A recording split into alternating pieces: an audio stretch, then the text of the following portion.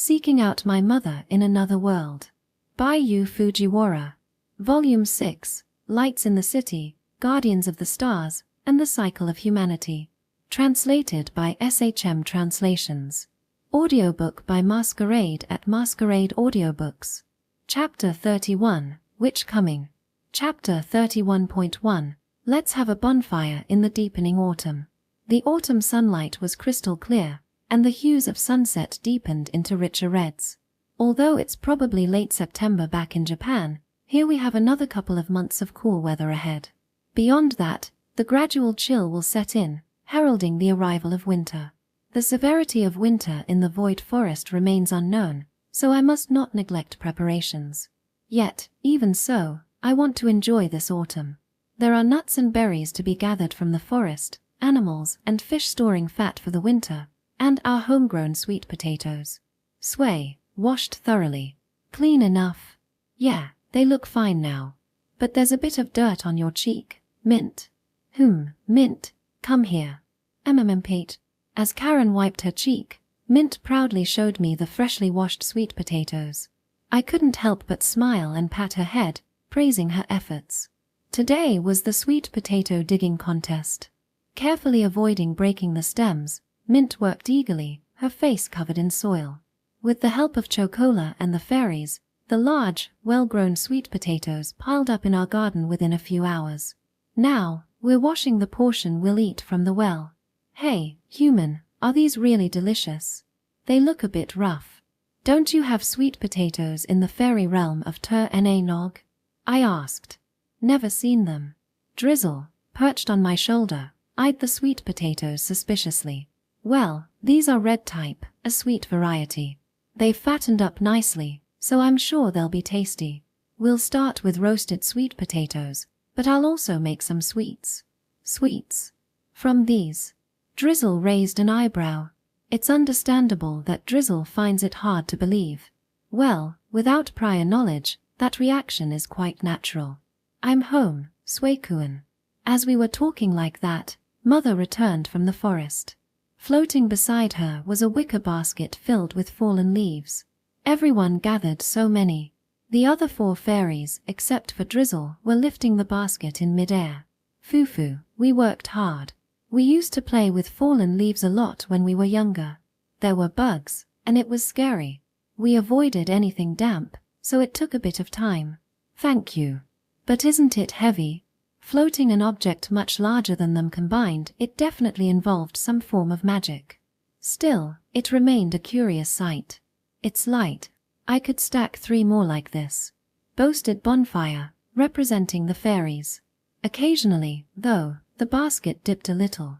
I took it from them, seeing they might fall. It was tightly packed, and I felt its weight. And the moment they let go, Bonfire's face revealed obvious relief. Was he putting on a brave front after all? Suekuen, does this arrangement look okay? Can you take a look? As I was laughing in my mind, 4 Seasons-san and Color-san arrived, carrying sweet potatoes wrapped in newspaper. They both seemed oddly delighted. Did you wet the insides properly? If so, it should be fine. The thickness seems just right. These characters are from the world we came from, right? Maybe we can read them because of the repaint effect, or perhaps it's because they're words from where we were born. Well, even if we can read them, I don't really get what's it saying. Color-san mused, tilting her head while examining the newspaper's writing. Is it safe to burn these? Weren't resources from our previous world valuable? It's fine. We had quite a stockpile in the corner of the warehouse. Anything we don't use is now stored in the pantry, and the stock enchantment covers it. Besides, the bundled newspaper, like the sweet potatoes, had remained hidden among other things for quite some time. Honestly, it evoked nostalgia. The printed articles, stock market updates, and even the comic strips, all accompanied by specific dates in the margins, inevitably reminded me of life in Japan. However, for me now, it's merely convenient paper for wrapping sweet potatoes or cleaning windows. Of course, the same applies to 4 Seasons-san and Color-san. Rather than reminiscing by rereading this, it's more enjoyable to wrap sweet potatoes. Alright, with everything prepared and the ingredients gathered, let's begin. In a corner of the garden, I arranged the sweet potatoes wrapped in newspaper. I covered them lightly with soil, following the principles of a ground oven. Then, I piled dried leaves on top, ensuring they would burn slowly. I mixed in some wood scraps for sustained warmth. Finally, Mother lit the fire, and the bonfire began. Bah! Bark, bark, bark. Chocola, you can't eat that. Chocola occasionally leaped after the dancing sparks, completely ignoring Karen's scolding. Ah, he's got soot on his fur. Maybe he needs a shampoo tonight. Bark. Gururururu. What's wrong? I didn't say anything. Woohoo, warm. Mint squatted in front of the bonfire, tilting her head curiously as she held her hands out. Mint, aren't you afraid of the fire? It's okay. Not as hot as Mother's. Ignoring the cautious Hanakada perched on her head, Mint seemed ready to plunge her hands into the flames. While my protective barrier would prevent burns, that's still not advisable. It's surprisingly fun, just burning a fire. I agree. It feels strange. Yeah, not quite nostalgia, but there's a mix of excitement and wistfulness. 4-Season-san and Color-san, who were beside Mother, agreed with her. Ah, the flickering flames, the warmth and the ephemeral dance of burning leaves overlap beautifully, don't they? It's a moment where nostalgia and anticipation blend seamlessly. Then, Karen, Tato, how long to bake? They said it would take quite a while. Mint, are you excited about the sweet potatoes? Yap. Can't wait. Mint's enthusiasm embodies the saying more interested in the dumplings than the flowers. And what about Chocola? Excited for the sweet potatoes too? Bark. Don't worry, you can have roasted sweet potatoes too. Woohoo. Bark, bark. Chocola reacted to my words and started playing with Mint. They tumble in the yard, and Mint murmurs. Sky, vast and beautiful. Under the cloudless autumn sky, with crisp air and the scent of burning leaves, the smoke from the bonfire rises straight toward heaven. It carries the gentle flow of time. Chapter 31.2. And so, let's all enjoy roasted sweet potatoes together. Eventually, the fallen leaves and withered branches burned completely, leaving behind a mountain of charcoal. Yet within that heap lies a golden treasure. Be careful, Mint. It's hot. Ooh. Tato, you okay? All burnt up. Mint isn't the only one casting worried glances my way. The fairies, too, watch my every move with restless anticipation, their expressions endearing. I wield the shovel, breaking apart the charcoal. Later, we'll dispose of it in the boiler's combustion chamber. And there, beneath the layers of ash, lies a mound of earth. I gently clear the surface, revealing. All right. Still there. Yes, thanks to Mint's watchful eye. Wrapped in soot-stained newspaper, a sweet potato emerges. Now, let's just hope they're roasted perfectly. I slip on gloves, pick it up, and inspect it. If only we had aluminum foil to toss it directly into the fire, but alas, we'll have to get creative. Our method, roasting it by lightly covering it with soil. The newspaper directly touching the sweet potato is thoroughly dampened, and we layer it multiple times to retain moisture. Then, we avoid direct flames and slowly roast it at low heat. And so, wow, not burnt.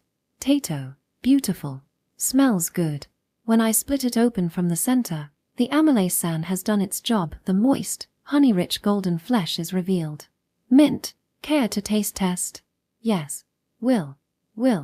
Just be cautious, it's hot. Karen appears from the kitchen, spoon in hand. I scoop out a portion, blow on it to cool, and offer it to Mint. With a delighted expression, Mint takes the spoon into their mouth and flails her hands with excitement. Delicious, hot, sweet. Delicious, Tato delicious. I want to try too. Me too. I'm curious. Count me in, I'll have some too. Human, I'm next. The fairies gathered, their eyes shining. Wait, it's scorching hot. Be careful, you might get burned. Hot. I can't eat this yet. Whoa, it's so sweet. How did that tough potato become this tender? What is this? Sway, can we have some too? Sure, Karen and Mother will take this side. The 4-Season-san get the other. I unwrap the roasted sweet potatoes, sharing them while splitting them open. Just as I'm about to secure my own portion and take a bite, I remember something crucial and dash back inside the house. I open the refrigerator, grab the container of what I need, along with a small spoon, and return to the garden. Suekuen, what's the rush? Why are you in such a hurry? After savoring it as is, try adding this. What is it? Butter. Butter. On this. Everyone's expressions shift dramatically. They've realized it intuitively, that this roasted sweet potato and butter are a match made in heaven. Oh, this is amazing. It tastes like a sin. Delicious. But it's definitely fattening. Still, it's so good. What should I do? Ah, I love this. It feels oddly nostalgic. Indeed, perhaps we've tasted something like this in the distant past.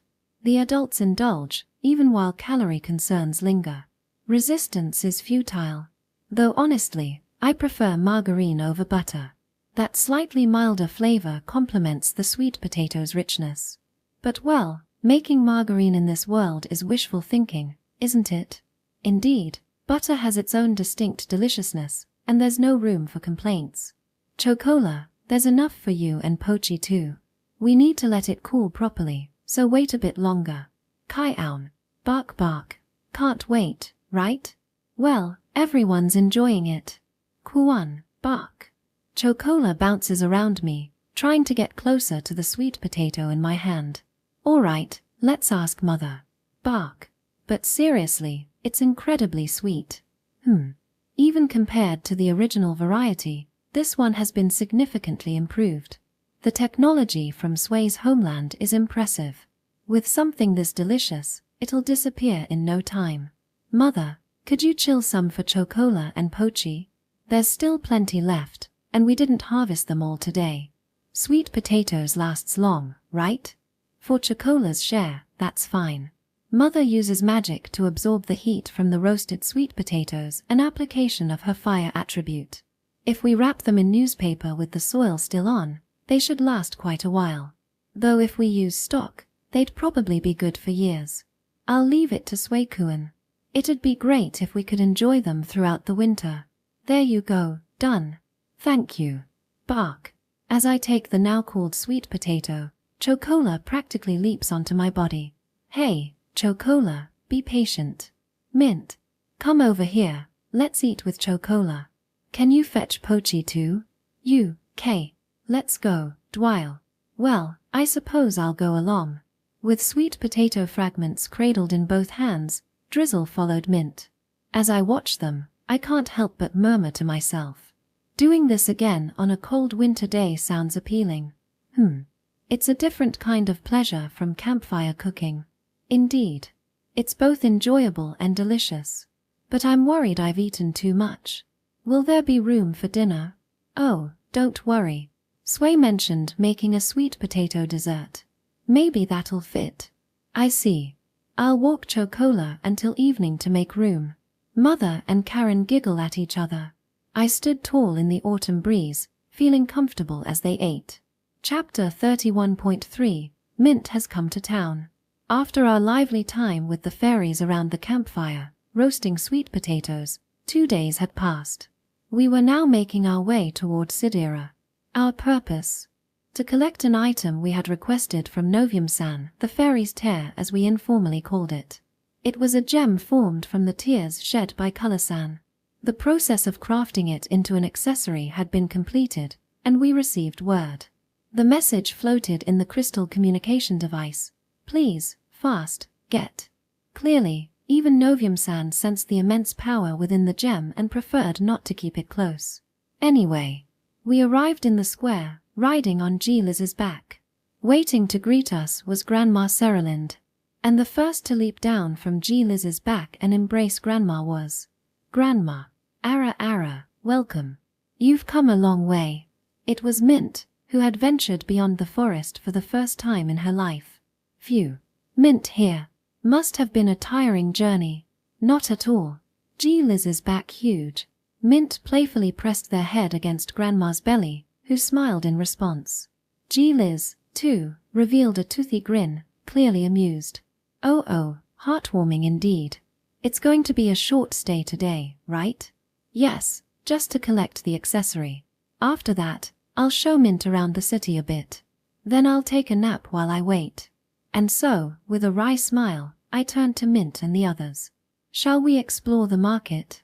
Mint, if you get tired among the crowds, just let me know right away. You. Section. Karen, look red tato. Tomato. Tomatoes. They're piled up high. Amazing. Look delicious. All of those are for sale. People walking around here buy them. We buy them too. We're good for now. We've got vegetables in the pantry. Besides, those tomatoes are a special variety you can't eat raw. Sway can eat it for some reason, so Mint, be careful. I see. Too bad. The bustling market on the main street was as usual, and Mint wandered around, wide-eyed and curious. Smoke thingy there, what? That's a yakitori stall. They sell skewered meat. Meat. By the way, Mint, you've been handling solid food quite well lately. Ready to try some meat or fish? Meat. I eat it every night. Ah, right. From your perspective that might be the case.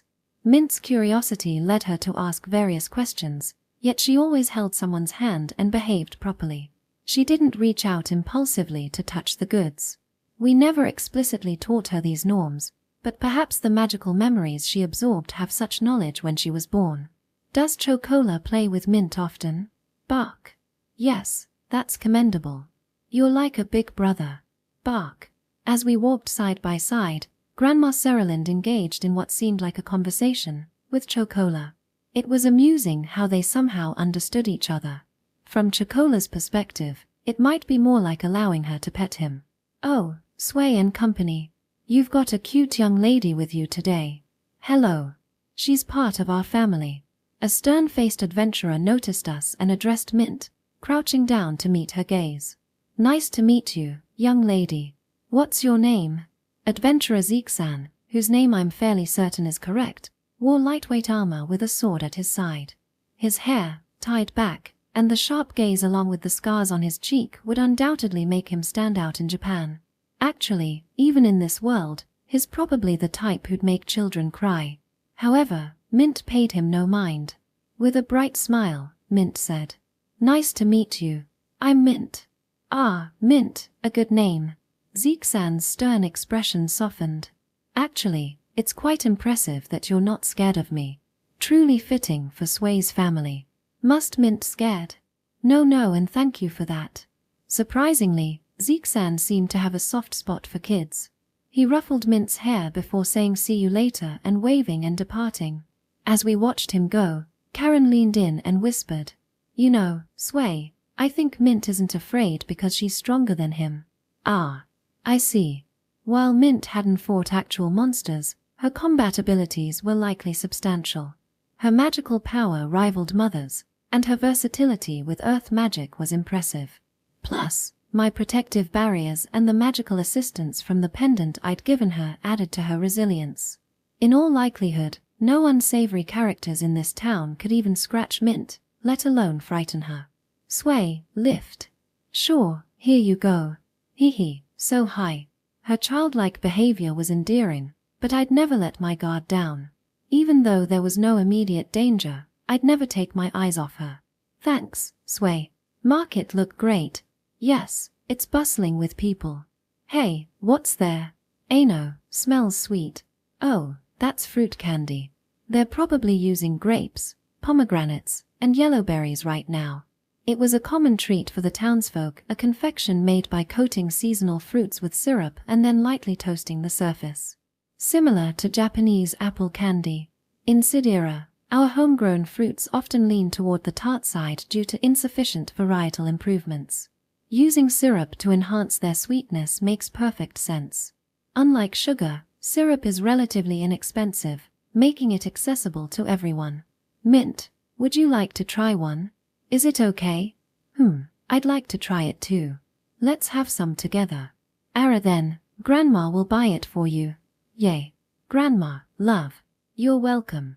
You're all in this together. Sway, how about Chocola? Can he have some too? Thanks. Berries should be fine for him. Just go easy on the syrup. Bark. Chocola wagged his tail enthusiastically, seemingly eager for a taste as well. As we strolled through the market, Mint's giggles and Karen's smiles warmed my heart.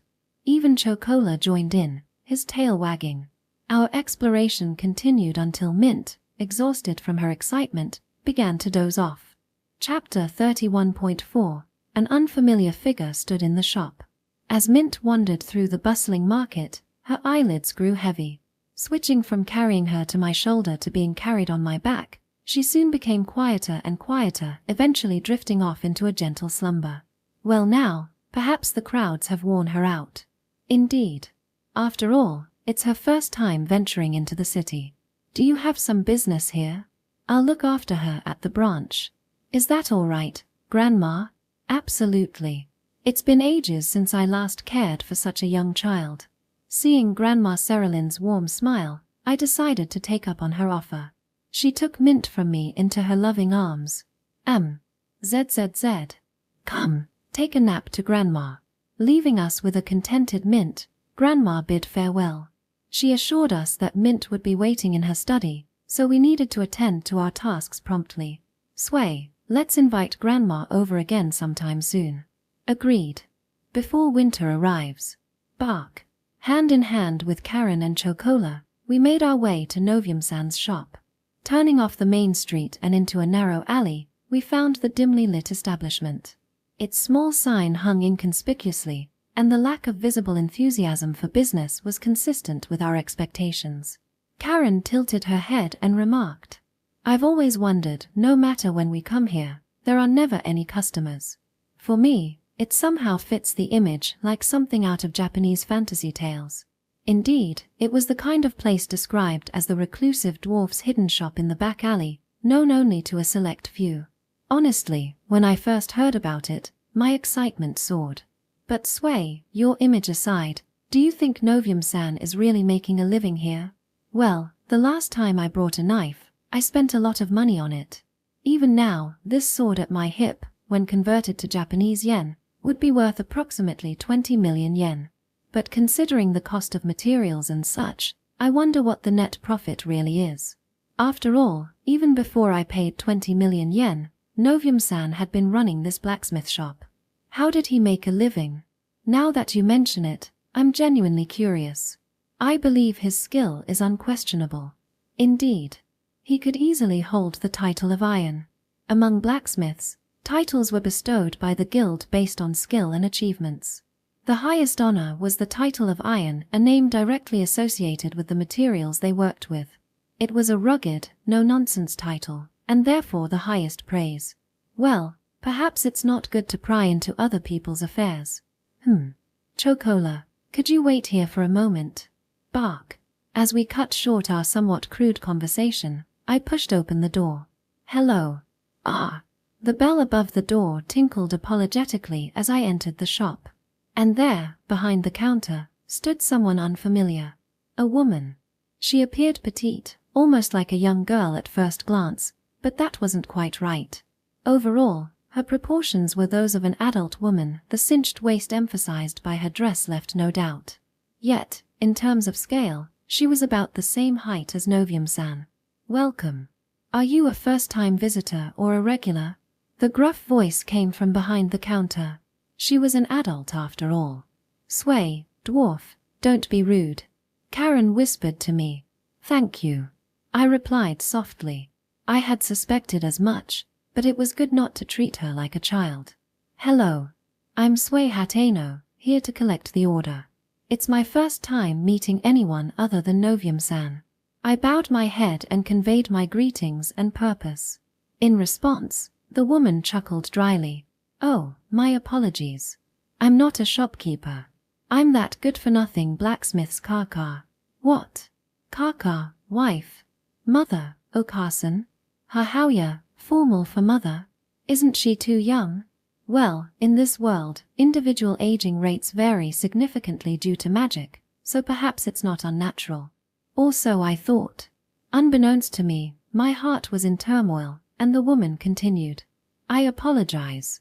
My husband was summoned to the guild. I reluctantly took charge of the shop in his absence. Regular customers are coming, so I can't close the store. I assume you're one of them. Teishu. Husband. Could it be? My name is Spurdia. I'm taking care of things here. Wait, so you're his wife? Novium-sans. Yes, but is there something wrong? The bewildered woman, Spurdia-san, looked at me. I couldn't help but exclaim. Novium-san was married? Section. Oh, my apologies. I forgot to mention. Novium-san said nonchalantly, returning home after a dozen minutes. It's not really that strange. I'm of an age where having a family is expected. Well, I suppose that makes sense, but don't worry about it, Novu. I understand how you feel. To outsiders, someone as eccentric as you might not appear to be living a conventional life. Well, I guess Spoo has a point. Novium-san mumbled absent-mindedly, stroking his mustache. My apologies. This one here tends to boast about our master and hardly ever talks about himself. But you both don't strike me as the nosy type. No, it's true that we assumed he was single. I apologize for my rude reaction. We felt quite embarrassed. By the way, Spurdia-san graciously served us tea across the counter, and we found ourselves in the midst of a peculiar conversation. She's quite straightforward, almost robust in her mannerisms. When he's not wielding his hammer, he's rather clumsy, stubborn and as crooked as a bent nail. Despite having the skill to run a grand establishment, he chooses to stay tucked away in this modest shop. Even though he was offered the title of Iron a while back, he stubbornly refused and continues to serve occasional customers. It's as if he's entrusted the abacus to me. Spurdia-san complained, crossing her arms. Yet her expression and tone were entirely different. She spoke with delight, pride, and happiness, proud of her husband. And then, her eyes narrowed as she continued. But recently, something changed. Just the other day, he started talking about accepting that Iron title. It seems your influence, Sway-san, played a role. Ha! I was taken aback by the sheer amount of information. Being offered the Iron title was news to me, and now he's accepting it. And somehow, it's because of me. Besides Spurdia-san, Novium-san muttered softly. It's Kanji. Oh. And suddenly, it all made sense. So, you felt confident that it can go side by side with your master's work. I said, understanding everything. The blacksmith Novium-san's forging skills were undoubtedly top-notch even before our paths crossed. That's why the guild intended to bestow upon him the highest title, Iron. However, he declined. The reason? His master. Novium-san's father, the one who forged the magical sword Ridil, also held the title of Iron. So, Novium-san pondered, was he truly standing in the same place as his master? Did his skills warrant a title equal to that of his revered teacher? He arrived at a resolute answer, no. Objectively, perhaps, but at least he wasn't convinced. Therefore, he decided not to accept it. And it was the knife known as Kanji that changed his stubborn resolve. Kanji, a knife that contained 9 forms and transformed according to my magical power, a knife I trusted implicitly in my culinary endeavors. Novium-san himself asserted that it was a blade worthy of standing alongside his master's magnum opus, Ridil. Thank you, Sway. Novium-san reached across the counter, pulling me close and embracing me tightly. It's all thanks to you. Finally, I can stand beside my master. I'm prepared to compete with the great predecessors, including my master. It's an immense path ahead, but I believe the blade you forged will be my anchor. And so, with overwhelming emotion, I returned his embrace, holding his sturdy, muscular form. I, too, will create dishes that do justice to your name. Perhaps they won't resound throughout the world, but they'll be something I can proudly offer my family. Beside these 2 men, Spurdia-san and Karen engaged in hushed conversation. Good grief. Both your and my man seem to have forgotten about the merchandise exchange. It's quite a challenge when you have a scatterbrained companion. Not at all. I actually enjoy seeing Sway so exuberant like this. Don't you? Well, after being married for so long, one learns how to choose their words carefully. You'll find yourself doing the same with your husband eventually. I pretended not to hear. If I were to argue now, I'd have to point out that Spurdia-san's voice was a bit teary, and that would be awkward. Chapter 31.5 Meeting Strangers. Oops, did I get distracted because you guys came? I had forgotten. After finishing a bit of small chat, Novium-san went to the back of the store and returned with something in hand. Here, your ordered items. 3 accessories were placed on the counter, a pendant, a charm, and earrings. At first glance, they appeared to be ordinary ornaments with small teardrop-shaped gems. But the more you observed them, the more you could sense the unusual magic power contained within. Their terrifying nature lay in the fact that you wouldn't notice unless you paid close attention. The stones themselves haven't been processed. Or rather, they can't be. I've secured them firmly so they won't come loose, but if you add indestructible, they'll become even more solid. Thank you. This clasp, by any chance? Yes, it's made from the scraps left over when Kanji was forged. It's iron-soaked with your magic power. Now that you mention it, you used the same scraps for the accessories he made for Pochi and Mint. How much of it is left? Enough for 2 or 3 more similar items. It'll be tough to get more, so consider this the last batch.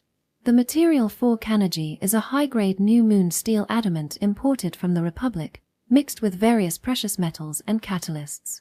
On top of that, it absorbed my magic power to its limit. It seems I went overboard, and now it's practically a curse. Only Novium-san can process it, and it causes harm if anyone I don't approve of possesses it. Yeah, I really overdid it. Well, it's a dangerous item to be passed around, so that's probably for the best. Hey, hurry up and take them. Honestly, I don't want to keep them here. Oh, sorry. Thanks for dealing with such a troublesome request. As I was thinking about all this, Novium-san urged me to hurry. I hastily gathered the items from the counter. Seriously, I don't want to pry, but what on earth are these? Just measuring them for the clasps gave me goosebumps. While working on them, it felt like the gems were testing me. Well, that chill has become a good appetizer. Don't pretend to be tough. You drank heavily after finishing the job because you were relieved, right? Spurdia-san chuckled at her husband. But her expression was also somewhat strained. I was born and married into a blacksmith's family. I've seen plenty of ores and gems, and I'm well aware of the magic power they can hold. But I couldn't bear to look directly at these stones. I'm sorry, I can't reveal their origin. But they are indeed extraordinary. That's why only Novium-san could handle them. I could only keep silent about their true nature. It's already hard enough for people to believe in the existence of fairies, let alone the Queen's tears. Well, it's fine. Even so, Novium-san forgave our rudeness with a light sigh. If you can't tell us, then it's something we shouldn't know. I kind of understand. To us, they're just terrifying, but to you, they're the ultimate amulets. He took a swig from a bottle he had produced from somewhere and grinned. I expect a good payment. It took quite a bit of effort. Of course. After all, it's the work of a master iron blacksmith. I took a check from my pouch and handed him the payment of 150,000 nibs for the 3 items. Considering the cost of materials, it was actually quite reasonable, but spending the equivalent of 1.5 million yen on accessories made me realize how skewed my sense of money had become. Section. After finishing our business, I exchanged farewells with Novium-san and Spurdia-san and left the shop. Of course, Karen, Chocola, and I were each wearing the fairy's tear accessories. I wore the pendant, Karen had the earrings, and Chocola adorned a charm. Since the gemstones weren't large, they didn't stand out much when worn. I tucked mine subtly at the collar of my shirt, while Karen's blended delicately with her golden hair, and Chocola's charm was hidden among her fluffy fur. Karen, you actually had your ears pierced. Elves have a tradition of piercing their ears at birth. Mine were done by my real parents. So, it's a bond between you and your actual mother and father. Hearing that makes me a bit happy. The tear-shaped gemstone peeking through her golden hair suited Karen perfectly. Have you started growing your winter coat? Bark. Chocola's charm, attached to his collar, was hard to spot unless you looked closely. It feels like you just shed a lot, but somehow you're getting fluffier again. Bark. Her head that I petted and the tail that wagged seemed to have a bit more volume. Your collar is becoming more and more luxurious. Right. The base is one I bought from a pet shop back in Japan. Bark. Exactly. Even if it's a ready-made item, it's special. For Chocola, this collar was a keepsake from father. Not just the collar itself, but also the silver accessories that adorned it. And today, the charm gifted from the fairy had been added to it. You're a descendant of the dog that Color-san owned, right? Moreover, you were the first to receive her tears. So surely, that gemstone will protect you. Along with the collar. Bark bark. I wonder if it was really okay for me to receive this. Upon hearing my words to Chocola, Karen suddenly wore a worried expression. I haven't done anything for Color-san's family. I think it's fine. I'm sure Color-san and the others would say the same. I recalled the dream I had a week ago. That dream was likely not just a figment of my imagination. It was a glimpse of the lost past, memories forgotten by those involved, records from when Color-san's family were human flowing to me through the fragile threads of fate that remained. In that dream, I witnessed their moments just before casting a world-altering grand magic. There were 6 companions who sent off 4 Season-san and Color-san. That was surely. Lost in my thoughts, I was suddenly interrupted. Surprising. I thought I sensed my kin, but it's the child of Kwaioi. A man and a woman stood before us, blocking our path. They were a pair, a male and female, looking like they were just reaching adulthood. Their faces were strikingly similar, as if they were twins of different genders. Their gazes were sharp, with elongated eyes, and their ears pointed straight up. Elves. I couldn't help but let out a voice.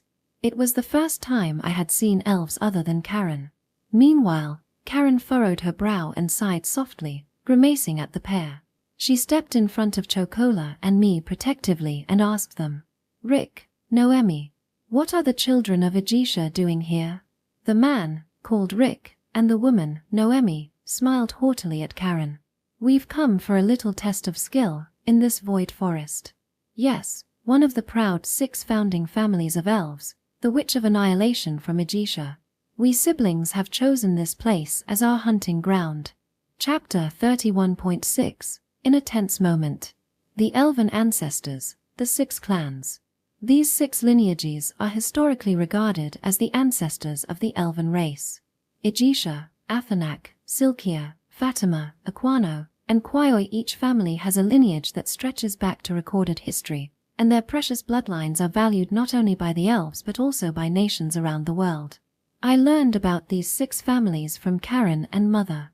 Especially the Kwaioi family, which is Karen's heritage, and she is the last surviving member. As someone I decided to live alongside as family, I couldn't help but be acutely aware of that fact. However, on the other hand, there were things about the founding 6 families that only I knew. These weren't things I could prove, and discussing them would be pointless, so I hadn't mentioned them to anyone. But now, with 2 individuals bearing the Aisha name standing before me, I was reminded of that knowledge. The 6 Japanese I had once seen in my dream. Section. Before all that, though, the significance of meeting elves other than Karen was immense. We've come for a little test of skill, in this void forest. Yes, one of the proud 6 founding families of elves, the Witch of Annihilation from Aisha. We siblings have chosen this place as our hunting ground. Rick, the male, said this with pride. Noemi, the female, added with a smirk. Which of you 2 is the witch? I couldn't help but ask, but they didn't even glance my way. Did they not hear me? The 2 of them. Rick and Noemi are twins, and they share the same magic eye. Their special magic works together. So, they share one title between them. Karen provided a brief explanation. However, it seemed that the elves weren't pleased with it. "Oh, Kwaioi, you're spilling our secrets." Exactly. That's quite rude. When a witch earns that title, their magical color and abilities are officially disclosed. Anyone could find out about your abilities if they looked. Karen was completely unfazed by their objections. Rather, she tilted her head, frowning at their assumptions. Then, are Karen's and Mother's powers publicly known too? the title of which is the highest rank among mages. Only those who can keep the true nature of their powers secret are worthy of it. I see. Indeed, Mother's and Karen's magic were not something that could be easily countered, regardless of prior knowledge. What we're trying to say isn't that. What are you doing here, anyway? Exactly. Weren't you working in the royal capital of Sorks? Why are you here in this backwater with a bunch of lowly folk and a dog? Are you calling Chocola and me lowly folk and dog? Bark. I was taken aback rather than angry by their words. Lowly? Well, I was just an ordinary citizen raised in Japan. But on second thought, Mother came from a Marquis family, and although we weren't blood relatives, she had ties to the Sorks royal family. Chocola was a guardian deity of beastkins. We're amazing, right? Bark. Kuan. Meanwhile, Karen had a slight magic power flaring up around her. It seemed she was annoyed by us being called lowly folk and dog. If Sway and Chocola aren't bothered by it, then it's fine. But since the ones being called out were looking dazed, the tension seemed to dissipate. Sorry about that. I've said it before, but elves are a reclusive race. They don't actively seek to know about other races. So, these twins are quite sheltered. Please forgive them. Yet, her anger didn't seem to subside, and instead of magic, they began to prick with words. How dare you, when I spoke to you as kin? What rudeness. Isn't it a bit much for a long-awaited reunion? Are you joking? Rick and Noemi's faces turned bright red.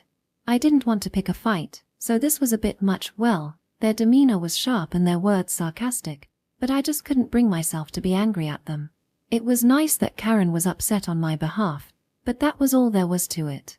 It felt like I was watching a child act childish, and I thought it would be petty for me to get angry in return. Even if things escalated with Karen, it would probably end with a swift resolution anyway. Oh, and Chocola was starting to yawn. Still, this was troublesome. I didn't want to cause a scene in the middle of town, and I wanted to go pick up Mint soon. It wouldn't be good to keep Liz waiting for too long. As I pondered this, a familiar, booming voice called from behind us. Hey, there you are. Seriously, you vanished while I was showing you around. Can you please stop wandering off on your own? Bird-san, Schnee-san. A burly man with a scruffy beard and a lean young man with a skeptical look approached us. Oh, Sway. I didn't know you were here, but... They recognized my face and quickly broke into smiles. However, upon seeing me facing the Elven twins, their expressions changed, and they frowned. Did something happen to you? It seems they're old acquaintances of Karen's. Are you their guides? Yeah, they said they came to test their skills in Sidir forest, so we were tasked with showing them around. It had me worried, thinking the two might have wandered into the forest on their own. Rick, the twin brother, responded curtly. That was the plan, but we ran into some old acquaintances along the way. Honestly, there was no need for forced conversation, so it turned out to be a wasted trip. I knew it. I've said it before, but you can't enter the forest unless you're with us. That's the judgment of our guild master, and we expect you to comply. Bird-san sighed deeply in response. From the conversation, I began to piece things together. I see, it seems. The twins of Aisha, known as the Witch of Annihilation, came to test their skills in the Void Forest. Bird-san and Schnee-san were chosen as their guides. However, it appeared they were underestimating the forest and ignored Bird-san and Schnee-san's presence as they attempted to enter. They just happened to run into us along the way. That was the gist of it. But then, Noemi's next words forced me to slightly revise my understanding. To begin with, we don't need a guide. We've already informed the guild about the negotiations between the Elf Kingdom of Alfheim and the Sorks Kingdom, and that's more than enough. As witches, we have nothing to learn from mere adventurers. Exactly. While they may call themselves elite, they're just ordinary people with little magic to speak of. Why would we need to drag along someone who would only hinder us? What? It seemed these people were looking down not only on the forest but also on Bird-san and Schnee-san. You just referred to them as mere adventurers, didn't you? And called them ordinary? I asked, unable to let that comment slip by. What's with you, lowly folk? Do you think you can talk back to us, Just because you're Karen's sidekick? No, I think you're the ones who are mistaken. I could feel my brows furrowing. I understood how Karen felt just a moment ago. It didn't bother me much when someone spoke poorly of me, but seeing someone I respected being looked down upon? That was definitely kind of infuriating. Bird-san and Schnee-san are top-notch when it comes to this forest. You witches shouldn't underestimate them. Witches, you say? How dare you be so arrogant? What? Wait, what's this? This. Magic power. Noemi suddenly fell silent mid-sentence, and Rick's lips trembled. I had no idea what they were surprised about, but first, let's apologize for their rude remarks. Section. Hey, Sway, calm down. I appreciate you getting angry for us, but that's a bit much for someone you've just met. Are you amplifying your magic with that pendant? Bark. Rick, this is scary. What's with this kid? Noemi, this is bad. What do we do? What is this kid? I snapped back to reality when I heard everyone behind me trying to stop me. I hadn't even realized that my magic had turned prickly. In just a few seconds, both elves were on the verge of tears, and I found myself hastily apologizing to them. Chapter 31.7. They're surprisingly honest. Listen up. The world isn't as sweet as you think, and the Void Forest isn't a kind place. To put it bluntly, you're not that strong. Just because you received the title of witch doesn't mean you're invincible, especially since you've hardly left the elf kingdom of Alfheim. Don't think being from one of the 6 founding clans makes you superior. No matter how rare your bloodline is, to monsters and mutants, you're just a tasty meal. Do you understand? I want a response. Why yes. Enough already, just forgive us. No, I won't forgive you. Even though it's been a while since we last met, I never expected you to remain this oblivious. About 10 minutes ago, Karen started giving the Aisha twins a serious lecture. Since it wasn't appropriate to stand around talking in the middle of the main street, we had moved to Grandma's workplace, the Sidir branch of the Fusion Phenomenon Research Bureau. We borrowed the reception room to continue our discussion, but... Hey, Sway. Isn't it about time to stop? Yeah, we don't really mind. Even Bird-san and Schnee-san, who had been belittled by the twins, were feeling sympathetic as they watched the ongoing lecture. Please, let her do what she wants. It seems like Karen isn't just acting out of anger. But I shook my head.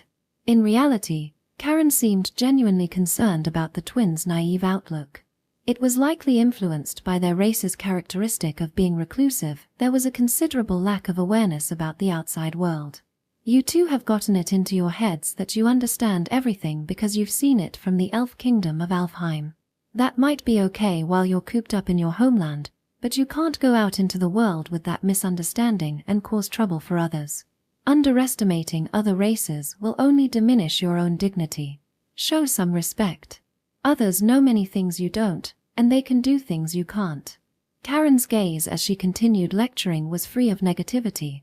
In fact, it even seemed gentle. Perhaps it was something only our family could truly understand. So, while I stroked Chocola and watched over Karen, my thoughts drifted to something else, my own actions earlier. That was close. I had no idea the fairy's tear had that kind of power. Bark. When the twins belittled me and Bird-san and Schnee-san, I definitely felt irritated.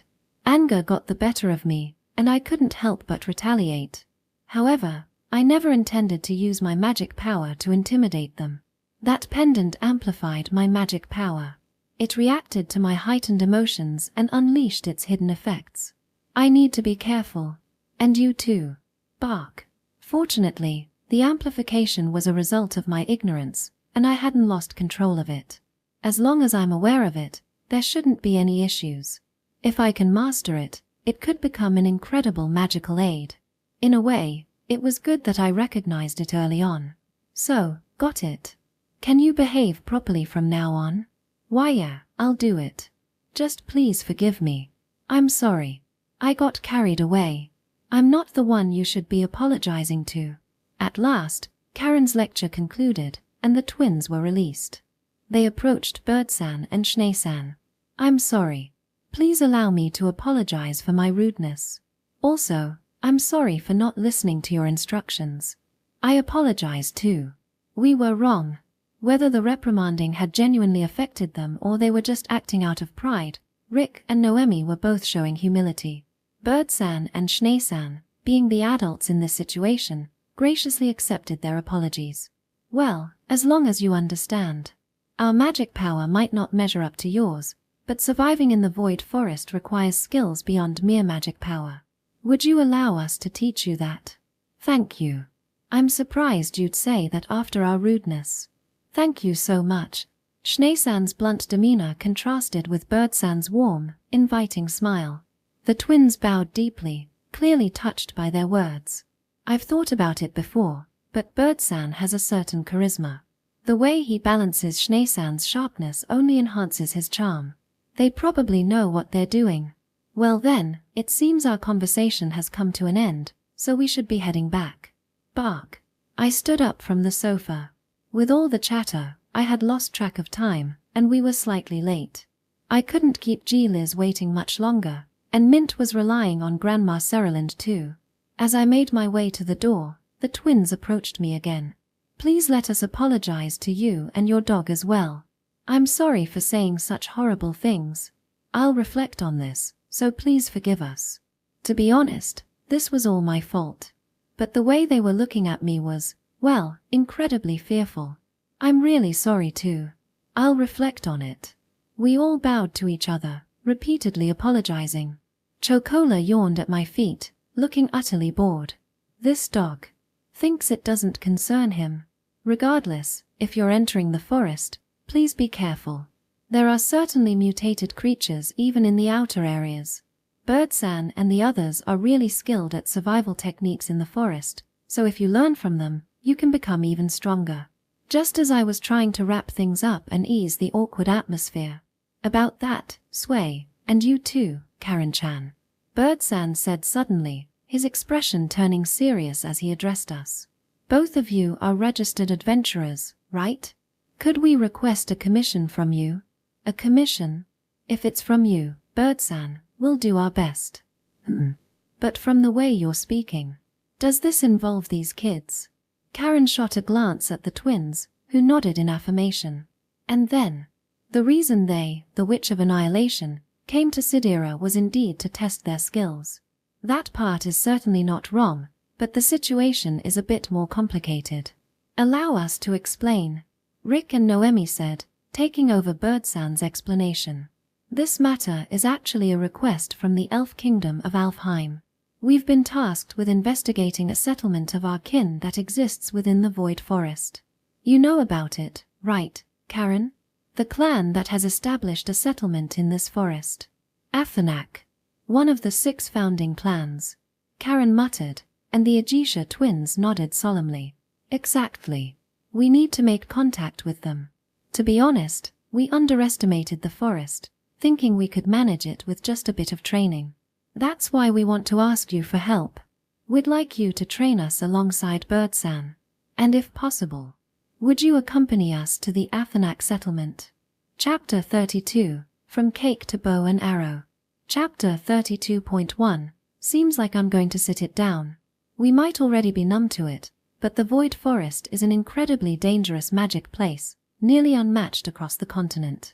Even the part of the forest facing Sidir, just the very surface, requires qualifications to step foot in. Adventurer rank must be at least level 6. According to the kingdom standards, that's a class granted to seasoned veterans or young hopefuls who are recognized by those around them. The rookie adventurer party that caused Bird-san and the others to get lost was at level 4, but that rank is still seen as quite inexperienced in Sidir, while it would be considered a significant strength in the royal capital. I wonder if they've managed to bounce back since then. I'll have to ask Bird-san next time. But I digress. The issue is that my family, as well as everyone in Sidir, has a bit of an inflated perception of these standards. The Aisha twins, who showed up out of the blue, were completely unaware of this inflation, which is unfortunate. Honestly, Rick and Noemi aren't as weak. I was just being harsh to make my point when they got too overconfident. It was the day after the commotion in Sidir, and we were baking pizza in the stone oven set up in our garden for lunch. As she spread cheese, mini tomatoes, and thinly sliced sausage on the circular dough, she continued defending her kin. It's true they have considerable skill. You can't earn the title of witch if you're a weak mage. How many witches are there on the continent, anyway? I'm not sure. Do you know, Viol-sama? I think there are about 20 now. Even Mother doesn't know everyone's names. Mother said so while carefully arranging fruits on another dough for a fruit pizza. Then at the very least, that means the twins are among the top 20 spellcasters. That's not right, Sway. Your presence automatically lowers the rank by 1. No, leave me out of it. At times like this, Karen always praises me. It's more embarrassing than it is gratifying. Besides, my magical abilities aren't something I've earned through training or practice, so when the topic of rankings comes up, I feel more apologetic than proud. Anyway, I really hope Rick and Noemi will learn survival skills from Bird-san and Schnee-san. It would be too unfortunate for them to die because they got careless despite being strong. Just because someone has powerful magic doesn't guarantee they'll survive in the forest. The forest, regardless of whether it's the Void Forest or not, is not a place where humans are meant to live. Even on Earth, human history has been one of clearing forests. This is especially true in regions like Europe. In this world, which has magic, the stakes are even higher. In a forest where beasts lurk and the law of the jungle reigns supreme, the leadership and judgment of someone like Bird-san, along with the scouting abilities of someone like Schnee-san, become crucial. That's right. Both Bird-san and Schnee-san are remarkable. It's a bit hard to believe how much Bird-san has grown since I knew him back in the day. Even they can only reach the mid-levels of the forest at best. It's a precarious balance, where encountering mutated creatures could spell the end of you. Where is the Elven Athanak settlement located? It should be in the mid-levels, closer to the outer. In terms of depth, it's about where you went to help Bird-san and the others. The coordinates are entirely different, of course. Have you been there before? I've only peeked in a little. Athanak doesn't particularly like interacting with their kin. They're a clan of hermits among hermits. I see. I recalled the face of one of the people from 4 Seasons Sans past, a dream I once had. Athanak, likely the transformed name of Watanuki. So, the twin witches will be training in Sidir for a while? Yeah. Once they've made some progress, they'll contact us. Then we'll go help them out. I might be away from home for a bit, though. While you are gone, I might stay at the dragon village. That sounds good. It'll be great exercise for Pochi, and Mint can play with the little dragons. As we talked, the preparations were finished. I placed the topped pizza dough into the oven. The stone oven, preheated, reached over 400 degrees Celsius. It wouldn't take more than 2 minutes to bake. Mint, dinner will be ready soon, I called out toward the garden. Mint was playing with the cubs of the Smilodon, alongside Chocola and Pochi. Nearby, by the field, the mother cat watched over them all. She had just brought some meat a little while ago. U.K. Bark. Kiuru. Each of my family members responded, with a kitten perched on their heads. The little ones had grown quite a bit in this short time. They were no longer clinging to their mother for milk. Their running had shifted from a wobbly trot to a more confident scamper. It's fine for now, but once winter comes, you don't have to bring food here anymore. It'll be tough on you too. I spoke to the mother cat. Although she wouldn't understand my words, she seemed to grasp the nuance, letting out a soft purr from her throat. If things get tough, just come here. I can spare some food. The Smilodon family occasionally visits but isn't kept as pets. They are supposed to be incredibly powerful beasts, but this is the depths of the Void Forest and there are stronger monsters above them. If they were to encounter mutated creatures like the flying horned rabbit, Wolpertinger, again, their chances of survival would be slim. It's not always good to get too involved, but at the same time, I convince myself this is part of being good neighbors. The kittens get along well with Mint and Chocola, so I don't want to see any sad outcomes. Especially in winter, when prey becomes scarce. Perhaps I should ask the fairies to check in on them regularly. Hey, Sway, I think it's done baking. Let's take a look. Yeah, looks good. Let's take it out and have lunch. Pizza ready? Mint wants sweet. Bark. Right, Chocola and Pochi want to play more with Michan and the others. Bark. Kyuru. Mint ran over, her cheeks relaxing at the sweet aroma. Even in a magical wilderness, our home remained peaceful. With gratitude for that, I began cutting the baked pizza for my family. Speaking of which, how about trying fruit pizza as a new dessert? I should have Tomo-san taste it next time. Chapter 32, Interlude, Void Forest, Outer Area. Stop. As they pushed through the dense underbrush, a voice suddenly called out from behind. The Witches of Annihilation, the siblings, Rick and Noemi Aisha, turned with puzzled expressions. Do you see the leaves over there? They're covered in mud. Focusing intently, they scanned the grass that grew up to their knees. After careful observation, they finally understood. Eto. Is it this? Exactly. Considering their height and stride, it's likely a kind of running bird. Probably a kick eagle. The kick eagle is a bird monster with a long neck and sturdy legs.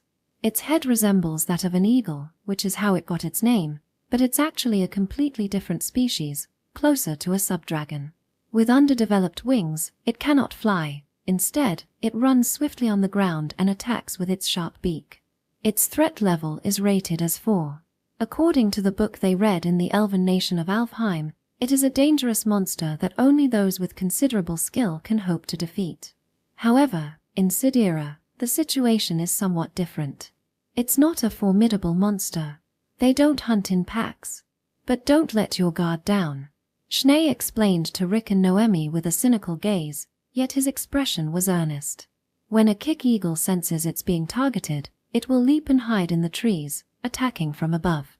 If the mud suddenly disappears from the leaves, that's it. What about now? I think it continues further ahead. Noemi, crouching down, replied while examining the underbrush. Yeah, that's right. But that doesn't mean we can relax. This area is inhabited by the great lion Nemia, and those creatures have a fondness for kick eagle meat. So, does that mean there's a great lion Nemia ahead? No, that's not it. Schnee shook his head at Rick's guess and pointed at the leaves. Look at the stride, it's quite wide. And the splatter of mud is intense. That means it was running in a hurry. So, the kick eagle fled that way, and whatever was chasing it is behind us. In that instant, Jirati, the roar of a beast shook the air. Rick, your magic. A lion, large enough to bite off their heads in a single bite, leaped out of the underbrush. In that split second, Rick and Noemi hurriedly began to cast their spells, but it was too late. Just as its sharp claws and teeth were about to tear them apart, Rorate, Bird, who had been silently standing at ease, swung his great axe in a reverse diagonal motion to intercept the Nemia's attack. At the same moment, Schnee, having knocked an arrow without anyone noticing, fired immediately. The arrow struck true, embedding itself in the creature's belly. The claws and fangs were blocked by the great axe, and the fire-infused magic within the arrow ignited its insides, causing the lion to roar in agony. Quit dawdling. Bird's shout was directed at Rick and Noemi. You two finish it off. Why yes. The twins stood side by side, channeling their magic. Rick's left eye and Noemi's right glowed with a deep navy blue as their combined magic eye of annihilation took form. What emerged was a thread. This adhesive strand, created with water as its base and a touch of earth, was stronger than spider silk and sharper than steel wire. In an instant, the thread wove itself into a net, completely ensnaring the head of the great lion Nemia. The longitudinal weave is the womb of conception. The transverse weave ties it together. As they shouted the incantation in unison, the thread became infused with wind magic, turning into a razor-sharp blade that diced the lion's head into dice-sized pieces. Thud! The massive body of the lion, now headless, collapsed before the four of them, its manner scattering like feathers. With a sigh, Rick and Noemi's relief was abruptly interrupted by a harsh voice. Stay alert. The most dangerous moment is right after you've taken down your prey. Bird, still holding his great axe, and Schnee, nervously scanning the surroundings, confirmed that there were no threats nearby before addressing the twins. Let's get away from here quickly. Don't let your guard down. The male hunts alone, but there may be a family nearby. Section. As the sun set, night fell. The four of them set up camp at the edge of an open grassland, erecting a tent and gathering around a campfire for a meal. Receiving a bowl of simmering stew, they listened to Bird and Schnei's evaluations. In other words, it was a debriefing. Impressive magic. As expected from witches. Yeah, taking it down in one strike was incredible. But if you had the chance, it would have been better to capture its head unharmed. The manner of a great lion Nemia sells for a high price. Schnee, that's asking too much. Besides, their goal isn't to gather materials. It's to learn how to survive in the forest. Well, that's true. Still, that's a valuable point. Yes, I'd like to hear more of that. Rick shook his head quietly, with Noemi following suit. I've come to realize this over the past few days. We are weak. And you are strong. Though the words were somber, their voices held strength. I understand now why the child of Kwaioi, Karen, scolded us. And why that child of darkness was so angry with us for mocking you.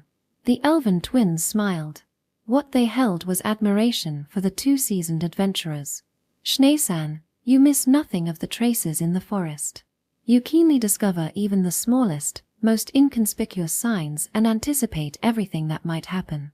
I can only admire your attention to detail and deep knowledge of the forest. Bird-san trusts everything about Schnee-san. In times of crisis, you respond without exchanging words. It's because you're always there in the background that Schnee-san can focus on scouting with confidence. Hey, this is... Yeah, it's a bit... embarrassing. The two burly men exchanged glances, scratching their heads awkwardly. Rick cradled the bowl of stew in both hands, warming his fingertips with the heat, and looked up. As you all know, our homeland, the Elven nation of Alfheim, floats in the sky. While it is recognized as part of the continent, the Elven nation is unique.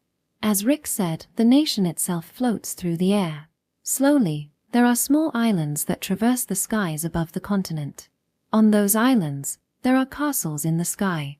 There exists a nation, the oldest in the world, that continues to float due to ancient grand magic. That is the Elven nation of Alfheim. However, the geographical peculiarities of that nation have led to a kind of isolation, distorting the values of the Elven race. Living high above and looking down at the ground, they have, as Karen put it, become a reclusive race as a whole. The worst part about the elves is that they hide away on their islands, looking down at the world and thinking they understand everything. Just like how we treated you. It's foolish.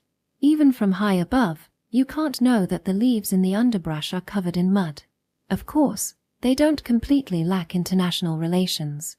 They traverse the continent and regularly trade with the nations below. They adhere to international laws. There are branches of trade guilds, and sometimes a witch like Rick is certified even while floating in the sky. So they are definitely not isolated. However, while they have exchanges with all the countries on the continent, there are no particularly close allies.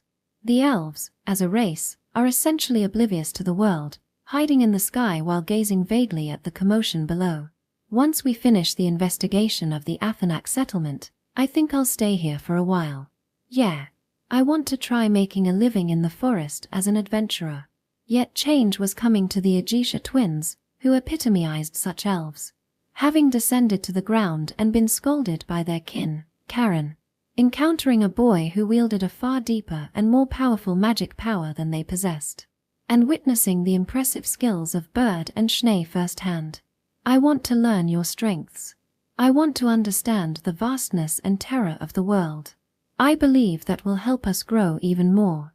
The twins' demeanor and words no longer held the arrogance they had displayed upon their first meeting.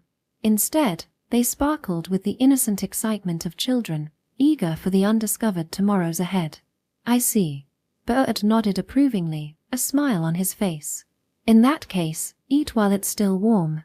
This stew is delicious. After all, it has a secret ingredient. The stew, simmered with milk based on consommé, had a rich flavor that the elves had never tasted. Chapter 32.2 The Elven Twins Speak Out. After waiting about 5 days, I decided to check on the twins' progress. They had told us, "We'll call you when we're ready," and in the meantime, Bird-san and Schnee-san were thoroughly training them. However, Karen looked worried, so I figured I'd visit while also taking the opportunity to have some fun. By the way, Mint stayed behind this time. After getting overly fatigued during our last outing and falling asleep early, I decided to give her some space to adjust gradually. In a way, that wasn't the only reason. Wow, amazing. There are so many humans. And so many things I don't really understand. Well, I hope we'll be okay. The Dragonling, G. Neskuan, was looking around the bustling streets from atop my head, while mine Ork-chan, cradled in Karen's arms, appeared anxious. The Dragonlings were making their debut in the city. The idea came from G. Liz, and mine R. Since meeting us, the Dragon family has started interacting with humans more frequently. They thought about the future of their children and decided that it was time to show them human cities and lifestyles. Ultimately, how they will interact is up to the hatchlings. But since there are human activities nearby, I don't think it's a bad idea for them to see it now. Besides, it'll be safe with you all around, right? The dragons winked mischievously with their imposing faces. Just like Dad said, as long as we stay close to you, we'll be fine. But everyone is looking over here. It's only natural. You're unique. If you don't like it, just focus on me. What's that, Nishan? Is that some kind of fruit with something transparent on it? That's fruit candy. You're curious about the same thing as Mint, aren't you? That said, the attention of the crowd was indeed overwhelming. Wow, those are tiny dragonlings. Are they the children of the one who was carrying Sway-san and the others? It's great living in Sidir. You'd never see something like this in the royal capital. Honestly, meeting dragonlings is something you might only experience once in a lifetime. Rather than Sidir, it's thanks to the Sway-san and the others, right? The whispers buzzed around us, but no one approached to speak directly. It seems like the ones who need to get used to this are the townspeople, not Mint. Yeah. Let's head to Skylark Pavilion soon. Kuan. Chocola also seemed a bit fatigued. After all, for Chocola, the dragonlings were like little siblings, and he probably felt the need to protect them. With that, we made our way through the main street toward our destination. Today, we planned to hear some light reports from everyone, including the twins. Section. Skylark Pavilion was as bustling as ever, crowded even past lunchtime. Perhaps people were coming for afternoon tea and cake, though I wasn't sure if the concept of afternoon tea existed here. In any case, we were led to our usual private room. While we waited, I couldn't help but admire how Tomo-san managed the crowd of guests, smiling and bowing to quell the commotion surrounding G. Neskuan and mine Ork-chan. Does she really not have any charm skills or something? Eventually, Bird-san and Schnee-san arrived, accompanied by the Aisha twins Rick and Noemi. Sorry to keep you waiting, Sway, Karen. Oh, is Chocola already enjoying his treat? Bark. Chocola, engrossed in his milk, acknowledged them with a wag of his tail, lifting his head to greet Schnee-san. Bird-san's eyes widened as he looked at the dragonlings. I'm surprised. Are those the children of Dragon Dono? This is mine Ork-chan and G. Neskuan. G. Liz wanted to show them around the town of Sidir. With that, everyone exchanged greetings. Bird-san and Schnee-san had interacted a bit with G. Liz when they were lost in the forest, which served as a good starting point for conversation. G. Neskuan and mine Ork-chan looked delighted to hear about their father's heroic deeds. On the other hand, we approached the Aisha twins, Karen and Sway Dono. I apologize for my rudeness the other day. And thank you. Those two are truly remarkable. Yeah. Ha. Especially Master Bird. His ability to handle situations and lead the group, combined with his dependable nature. Just being with him eases all worries. A man should aspire to be like that. If you're going to say that, you should mention Master Schnee as well. His skill in perceiving everything in the forest and outsmarting the beasts with his knowledge. I'm determined to master that myself. Just like that. The twins began to praise Bird-san and Schnee-san. Since then, we've been entering the forest almost every day. Each time we go in, I feel it more deeply. If you hadn't scolded us, we'd be nothing more than prey in a monster's belly by now. Every moment we spend in the forest, no, every second, we owe our lives to them. I'm ashamed of my ignorance. No, my sheer lack of knowledge. Karen, you were right. Just looking down at the ground from above made us elves think we knew everything. Sui-san, I want to thank you too. Until that day, we had overestimated our magic. We received the title of witch and became arrogant. It was thanks to you shattering that illusion that we are here today. No, well, this is bad. I scolded them too much. I didn't expect it to turn out like this. In a complete shift of demeanor, the twins spoke with warmth and admiration for Bird-san and Schnee-san, leaving Karen and me exchanging stunned glances. Aino, would you like to take your seat soon? I could bring out the cake and tea, if that's all right. Tomo-san smiled pleasantly, but I noticed a vein throbbing on her forehead. To ease the tension, I nodded silently at her. Chapter 32.3 Tomo-san is in a bad mood. Though the meeting lasted only about 30 minutes, I felt utterly drained. After the meeting ended, and the other three left the shop, Karen and I exchanged wry smiles. Perhaps the tedious administrative discussions had bored the Dragonlings, as they had buried themselves in the sofa and fallen asleep. The siblings curled up together, sleeping peacefully, were incredibly adorable. After all, the twins. It felt as though they spent the entire time just talking about the brilliance of Bird-san and Schnee-san. They're like completely different people from our first meeting. It was amazing. At my words, Karen let out a small, pleased sigh. It felt like we were back in childhood. I felt reassured. Karen visits her real parents' grave in the elf kingdom of Alfheim about once every 3 years, so she had known the twins from a young age. In the past, they were both straightforward and well-behaved children. But I think they were perhaps too straightforward. As they grew and their magical abilities increased, their ignorance of the world turned into a rather unpleasant attitude of looking down on others. I've been avoiding them since about 6 years ago since they've become pains in the ass. So that's why they looked a bit displeased when you were reunited. Are all the elves living in the elf kingdom of Alfheim like that?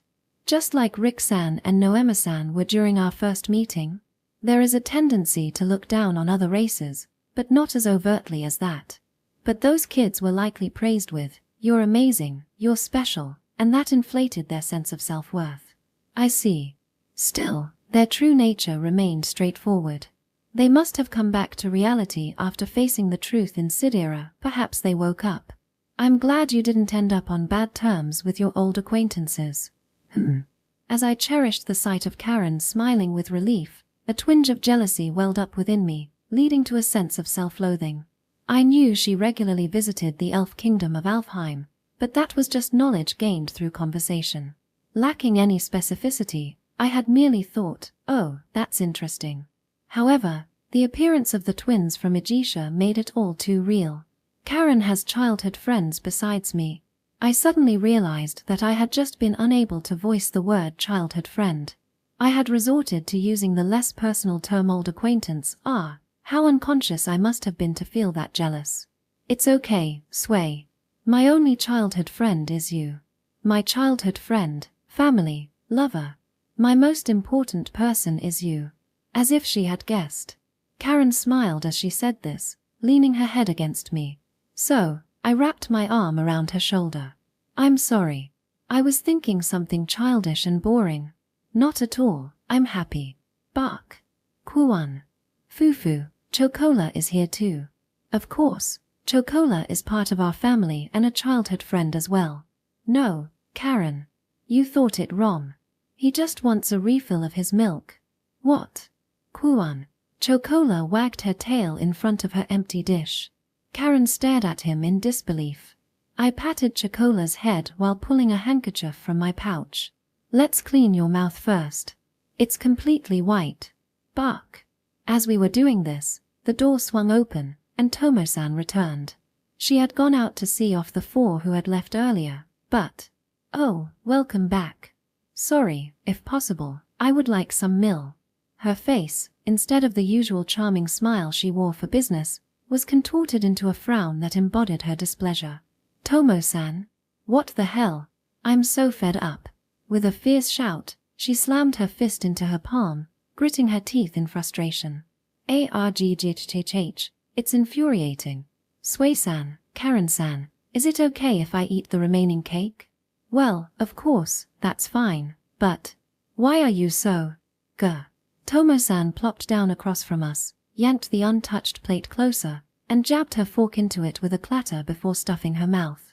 As she munched loudly and swallowed, her anger seemed to dissipate only to be replaced by a heavy sigh escaping her lips. Ha! What a roller coaster of emotions. Kuan. Sure, Chocola. You need to hold on for now. This was no time for refills. What on earth happened? I was flustered, but Karen was perceptive. Tomo, could it be about Schnee-san? Tomo, who had been almost face down on the table, lifted her gaze like a ghost peering out. No. Are you upset that Noemi is attached to him? No. It's not that. It's okay. That's just a look of respect. Noemi doesn't feel that way. But... Ha! Bam! Suddenly, she sat up straight, pressing her hands on the table and leaning in closer. Tomo shouted. About Schnee. That girl said, I'll make it mine. She did say that. It was true. But that was the skill to see through all the forest, reading the habits of beasts and outsmarting them. I'll definitely make it mine, no matter what. She's talking about his skill. Schnee-san's scouting ability. Yuga. I couldn't help but interject, but Tomo-san's emotions were still in turmoil. Well, that girl is beautiful. She muttered softly. She's young, with delicate skin and lovely hair, and her personality is straightforward. Plus, if she can fight alongside him as an adventurer, she's unbeatable. But what I can't stand is her. How dare she, acting all lovey-dovey at her age. Now, her tone dropped as she began to mutter curses under her breath. Sway, what should we do? I don't know how to handle this. Sorry, I don't know either. I understood that this was Tomo-san's romantic turmoil. A woman suddenly appears beside the person she likes, looking at him with a gaze full of respect. But if she just observed calmly, it should have been obvious that Noemi didn't seem to have any romantic feelings and that Schnee-san wasn't acting lovey-dovey at all. In fact, it looked more like he was competing with Rick, who was praising Bird-san. But I doubt she would accept that explanation. Yeah, this is troublesome. Bark, Kuan. Chocola drooped his head, realizing he wasn't going to get a milk refill anytime soon. On the nearby sofa, the Dragonlings slept soundly, undisturbed by Tomo's shouting. It was impressive they weren't waking up. Perhaps it was better that they stayed asleep. While pondering this, I shrugged at Karen. For now, let's wait for her to calm down. We're powerless in this situation. Chapter 32.4. But this is all Schnee-san's fault. Now that we're at it, I'll tell you everything. Thus, Tomo-san begins to speak. Her feelings, her relationship with Schnee-san, everything that has happened until now. Section. When she started to vent her frustrations, my feelings were along the lines of, I didn't think there was any brandy in the cake. In other words, despite being completely sober, she unabashedly confessed her feelings for Schnee-san. However, that quickly shifted from, wait, is it okay to ask about this, to I can't believe it turned out like that. And after a moment of realizing, I'm really glad the Dragonlings were asleep, it finally settled into, so what are we supposed to do about this? In short, well, you see, it was a surprisingly, quite adult conversation. In the end, that man doesn't give a shit about me, damn it. And so, Tomo-san concluded this way, bowing her head with a deep sigh. Eto. Well, this is... It's a bit difficult for us. It's not that I want you to solve it. I just feel angry, like I wanted to spill everything out to anyone who would listen. No, of course, I revealed it because I trust you both. Honestly, both Karen and I weren't accustomed to such topics. So, our faces turned red. In any case, let's sort this out. First, Tomo-san and Schnee-san are already in that kind of relationship. I mean, I was shocked. By our standards, it could be described as a couple, but there's something about adult matters that makes it unclear whether they're officially dating or not. No, at this point, it's already out of my hands. Karen and I couldn't even compare it to our own situations. We had known from the start that our feelings were mutual, and we clearly expressed our emotions to each other. In this world, the ethical standards dictate that for nobles, premarital sex are absolutely forbidden. However, among common citizens, it's common to date, break up, and repeat the cycle while engaging in some activities, ultimately marrying someone they've chosen, similar to modern Japan. So, relationships like that of Tomo-san and Schnee-san likely exist here and there. But, well, for Tomo-san, she wants clarity. This vague situation has persisted for years, and she dislikes feeling anxious like this, as she did this time. Yet, Schnee-san remains unclear. And Tomo-san, for her part, can't bring herself to say be clear. As a result, Schnee-san maintains a calm facade, regardless of his true feelings, while Tomo-san, although appearing composed in front of him, regularly ends up feeling frustrated, creating a bad cycle. Based on my impression, Schnee-san isn't the type to be careless with women. More than that, I don't think he would treat Tomo-san disrespectfully. They've known each other for over 10 years, right? The two met when they were both in their mid-teens. Tomo-san's father, an adventurer, had to retire due to an injury, leaving the family in financial distress. It was Schnee-san who came to their aid. He had received care from Tomo-san's father during his active years, and he supported the family as a way to repay that kindness. In a sense, it's like a family affair. However, that's precisely why Schnee-san's ambiguous attitude is puzzling. Though his expression may seem a bit twisted, his personality is diligent and sincere. After having such a relationship with the daughter of his mentor and maintaining a good relationship with the entire family, it's bewildering. Do the others know about Tomo and Schnee-san? When Karen asked, Tomo-san smiled somewhat dismissively. Lila-san is aware, but I haven't said anything to the others. That man might have mentioned it, but I'm not involved in that. Well, I haven't encountered any strange behavior while drinking together. I'm sorry, Tomo-san. This is just really difficult for us. Too much adult romance for me. Kuwan. Chocola isn't asking for a response but still hasn't given up on getting a refill of milk. You know, there's such a thing as reading the atmosphere. No. As I said earlier, I didn't share this in hopes of a resolution. Please don't let it become like this for you too. The phrase become like this was tinged with self-deprecation, making it quite uncomfortable. I don't really understand this world well since I've just returned, but does it mean that there's an expectation for the man to take responsibility? When I asked, Karen nodded. Yes. In the world of maids, that feeling is less pronounced, but at least among the commoners, it's generally expected for the man to bear responsibility. I see. However, even setting that aside, Schnee-san is still at fault in this matter. You, Karen-san, do you really understand? There. Tomo-san clung to Karen, who gently patted her head. Wait, isn't she older than Karen? If that's the case, I feel like Bird-san would have something to say about this. That person wouldn't allow their companions to behave like that, right? I want to believe that Schnee-san isn't just toying with Tomo-san. He might be involved, but I don't think he's the type to shirk responsibility or have someone else as his main interest. He's not that kind of scoundrel.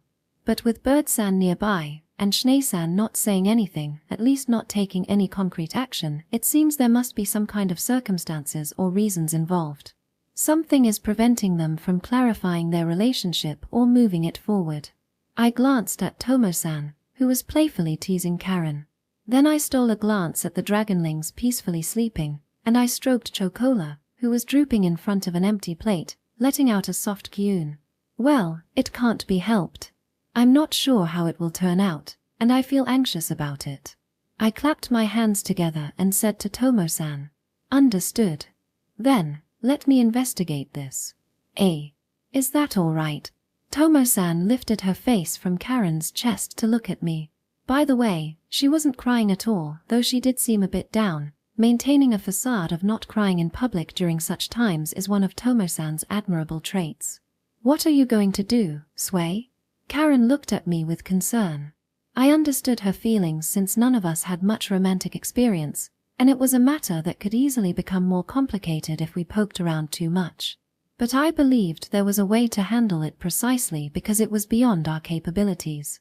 I shared the plan with Karen and Tomo-san. We don't understand adult romance. They probably feel the same way about us. So, let's turn that around and ask the difficult questions directly.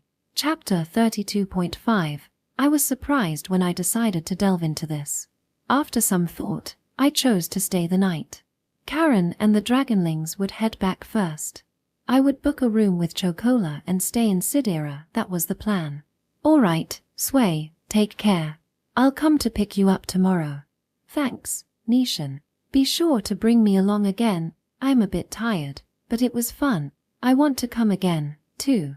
Karen smiled with a hint of concern, while the Dragonlings seemed relieved to reunite with their father, flying around cheerfully. Jean Eskuan and Mine Orkchan ended up sleeping for about half their stay. Well, it was their first time in the city, so that was understandable. Mint would get used to it gradually as well. I wondered if one day, far in the future, Mint and the Dragonlings would visit Sidir on their own. I hoped so. Even after we're gone, their lives, they're not humans after all, would continue. Until that time, I wanted their world to be expanded. As I pondered these sentimental thoughts, I needed to focus on the immediate issue at hand. The relationship between Tomo-san and Schnee-san. Honestly, as a 19-year-old, it felt like a heavy burden, but I wanted to do what I could. Both Tomo-san and Schnee-san were important friends to me. Section. The habitat of heavy drinkers was a cheap tavern where adventurers often gathered. Following Bird-san and Schnee-san, I stepped into the bustling and chaotic establishment, lured by their invitation for a meal. The two seemed to be familiar with the place, and we were quickly led to a table. Just bring us some food. One of us won't be having any alcohol. Bird-san instructed the staff, gesturing for me to take a seat. This is a place where familiars can come along too. They serve food for beasts as well. Though, of course, you're not a familiar, you're part of Sway's family. I know that. Bark. Chocola let out a bark, as if to say, good attitude. You missed out on getting a milk refill, so make sure you eat plenty. Bark. Bark, bark. Chocola's eyes sparkled at the sight of the unsalted boiled meat that had been brought out alongside our meals. He waited for us to toast, before eagerly devouring the meat. His eating with great gusto. Were you that hungry? I don't think it's that bad. But it's true he's been eating a lot more recently. It seemed that for CU Sith like Chocola, being around 20 years old was a growth phase. Since returning to this world, she had been eating quite a bit. Just recently, I thought of her as more of an old dog. Still, it's unusual. I can't believe you're staying here alone. Right. I figured I'd like to experience a night like an adventurer. So that's why you called just us. Cuckoo. Bird-san chuckled good-naturedly. Meanwhile, Schnee-san wore a slightly teasing expression. Since it's just us men, we can go to a brothel, you know? Unfortunately, both I and the boss are not very experienced in that area. While we do have some acquaintances from spending years as adventurers, that's precisely why we have no desire to go there. Please don't tease me. That wasn't my intention at all. I smiled wryly, feeling relieved inside. Schnee-san, and Bird-san too, were indeed quite reserved about such matters. What do you mean? Requests come in from the brothel, or some adventurers who retire end up there. They often say things like, come play with us for a discount, and many loosen their wallets. It's not the first time I've had to stop a kid from getting too involved and ruining themselves. Right, boss. Yeah, it's a problem. Many desire a fleeting life pouring their money into booze, women, and men, but to survive as an adventurer in this town, you can't have such frivolous thoughts. What you need in the forest is practicality. It felt like a light-hearted joke had unexpectedly shifted the conversation into serious territory. This was the moment I took a deep breath and asked Schnee-san, when it comes to practicality, when are you going to marry Tomo-san? Bwah. After a solid 3 seconds of silence, Schnee-san choked on the drink he had just taken, coughing violently. Goo, Sway, cough. What the heck, you? Either speak or calm down, you idiot. While I smirked inwardly at Schnee-san's distress and Bird-san's exasperation, I felt a surge of satisfaction. Yes, This was my strategy. Feign innocence and drop the bombshell. I didn't have the courage to straightforwardly ask if he genuinely wanted to date Tomo-san or how he felt about her. I also lacked the skill to probe gently. So instead, I'd pretend to know nothing and suddenly pose a question that jumped ahead a few steps. By throwing out a presumptive inquiry like, "When are you getting married?" I aimed to draw out more concrete details from Schan. Wasn't it called the Socratic strategy in psychology? It seemed my plan had worked. Once he calmed down, Schan took a deep breath, faced me, and opened his mouth to speak. But his response was unlike anything I had expected. "What kind of misunderstanding do you have?" "Sure, I'm dating her, but marriage." "Ha! So, marriage. Wait, before that." "What? What do you mean before that? Isn't this about me and Tomo?"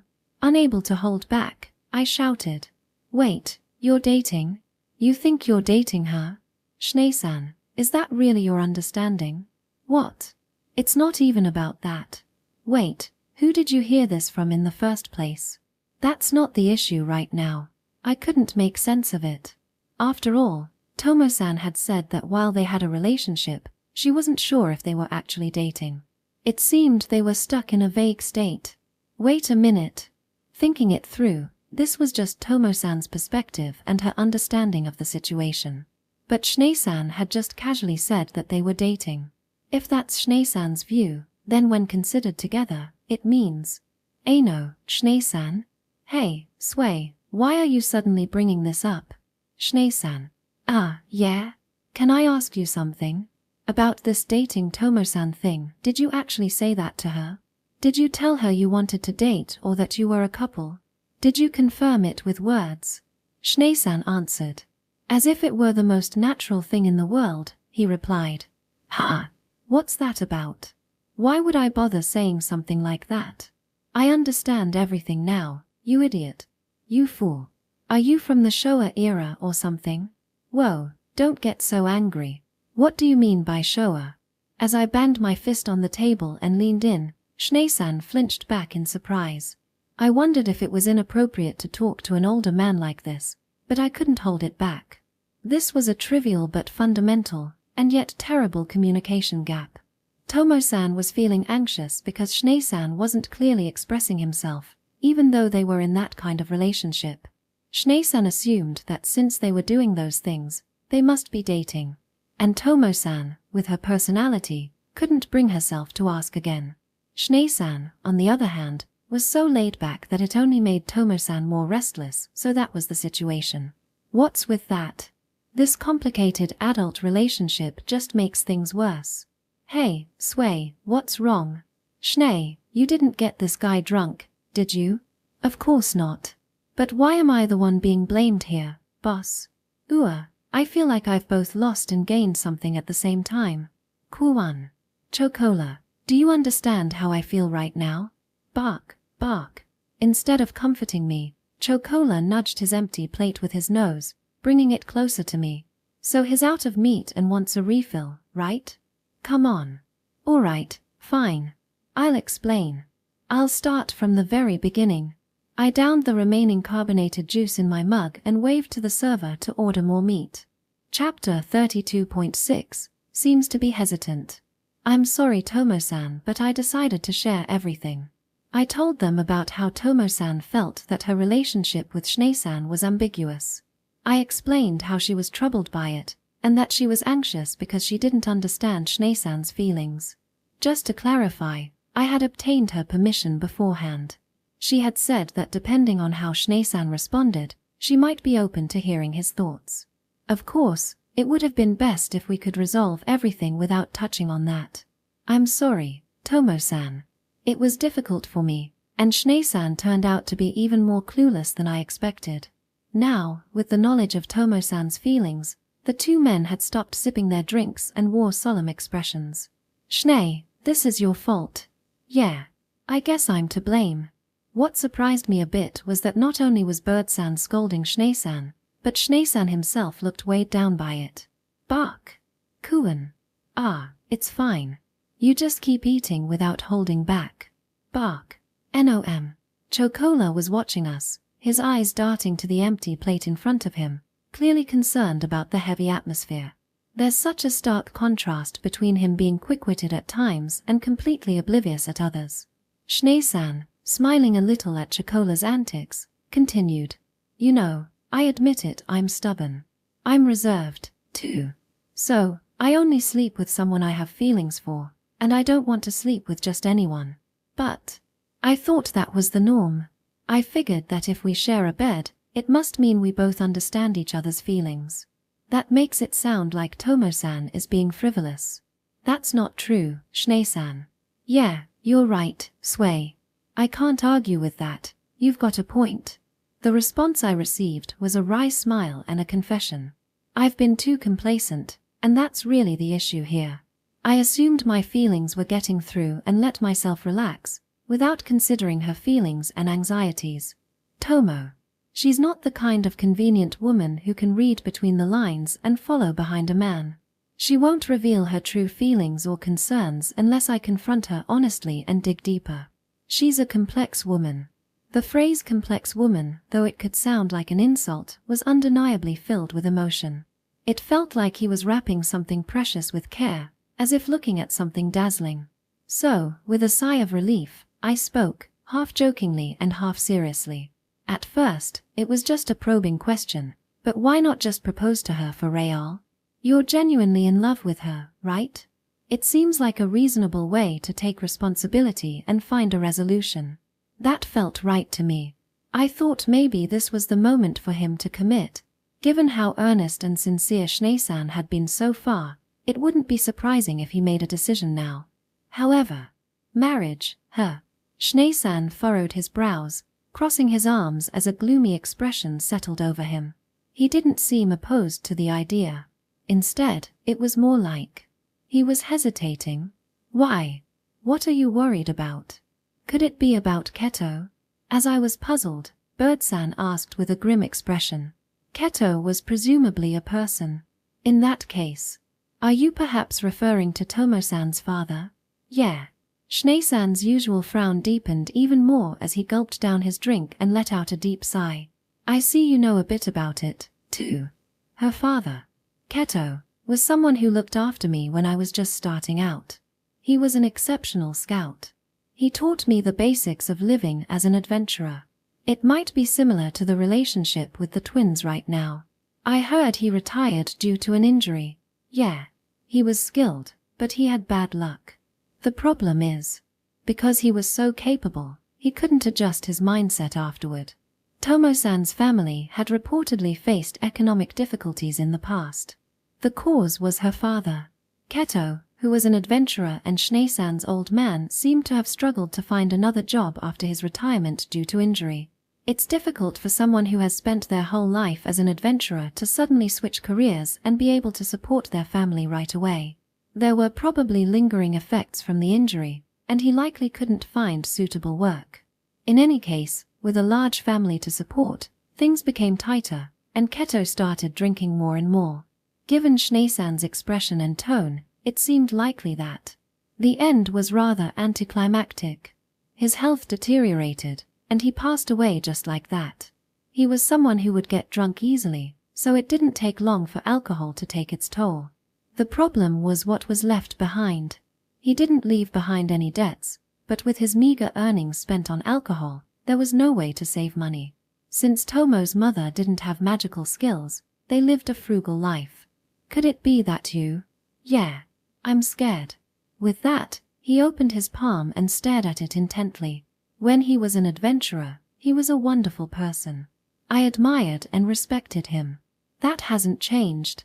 But as a father, how did he fare as a man supporting his family? He let alcohol ruin him and made his family suffer. Tomo and her siblings endured so much hardship because they had an adventurer for a father. He seemed to be wondering what he could grasp with that palm, and whether it was even right to grasp something with it. So I think about it. Maybe Tomo should choose a different path. Maybe she should be with someone more proper, more serious and stable than a guy like me. There are plenty of people who could make her happier than a rough adventurer like me. She's popular, so that makes me think even more. I couldn't offer any reassurances or empty platitudes. Schnee-san's indecision stemmed from the years he had spent with Tomo-san. The ambiguous distance he felt was a reflection of his strong feelings for her. From the outside, it's easy to pass judgment. If that's how you feel, you should have never started dating in the first place. If you feel that way, just pull away quickly. If you can't give up, then commit fully. You might as well quit being an adventurer altogether. You should discuss these matters with her. And so on. There would surely be as many opinions as there were people who heard this story. But Schnee-san had already considered all of that. He had thought, struggled, wavered, and suffered. And now, he had come to a standstill. He loved Tomo-san. He didn't want to let her go. Naturally, he wanted to be happy together with her if possible. He must have considered quitting being an adventurer. But Schnee-san was one of the continent's top adventurers, and the one partner Bird-san trusted most. What would happen if he quit? Not only would his earnings drop, but if he suffered from lingering regrets, wouldn't that be a repeat of Keto's fate? For a while, there was silence. The noise of the tavern became even more overwhelming when we fell quiet, and the irrelevant conversations around us crept into my ears, only exacerbating the awkwardness between us. Eventually, distantly hearing the commotion, Chocola lifted his head and placed his front paws on my knees. "Kuan. Sorry, did I make you worry?" I gently patted Chocola's head, noticing his beautifully curled tail. That tail, so perfectly rounded, concealed her silver-gray back fur, and was fluffy white like it had been sprinkled with sugar. Sugar. As that thought suddenly popped into my mind, I realized what I could do, something that only I could do.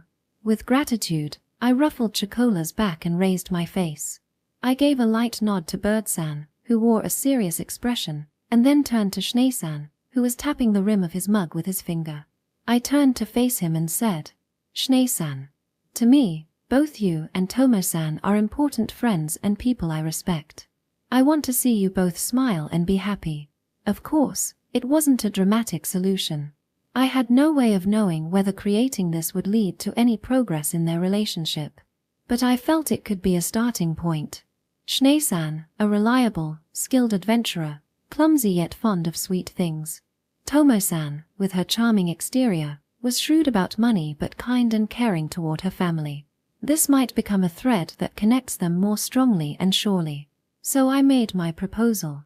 Let me bake a meddlesome cake for both of you. Chapter 33, Butter and Sugar in the Deepening Autumn. Chapter 33.1, Winter is just around the corner. The temperature in the forest had gradually begun to drop. According to the Japanese calendar, it was likely nearing the end of September. It was time to start preparing for winter hibernation. Even for us, who could usually manage things with ease, it would be a tough challenge. That said, we weren't overly busy just yet. It had been 2 days since I decided to help Tomo-san and Schnee-san with their relationship.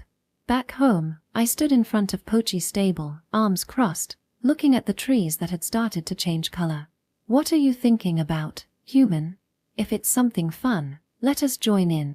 I'm not sure if it's fun or not. I was just thinking I need to warm up this shed for winter, so Pochi doesn't freeze." The fairy, Drizzle, asked while playing with my hair.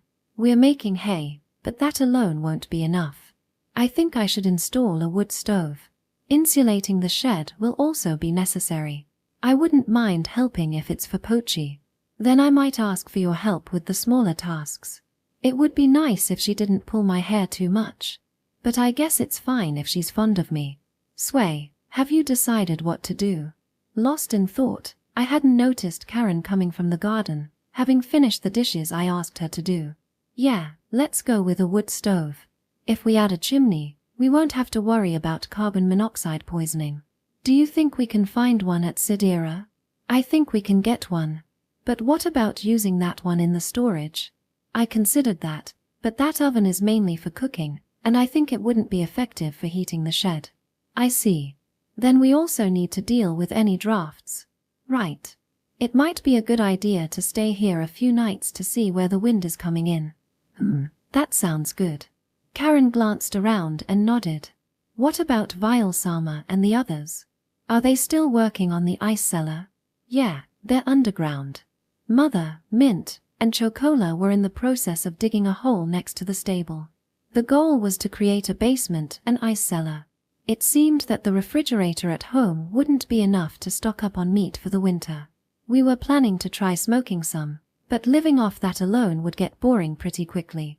So, we decided to build a storage area underground and surround it with ice to create a freezer.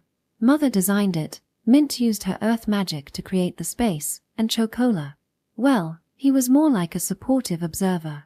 Since Mint is really excited about it, I think it'll be done soon.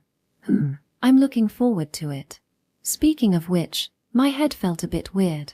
It seemed Drizzle was fiddling with my hair. Hey, no mischief. Drizzle. What do you mean, Peacock? I'm just playing.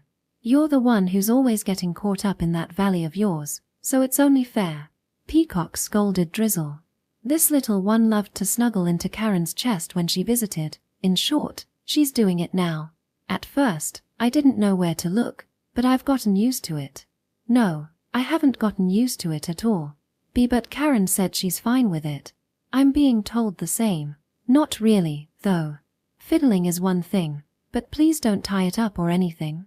As I gently warned them, everyone fell silent for a moment. Peacock panicked. Sway. Karen looked at me with pity. Maybe I should go play with Pochi instead. And with that, Drizzle floated away. Wait, seriously? Hey, what about my hair? What happened to it? Don't worry. You won't die just because of that. I'll untangle it for you. No way. When I touched my hair to check, I found several bun-like knots formed. That little. Letting out a sigh, I crouched down on the hay and offered my head to Karen. She stood behind me, smiling faintly, and got to work rescuing my hair. By the way, what kind of cake are you planning to make for Tomo and the others? Well, it's something I had in mind from the other world. Originally, I was going to make it when winter came, but I figured I'd bring it forward a bit. Do you really think a cake will help those two get closer? Honestly, I don't know. In the end, it all depends on them. The day after confirming Schnee-san's feelings, I had stopped by Tomo-san's place before heading home. I only told her one thing. That Schnee-san had thought he was already dating Tomo-san. I didn't mention his hesitation about marriage or his worries about making Tomo-san unhappy because he was an adventurer. Schnee-san had joked, I'm not good with words, so feel free to share everything. But I'm not a messenger. This was a matter of their feelings, especially Schnee-san's. It all came down to whether he could make up his mind and take that first step. So at least, I want to be able to give him a push. I think this could be something that helps them. If you say so, then I'm sure it'll be fine. As Karen untangled my hair, she gently patted my head. Feeling the warmth of her hand, I smiled. I'll help too. Leave the taste testing to me. So that's how it's going to be. Karen responded with an excited tone, filled with anticipation. Life in the forest involves a lot of physical activity, so I think we don't need to worry too much, but I feel like it's time to teach them about the concept of calories. The cake I'm planning to make this time is going to be quite rich in that regard. Sway, Karen. Finish. Bark. Just as the bun-like knots finally disappeared from my hair, Mint and Chocola popped their heads out from the hole in the ground next to the stable. Oh, already? That was quick. Mint did a great job. Sway, can you check it out? Mother showed up too. From this angle, it looked like 3 heads had sprouted from the ground, each with cheeks smeared with dirt, a rather adorable sight. Well, the result is probably more than just adorable. The entrance already had a solid stone staircase laid down. Come. Hurry, hurry. Bark. Bark, bark. Mint was waving enthusiastically, her eyes sparkling with confidence. I'm coming.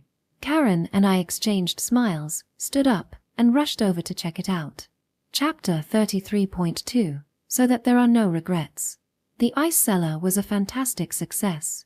I mean, it was the result of Mint's full effort. The basement, located at the bottom of the stairs, was about 3 meters wide and 3 meters long, with a height of 2 meters, perfectly proportioned.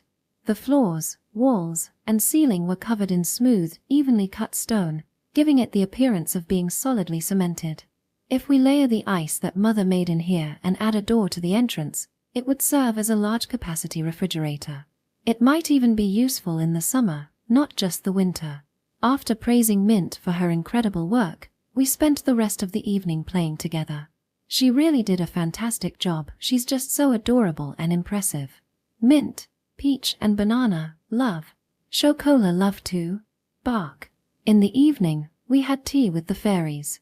Since Karen, Mother, and I had dinner to prepare, we just had light refreshments, but we let Mint eat as much fruit as she wanted. Well, it was a generous offering from the fairy realm of Tur-Na Nog. It's amazing how we can always get various fruits regardless of the season. Anyway, another enjoyable day came to an end as the sun set and night fell. With Mint curling up in her outdoor nest, it became a moment of leisure before bed, each of us settling into our own nighttime activities. In the living room were Chocola, Mother, and me. Karen was engrossed in a book in her room. It seemed she had been gradually reading the Japanese Isekai books that Father brought in. Because it is written for modern readers, there were many parts she didn't understand, but she said it was a good learning experience. She was probably trying to share knowledge with me. Are you still not feeling sleepy? Bark. You're full of energy. It's dark outside, so you can't play, but don't let Pochi feel too lonely, okay? Quoo. Today, perhaps because he hadn't moved much, Chocola was bustling about in the living room. He sniffed around, rested his head on my knee, grew bored within 5 seconds, and began wandering again. He was so restless. Should we exercise a lot tomorrow? Bark. Yes, here you go, Suekuen. Just then, Mother brought me some tea.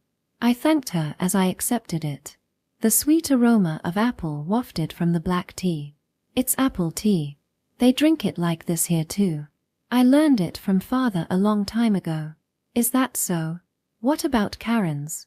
I brought it to her just now. She was absorbed reading architecture book. Maybe it's because we talked about remodeling Pochi's shed earlier. Mother sat beside me and smiled gently. For a while, we enjoyed our tea together.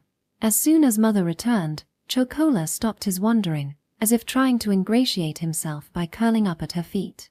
She must see Mother as the highest authority in our home. Ra. Then am I higher or lower than Chocola? Hey, Suekuen. As I pondered this, not her, still smiling warmly, asked me, are you okay with Schnee and Tomo-san? Yeah. Well, I'm not sure how much my meddling will actually help. But I think they'll manage just fine on their own. Honestly, it's not really a matter for a kid like me to interfere in.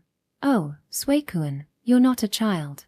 You're already connecting with Karen, right? You just chose not to walk that path. I appreciate the encouragement, but it feels uncomfortable to have my romantic affairs evaluated so directly by my own mother. I gave a vague response of yeah. Mother chuckled at that, casually, yet unexpectedly. I understand feelings of anxiety about the future. Adventurers never know what might happen. There's always the chance of losing someone to death. She cut in there. Suekuen, I think you're ready to have this conversation now, but please tell me if it's too hard for you. And how about you, Mother? Are you okay? I'm fine.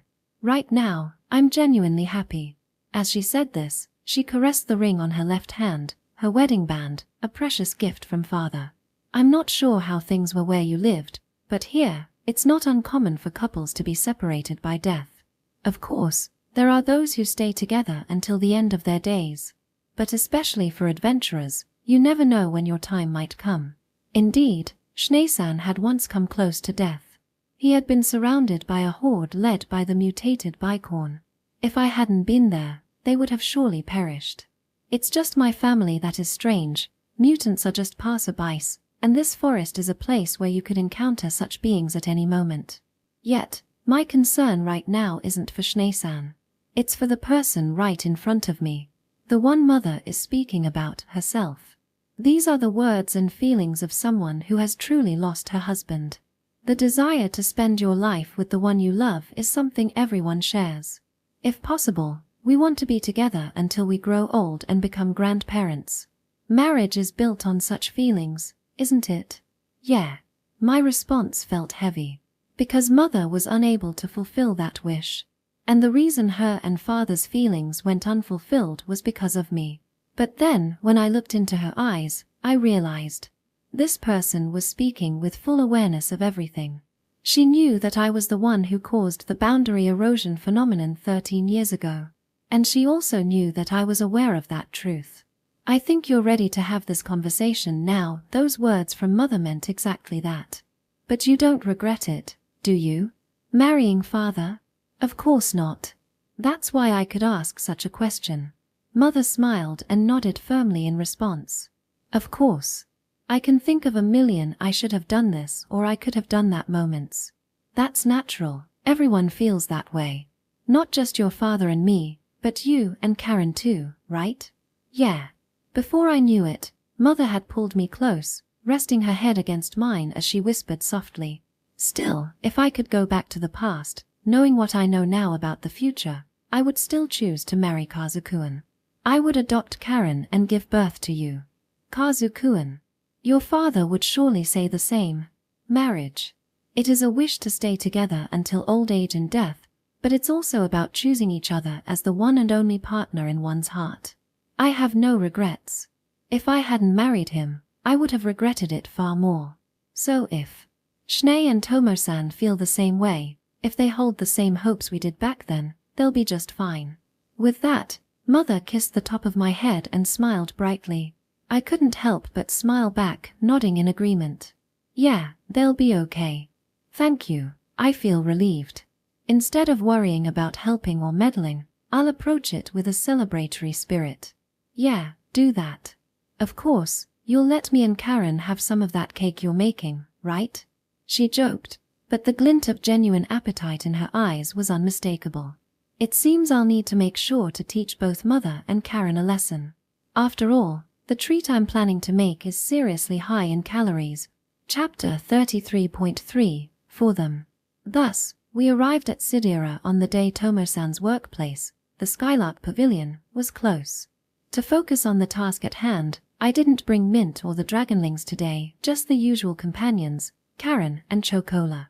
I'm sorry for making you wait outside like this. Bark. Kuan. It's always the case that Chocola can't enter the kitchen. I know it'll take a little time, so you can stay with Grandma if you'd like. Bark. Wayne. Okay, just stay quiet for me then.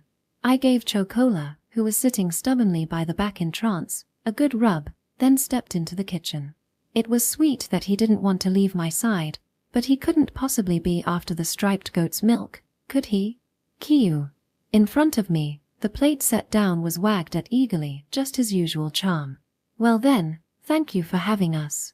Of course. I've been looking forward to your new creation. Tomo-san welcomed us with her usual demeanor, showing no signs of worry. Yet, I couldn't help but notice a slight tension in her expression. After all, I had mentioned that the cake was a present for Schnee-san and her. I prepared a rather generous amount of sugar and butter as you requested. Yes, thank you. I think it should be enough. I had asked for 3 times the usual amount of sugar, butter, and flour. As expected, it was quite impressive to see it all laid out. Is there anything you're missing? Yogurt, dried fruits soaked in alcohol, nuts, nutmeg, and cinnamon. We're all set. All right.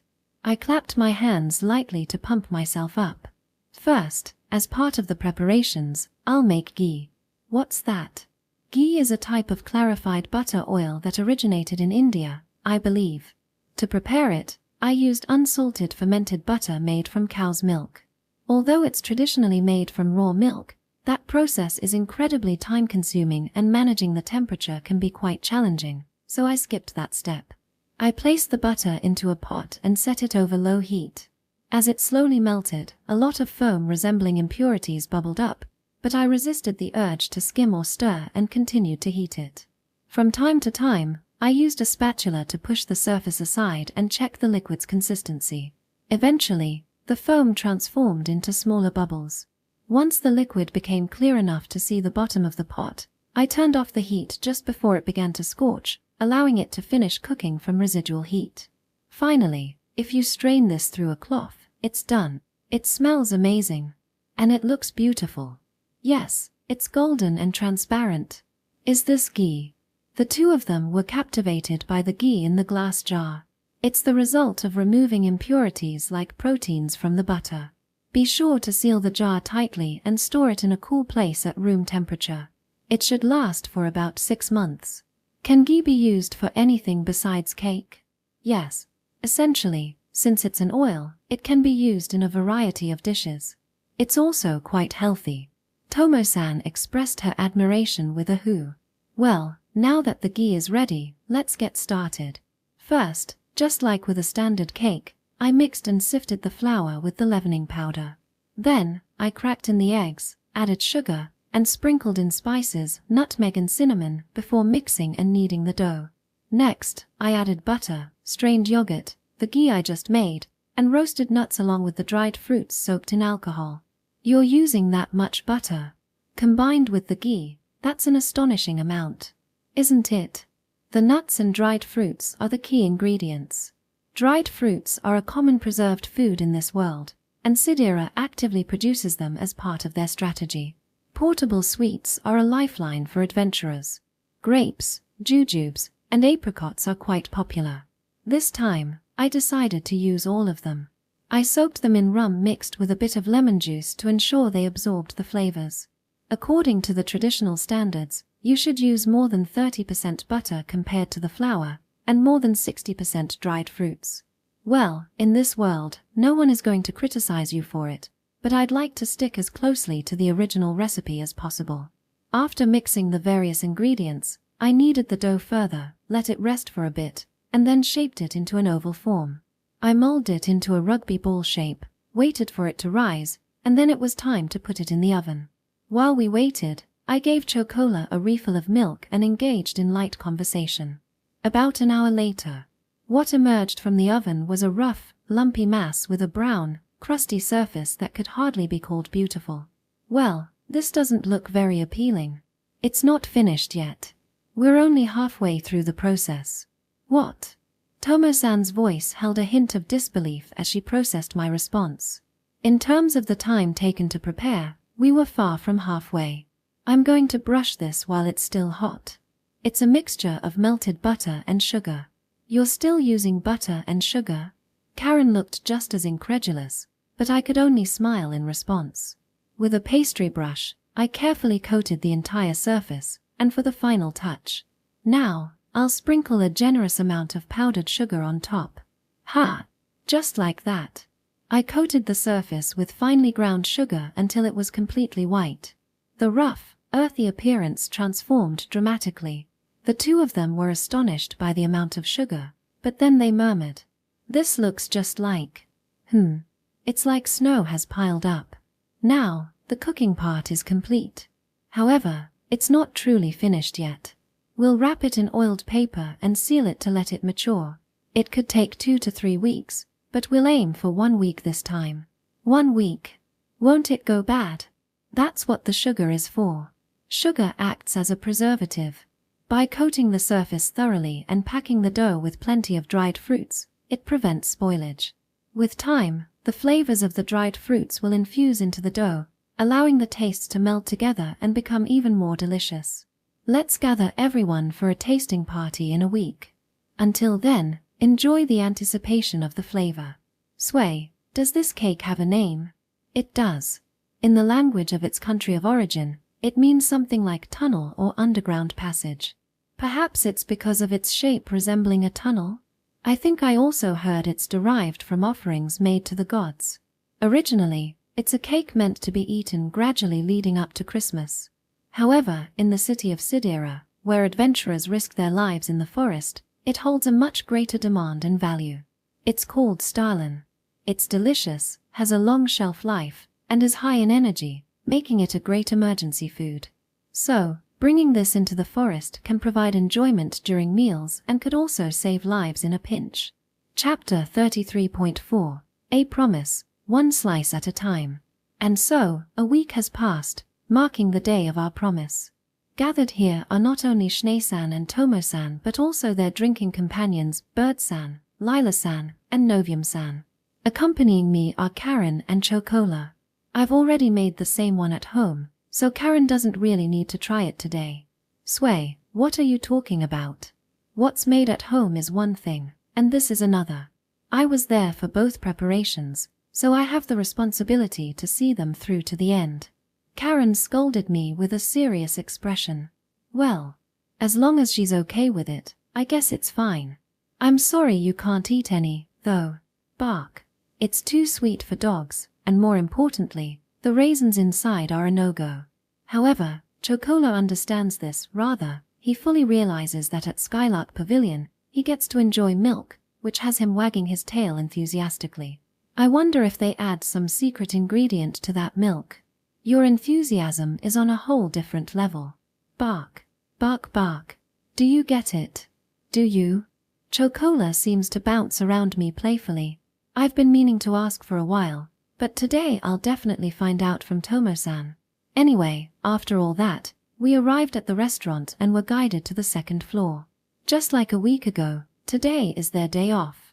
Hey, Sway, Karen-chan. Thanks for coming all the way here. Bark. Oh, and of course, Chocola, you too. Bird-san, who had arrived earlier, waved cheerfully.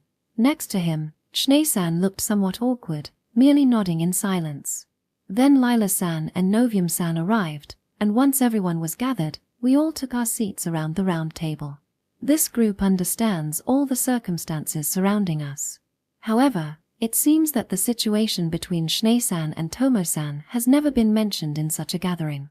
As a result, a unique tension filled the air, different from our usual comfortable atmosphere. Chocola, too, seemed to read the atmosphere, licking the milk that was set before him rather than devouring it. Although he was enjoying it, wasn't he? Thank you for your patience. Here is the cake called Stollen, made by Sway-san. And at last, Tomo-san placed the dish on the table after pouring tea for everyone. As she carefully removed the tightly wrapped oil paper, there it was, a week-old, oval-shaped mass coated in a generous layer of powdered sugar, unchanged from what we had seen before. This cake was made a week ago. However, it hasn't spoiled, nor is there any mold on it. A week. Is it some kind of hardtack? No, it's definitely a cake. I replied to Bird-san's question. By the way, the week was the time needed for the flavors to meld, but there's still plenty of shelf life left. If stored properly in a cool place, it can last well over a month. If refrigerated, it can last twice that. As time passes, the flavor only gets better. I see. Well, shall we try it? Tomo-san sliced the cake with a knife, distributing a piece to each of us. This is my first time too. I'll join you in tasting it, she said as she took her seat, and everyone picked up their forks. As we brought the cake to our mouths, it's a success. I felt a wave of relief inside. It was perfectly preserved, and the flavor had matured. It might even be better than what I made back in Japan. Perhaps it was due to the slight differences in the ingredients I used here. The unique flavors and characteristics intertwined unexpectedly, creating a rich taste. After a moment, everyone began to share their thoughts. Wow, this is delicious, said Bird-san. Yeah, it's got a heavy taste to it. Lila-san added. This slice is quite filling. Schnee-san noted. The aroma of the rum is wonderful. I bet it would pair well with drinks, said Novium-san. This is delicious. The butter, nuts, and dried fruits blend together beautifully. Karen offered her usual food commentary. The cake itself had the rich and moist texture of a buttery cake. The sugar-coated surface was slightly hard, with a crunchy bite, and then the sugar, infused with flavors, melted in my mouth. However, the sweetness wasn't overpowering. The strength of the other ingredients overshadowed the sugar's sweetness. This was due to the generous amounts of nuts and dried fruits mixed into the batter. With each bite, they added texture and depth, enveloped by the aroma of rum, creating a complex flavor harmony. So, Karen's impression was quite accurate, at least in essence. Once everyone finished their slice, Tomo-san stood up. According to Sway-san, just one piece has the nutritional value equivalent to about 3 times that of regular bread. In Japan, they don't use the term nutrients for it. It's referred to as calories. In essence, it represents energy. The power necessary to live and move. I see, so that's what it is. Yes, you've got it, Bird-san. Tomo-san replied with a sly smile. It wasn't the refined smile she usually wore for formal occasions. It was a cheeky grin that revealed her true charm. It's a sweet that's great for long-term storage and packed with nutrients. Eating just one piece a day should keep you energized in the forest. Sweet foods really do boost your spirits. Plus, it can serve as emergency rations if the need arises. Originally, Stollen is meant to be eaten slowly during the cold season, which indicates it is a highly energy-efficient food. The fat from the butter is stored in the body, serving as a long-term energy reserve. Sugar provides short-term vitality, while the nuts supply energy for daily activities. The dried fruits are rich in vitamins, and the rum raises body temperature.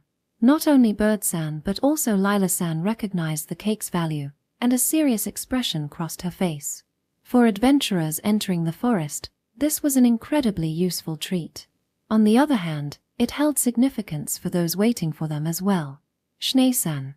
Tomo-san finally faced her lover directly. She shrugged her shoulders and gently squinted her eyes. With a seemingly mischievous yet fleeting expression, she spoke.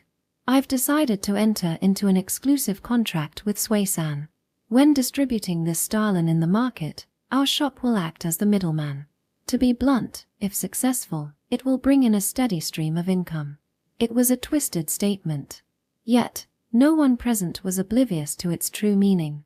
This Stollen comes at a considerable price. It isn't necessary for day trips or short stays, but for those diligent scouts who regularly spend extended periods, it could be quite an expense, don't you think? So I'll generously share the ones I bake myself. The feelings hidden in her trembling voice, the emotions reflected in her glistening eyes. We'll split it. I'll cut it in half and give you one piece. No one in the room was unaware of the sentiment behind those words. You get half, and I get half. Please eat one piece each day. I'll do the same. And please return before it's all gone. As I eat my piece each day, I'll count down the days until you come back. Tomo-san clenched her fists in front of her chest. With a gaze that was both fierce and longing, she looked at Schnee-san. I'm fine with that. I want to live like this. Even while you're away, I'll eat cake with you. We'll always be eating cake together. So, Tomo. Schnee-san interrupted her words. Then he stood up and walked around the table. With a sullen expression, as if he viewed the world askew, he addressed Tomo-san. I'm sorry to interrupt, but I have something to say as well. Chapter 33.5. The one who first gave me the cake was you. Tomo. I'm sorry to interrupt, but I have something to say as well. Schnee-san stood up, walked around the table, and faced Tomo-san. Tomo-san closed her mouth as instructed. We held our breath in anticipation. Even Chocola seemed to sense something, remaining quietly subdued, despite his empty milk dish. The first time I met you was back when your old man was still active. I was just a rookie kid, and your family was doing pretty well. Were all your siblings there? No, Kinoto hadn't been born yet. He smiled nostalgically. Meanwhile, Tomo-san's expression remained unchanged. She stared intently at Schnee-san, silently waiting for him to continue. We didn't have a care in the world back then. I thought I'd be working with your old man forever, and you did too. Or at least, your old man did. I thought. That's how it is for everyone. Just 7 months ago, I never imagined I would lose my father. The future felt like an extension of the present, mundane and peaceful. If something were to happen, I thought it was far off in the distance. Not tomorrow. I believed. Yet that far-off time could arrive as soon as tomorrow. I instinctively stroked Chocola's back. Kiyu. He nuzzled against me, making a soft sound. And then Schnee-san continued. After your old man became like that. Well, we all struggled, didn't we? I might not have the right to say anything, but you must have had it tough. I've never really asked how you feel about your old man. But, because I've been with you for so long, I think I've lost sight of things a bit. The words are somewhat twisted in tone, but still repentant. What kind of woman you are and what you are thinking about. Yet he continued to look directly at Tomo-san. Tomo, you're strong, shrewd, greedy, and incredibly tenacious. Even without me, you can fend for yourself and earn a living. This cake is a testament to that. An exclusive contract. That's impressive. If this becomes popular, you could become a billionaire. But at the same time, you're also anxious, lonely, and terrified of losing what's important to you. You fear more than anyone that someone might disappear. That's probably two sides of the same coin. Because you're anxious, you act tough. Your greed stems from your loneliness. Maybe it's because we've known each other for so long, or maybe because I feel guilty, but I've been focusing too much on your weaknesses. I've been cowardly, thinking that if I were to disappear in the future, you would be sad. If I ended up like your old man, I couldn't bear to make you unhappy. But now, I've come to my senses. Schnee-san took a step closer to Tomo-san. The first time I saw you, I thought you're a good person. But you're strong. You've even grown stronger. Even considering your weak sides, Tomo, you are who you are. I want to be with you. He pulled out a small box from his pocket. Inside was, of course. Thank you for giving me the cake. For saying we should eat cake together. This is a special one made by Novium. Will you marry me? He presented a silver ring adorned with a gem the same color as Tomo-san's eyes. She gently accepted it. After receiving it, she lowered her gaze, staring intently at the ring, falling into silence for a moment. Then she raised her head and said, "Your speeches are too long, you clumsy fool." With a loud thud, she lifted her maid's skirt up to her knees, delivering a devastating low kick. "Oh, that hurts." Schnee-san, struck squarely in the shin, grimaced and held his leg. Completely ignoring him, Tomo-san scrutinized the ring with a critical eye. However, this isn't some cheap piece, is it? Hey, what are you saying? Apologize to the man. I'm still a top-tier adventurer, you know? If I die, you can sell this and eat well for a while. I wouldn't sell it, you fool. But the ring was already on Tomo-san's left ring finger. Section. Sway, sway. While I was moved by the couple's interaction, Karen tugged at my sleeve in a whisper. What's wrong? When I turned, I saw Karen gesturing toward the door. The three of them, Bird-san, Lila-san, and Novium-san, had quietly stood up and were about to leave the room. We're intruding. Got it. Chocola. Bark. Kiyu. I quietly got up from my chair as well. Chocola obediently followed, but did she think I wouldn't notice her lingering gaze at the empty milk dish for just a moment? I'll make sure to feed you something later. Kuan. As we turned to leave the guest room, I glanced back at the embracing couple.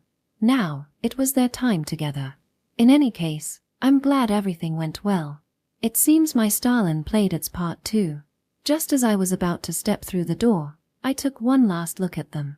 At that moment, Schnee-san was turned away from the door, and due to their height difference, I couldn't see Tomo-san's face. But Tomo-san's hand rested against Schnee-san's back. One of her hands came up toward me, and she gave a thumbs up, as if to say, I did it. Chapter 33.6. And in the midst of the celebration. I had originally planned to stay overnight in Sidir. If Schnee-san and Tomo-san get together, there will be a celebration. If things don't go well, there will be a disappointment party waiting. Surprisingly, no one had anticipated the latter, but you never know what might happen. Honestly, I was on edge watching it all unfold. So, as evening approached, we held the celebration at a slightly upscale restaurant. The establishment was called Breath of the Fire Dragon. It had a reputation for being delicious, but ever since G-Liz started coming to Sidir, the place has become extremely popular, almost like a subliminal effect. Even though G-Liz had nothing to do with it, and wasn't a fire element dragon at all. I can understand why people would want to dine at a place bearing the name dragon. After all, opportunities to meet a dragon are quite rare. Well then, let's raise a toast. To those troublesome too. Cheers. We had reserved a private room, and the members included 8 people and 1 pet. There was me, Karen, and Chocola, as well as Bird-san, Lila-san, Novium-san, and Spurdia-san, the married couple. Then there were the Aisha twins, Rick and Noemi, and the guild master, Cliché-san. Schnee-san and Tomo-san were to be left alone for the night, treated not as the main characters but as side dishes for our enjoyment. Well, Tomo-san would probably want to greet her family too. Schnee grew up in an orphanage. He has no parents or siblings, he's completely alone. Perhaps because of that, he has become timid about settling down. As Bird-san spoke, cutting into his steak with a fork and knife, he did so with a sense of deep reflection. I've always thought that this man, despite his appearance, had a refined demeanor. Perhaps he was born into a good family. Really, it's such a good thing, isn't it? Truly wonderful. I'm so glad. Great. And there was Lila-san, continually repeating whatever she's saying to Karen. She must have been so happy, as she was drinking quite a bit. I can understand her feelings, though. She had been listening to Tomo-san's stories for quite some time. Karen, too, was being very patient with her and didn't seem to mind. My master is getting married. It feels like a tightening of the spirit. Yeah, we need to become independent soon. If something happens to our master because of us, the responsibility will be huge. The Aisha twins were saying such things to each other. Now that I think about it, the whole situation started because Tomo-san misunderstood Noemi's attitude. In that sense, they might be the unsung heroes behind this. Ha ha ha. I'm feeling proud as well. But that doesn't mean you should get carried away and drink too much. Goodness gracious. Novium-san, who had created the wedding ring, wore a proud expression, and just like Lila-san, he was drinking more than usual. Spurdia-san, while scolding her husband, wore a smile as well. You haven't really done anything special, but I guess that's all right. Chomp chomp. Bark. The one who benefited the most might be Chocola. Every time we come to Sidir, he gets to enjoy milk and meat. Right now, he was eagerly diving into the special dish of unsalted wild boar stew made just for him. Now then. As the atmosphere was lively and cheerful, there was one person wearing a sour expression. So, Sway. To be honest, I'm not convinced about the exclusive deal with Skylark Pavilion. It was Guild Master Cliché-san. He swirled the wine in his glass, complaining about the handling of the Stollen. I'm sorry, but that was made for Schnee-san and Tomo-san. It's fine that you went out of your way to support your friends. You should be commended for that, and I think it's impressive. However, as an adventurer, I had hoped you would consider the guild a bit. That will definitely become popular, you know? You've missed out on a business opportunity. As he puffed up, his face slightly red, he looked like a Yakuza boss intimidating his underlings, which was rather frightening. However, I had grown so accustomed to that Cliché-san, subjectively speaking, I no longer found him terrifying at all, despite the objective description. Don't dwell on it too much. If it becomes popular, Skylark Pavilion won't be able to keep up with production. When that happens, the guild can just arrange a licensing contract for commissioned production. I smiled wryly at Cliché-san and countered his argument. Besides, when it comes to selling that, it's probably best to leave it to Tomo-san. If the guild promotes it as portable food for adventurers, it's one thing. But through Skylark Pavilion, a charming little cafe, it becomes cakes to share with those waiting for you to return. Mao. That's true. It's definitely better to target not just adventurers, but also their families and lovers. Since the consommé is being sold to adventurers, let's approach the Stollen from a different angle. To be honest, I didn't prioritize making a profit for the Adventurer Guild. What I truly wanted was for the people of Sidir to have a better life, making sure everyone could say how delicious it was my main goal. Well, I feel like I've been swayed, but I'll accept that. Just know that as the starting point of this business, you'll be rolling in quite a bit of cash. I'd appreciate it if you could spend that savings generously and contribute to the town. Of course. It's something to think about. If we earn money but just hoard it, it will stagnate the economy. Since we live in the forest, we naturally avoid unnecessary spending. Should we consider investing in the guild's projects? Wait, did Cliché-san just lead me to think that way? He was incredibly shrewd. While it was a conversation I could get on board with, I'd prefer to finalize the details when he wasn't drunk. Hey, Guild Master, Let's save the troublesome stuff for another day. Today is a celebration. That stubborn guy finally made his decision. Bird-san stepped in, wrapping an arm around my shoulder, his eyes brimming with tears. He's been through a lot. For an orphan to make it in this town, becoming an adventurer is the quickest way. But entering the forest is filled with danger. It's a thin ice, knowing you could die at any moment. On top of that, his respected mentor got hurt and turned to drink. For him, that was someone he thought of as a parent. I see. Since there's no blood relation, it's hard to say anything bad about him. Exactly. He could only watch as Tomo-san's family struggled from the outside. Bringing food was probably the best he could do for her. Though he thought of him as a parent, he wasn't his real father. Though they were like family, they weren't truly family. That feeling of alienation, unable to share the pain just because of that thin line. Tomo-san was lucky, wasn't she? Really lucky. Uncle Schnee was pretty cool too, finally handing over the ring like that. I'm truly happy for them. Beside us, Lila-san had hugged Karen, reflecting on the moment. You know, Tomo-san seems like that on the outside, but she's actually like this, and it's hard for her to show her true feelings. That's why things got so complicated, but it's a good thing it worked out. I'm so glad. Her lack of vocabulary was amusing. Still, the sentiment was clear. Tomo-san had probably found some comfort in Lila-san's sincerity. Girls have a knack for worming their way into people's hearts, and the evolved girls from this other world share that trait. Sorry, that's a bit biased. I exchanged glances with Karen. I was entangled with Bird-san, while Karen was caught up with Lila-san. Even without words, we both felt the same way, and our lips naturally curved into gentle smiles.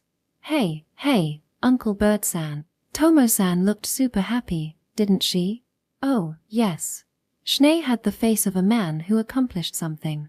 The conversation shifted focus. Bird-san and Lila-san moved away from Karen and me, exchanging glances. Looks like your worries are finally gone, so I think it's about time we take that step. Yeah, I suppose so. I've fulfilled my obligation to Keto. His final days were miserable, but that's why it was important. Since he asked me to, I had to see this through. From his words, it seemed Bird-san had been asked to watch over the two during Keto's, Tomo-san's father, final moments. While his bond with Schnee-san was undoubtedly due to Schnee-san's abilities, there might have been deeper connections we were unaware of. Then, how about we officially register our marriage soon? Lila-san, are you really okay with this? I'm just an old man. Seriously? Are you still worried about age? It's better to do it sooner rather than later. I'm terrible with magic, so I'll be aging quickly. In 10 or 20 years, I'll catch up to you. That's true. Since Schnee has made his choice, I guess I should steel myself too. I couldn't help but chuckle at their banter. Their little play was quite effective. I was impressed at how well Bird-san and Lila-san coordinated without any prior planning. Oh, so Bird and Lila are making plans too? That's my celebration money flying away. Unlike Schnee, both are connected to me. What are you saying, Guild Master? The iron struck in a festive mood will triumph 1,000-fold in the future. It's a famous dwarven saying. Arama, Lila-chan is following in Tomo-chan's footstep. How wonderful. Having someone to share husband complaints with is a good thing. Come on, Auntie, complaining is still a long way off. Newlyweds have other things to enjoy first. Haha, can't argue with that. Well, Spoo, you might as well give up. Tomo-san will surely only be bragging about love for a while. Ah, Novium, can I ask one more favor? Of course, Chief, leave it to me. Making rings for 2 of Sidera's top adventurers will be a fine first job for Iron. Uncle, you know, it's classy to ask for things like that when I'm not around, right? But I guess that's just how you are. Wait, is Master Bird-san and Lila-san getting married too? That's wonderful. How lovely. We'll have to step up our game even more. Everyone except me, Karen, and Chocola joined in on the little performance. Even the Aisha twins seemed to fully believe it. We lost our chance to join in and felt a bit left out, but still found it amusing to watch. However, moments later, well then, I look forward to our future together, husband. Yeah. You may be a handful, but I'll count on you. Lila-san blushed slightly and kissed Bird-san. He, too, shyly pulled her close. Our smiles remained frozen in confusion. Wait. Are they serious? Chapter 33.7. I was the only one surprised. In conclusion, it was real. I really couldn't believe it. I mean, come on, an uncle and a Gyaru? Normally, you'd think it was a joke, right? However, upon closer inspection, it seemed that normal was only for me. The reason is that this world has magic. Magic, the strength of magic power and its circulation significantly influences the maintenance of youth. Just like how the over 70-year-old Grandma Ceralind appears to be in her 20s, or how my mother, who is over 40, looks like she's in her mid-20s. Those with high magic power can age without their bodies deteriorating along with it. And this fact is common knowledge in this world, affecting perceptions of love and marriage. First, there's the trend of late marriages. People with high magic power tend to take their time to marry if they don't have a specific partner. They remain laid back even in their 30s and 40s, which means that biases like it's natural to be married by a certain age are almost non-existent here. Then, there's the prevalence of age gap marriages. The fact that people with high magic power age slowly means that those with little magic power, while tending to have longer lifespans than on Earth, will age normally. This has led to the common sentiment of wanting to marry before one's appearance starts to age, or believing that eventually, appearance will catch up due to the magic power gap. By the way, Lila-san is 17, and Bird-san is 40. So Lila-san is younger than me. Now that I think about it, I never really paid attention to everyone's ages. However, Lila-san has very little magic power, while Bird-san has a fair amount. Bird-san's relatively decent appearance is attributed to his late mastery of magic and simply because he has always had a mature look. As a result, everyone accepted the marriage of the two, who had an age gap akin to that of a parent and child, without question. While Karen was surprised, she didn't think it was a joke. The two of them laughed and forgave my rudeness. Even though I'm young now, I'll be turning into an aunt more and more as time goes on. But thinking about getting closer to you, uncle, isn't bad at all. It's actually exciting. I'll start aging too when Lila-san catches up to me. By then, there'll surely be some promising young adventurers around. Seeing them laugh together, I felt ashamed of my narrow perspective. In my world, there were also couples with significant age differences, but there must have been biases surrounding that too. But, Sway, Karen-chan, you two will definitely live much longer than us. With your incredible magic power, you might even live twice as long as others and probably still look young by then. Even when we become frail old men and women, we'll still count on you. Hearing such words made me envision a distant future, tightening my chest a little. So, we will eventually become the ones to see everyone off. Just like how Liz and the others will one day bid us farewell. Section. Anyway, the celebration for Schnee-san and Tomo-san turned into a joint celebration for Bird-san and Lila-san as well. Unlike the dramatic proposal earlier, Lila-san looked happy while Bird-san seemed a bit bashful. What was amusing was that, after being completely drunk until that moment, Lila-san returned to her sober self the moment her marriage was confirmed and switched to non-alcoholic drinks. Perhaps she felt she didn't need alcohol to think about her future. Hee. Chocola-chan, will you celebrate with me? Bark. Well, her playful demeanor didn't change much. She happily crouched down and smiled at Chocola. To my surprise, Chocola gently leaned his head against Lila-san. Hey, can I pet you? Coo. Thank you. You're so kind. As if to say it was a special celebration, Chocola snorted as Lila-san gently pet his cheek. She was allowed only a few seconds before pulling back, but she still happily waved and said, thank you. All right, in return, I'll let Sway and Karen pet me. I won't pet you. That's fine. What? Lila-san stubbornly offered her head like a headbutt, but Karen pushed her away without hesitation. Bird-san watched with a gentle smile on his face as Lila-san pouted. In that moment, Bird-san's eyes met mine, and he began to speak quietly. It's been about 10 years since I settled in Sidir. Almost 15 now. The reason I put down roots here is that it was the most dangerous place I could find. Is it because of the void forest? Yeah. You might not fully grasp it now, but this is one of the most dangerous areas in the kingdom, if not the entire continent, the front line for adventurers. He tilted his wooden mug, grinning knowingly. I wanted to get stronger. The next time I met that person, I wanted to be strong enough to be proud of myself. To do that, I wandered around and figured the best way to hone my skills was to head to the front lines, so I ended up in Sidir. After that, it was a blur. I nearly died multiple times, but I pushed through, crawled, and stood up again. Before I knew it, I was leading an investigation team, and I had important people in my life. He then gazed off into the distance. I never thought I'd settle down. I've known Lila-san since she was this small. At first, I saw her like a daughter or little sister, but starting last year, she began approaching me directly. Her wish to marry young made me consider it too. And then, that's when you arrived, Sway. You, the son of that person, came to the Void Forest. To Sidir. And you decided to live here. So, I thought, maybe I should bury my bones here too. I felt it was my destiny. Indirectly, my existence seemed to have changed Bird-san and the others. So, what should I call you when we get married? Husband. You. My dear husband. What do you think, Karen Cha? I can't choose. Maybe you could use them interchangeably depending on the day. Whoa. Are you genius or what? As Lila-san playfully bantered with Karen, who responded surprisingly seriously, Bird-san couldn't help but smile. Then, he muttered softly. Hey, I wonder if I've become someone I can be proud of in front of that person.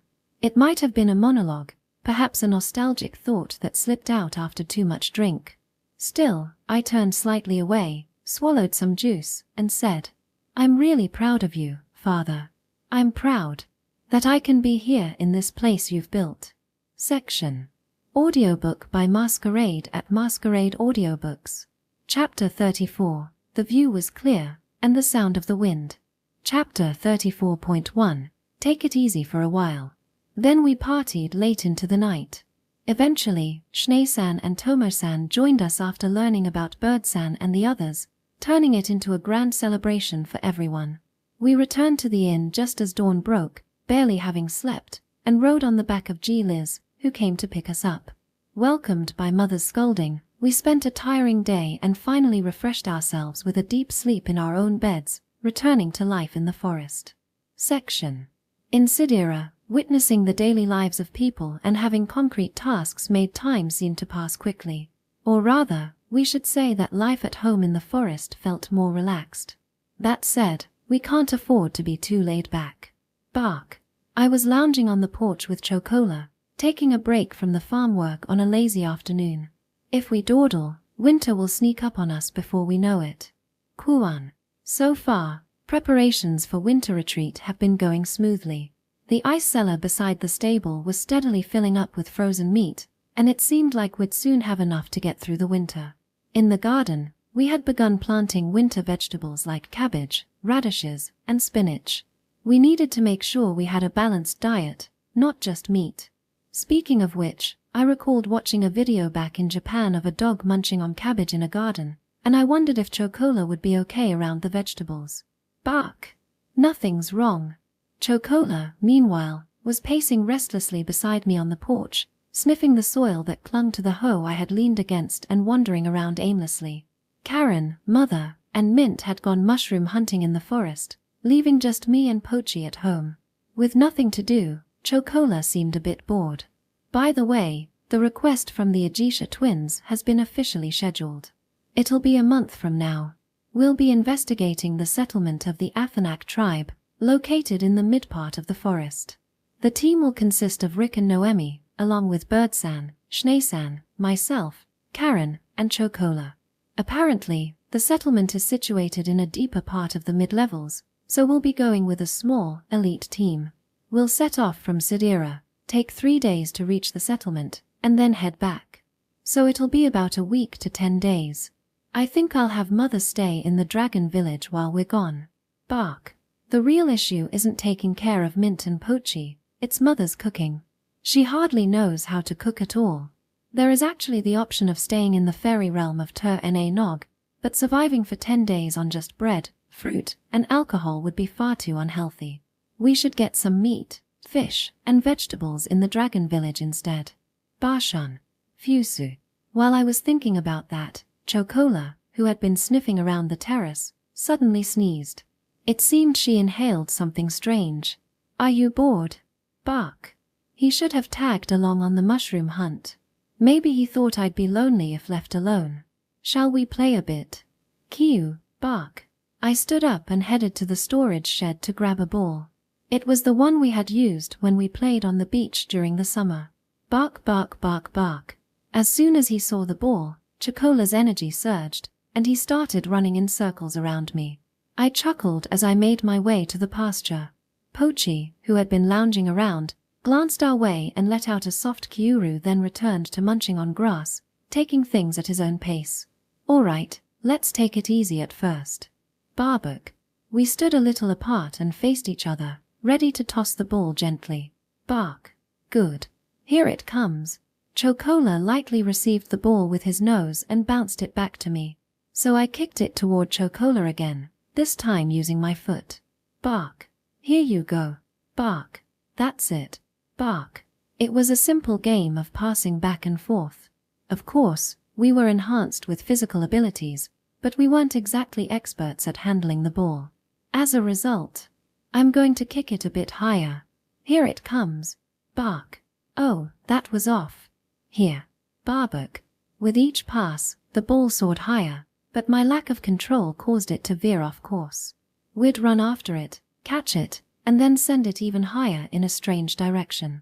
I was doing my best, using my hands, feet, and head, but Chocola was effortlessly using just his nose. Honestly, is he better at this than I am? It might also be due to the lower precision of the ball compared to those back in Japan. Before long, our passing relay turned into quite an intense workout, fully utilizing the pasture, and the ball's time in the air kept increasing, meaning the height of its trajectory was steadily rising. I'll stop before it goes out of the pasture, Chocola, Kyun. As I called out while looking up at the ball soaring through the sky, that's when it happened. Ah. Barbook. Bark. From the side, a large shadow approached with a smooth trajectory. It crossed the sky, grabbed the ball with its hind legs, snatched it away, and then flew off somewhere into the distance. Whoa, we've been robbed. It's a wyvern. Bark. Bark, bark. The ball soaring through the air might have looked like prey to it. I definitely hadn't anticipated such an event. I had completely let my guard down. There was no way my barrier could affect a ball that had gone up that high. What should we do? Should we chase it? Grr. Kuan. Yeah, I guess that's tough. Chocola, who had been growling, now drooped his head and snorted as he gazed into the distance. The wyvern was long gone. From the ground, the trees obstructed our view, making it impossible to know where it had flown off to or where its nest might be. Well, there's nothing we can do. We'll have to let it go. I'll need to apologize to everyone. Even though we hadn't used the toy since that summer on the beach, we had lost one.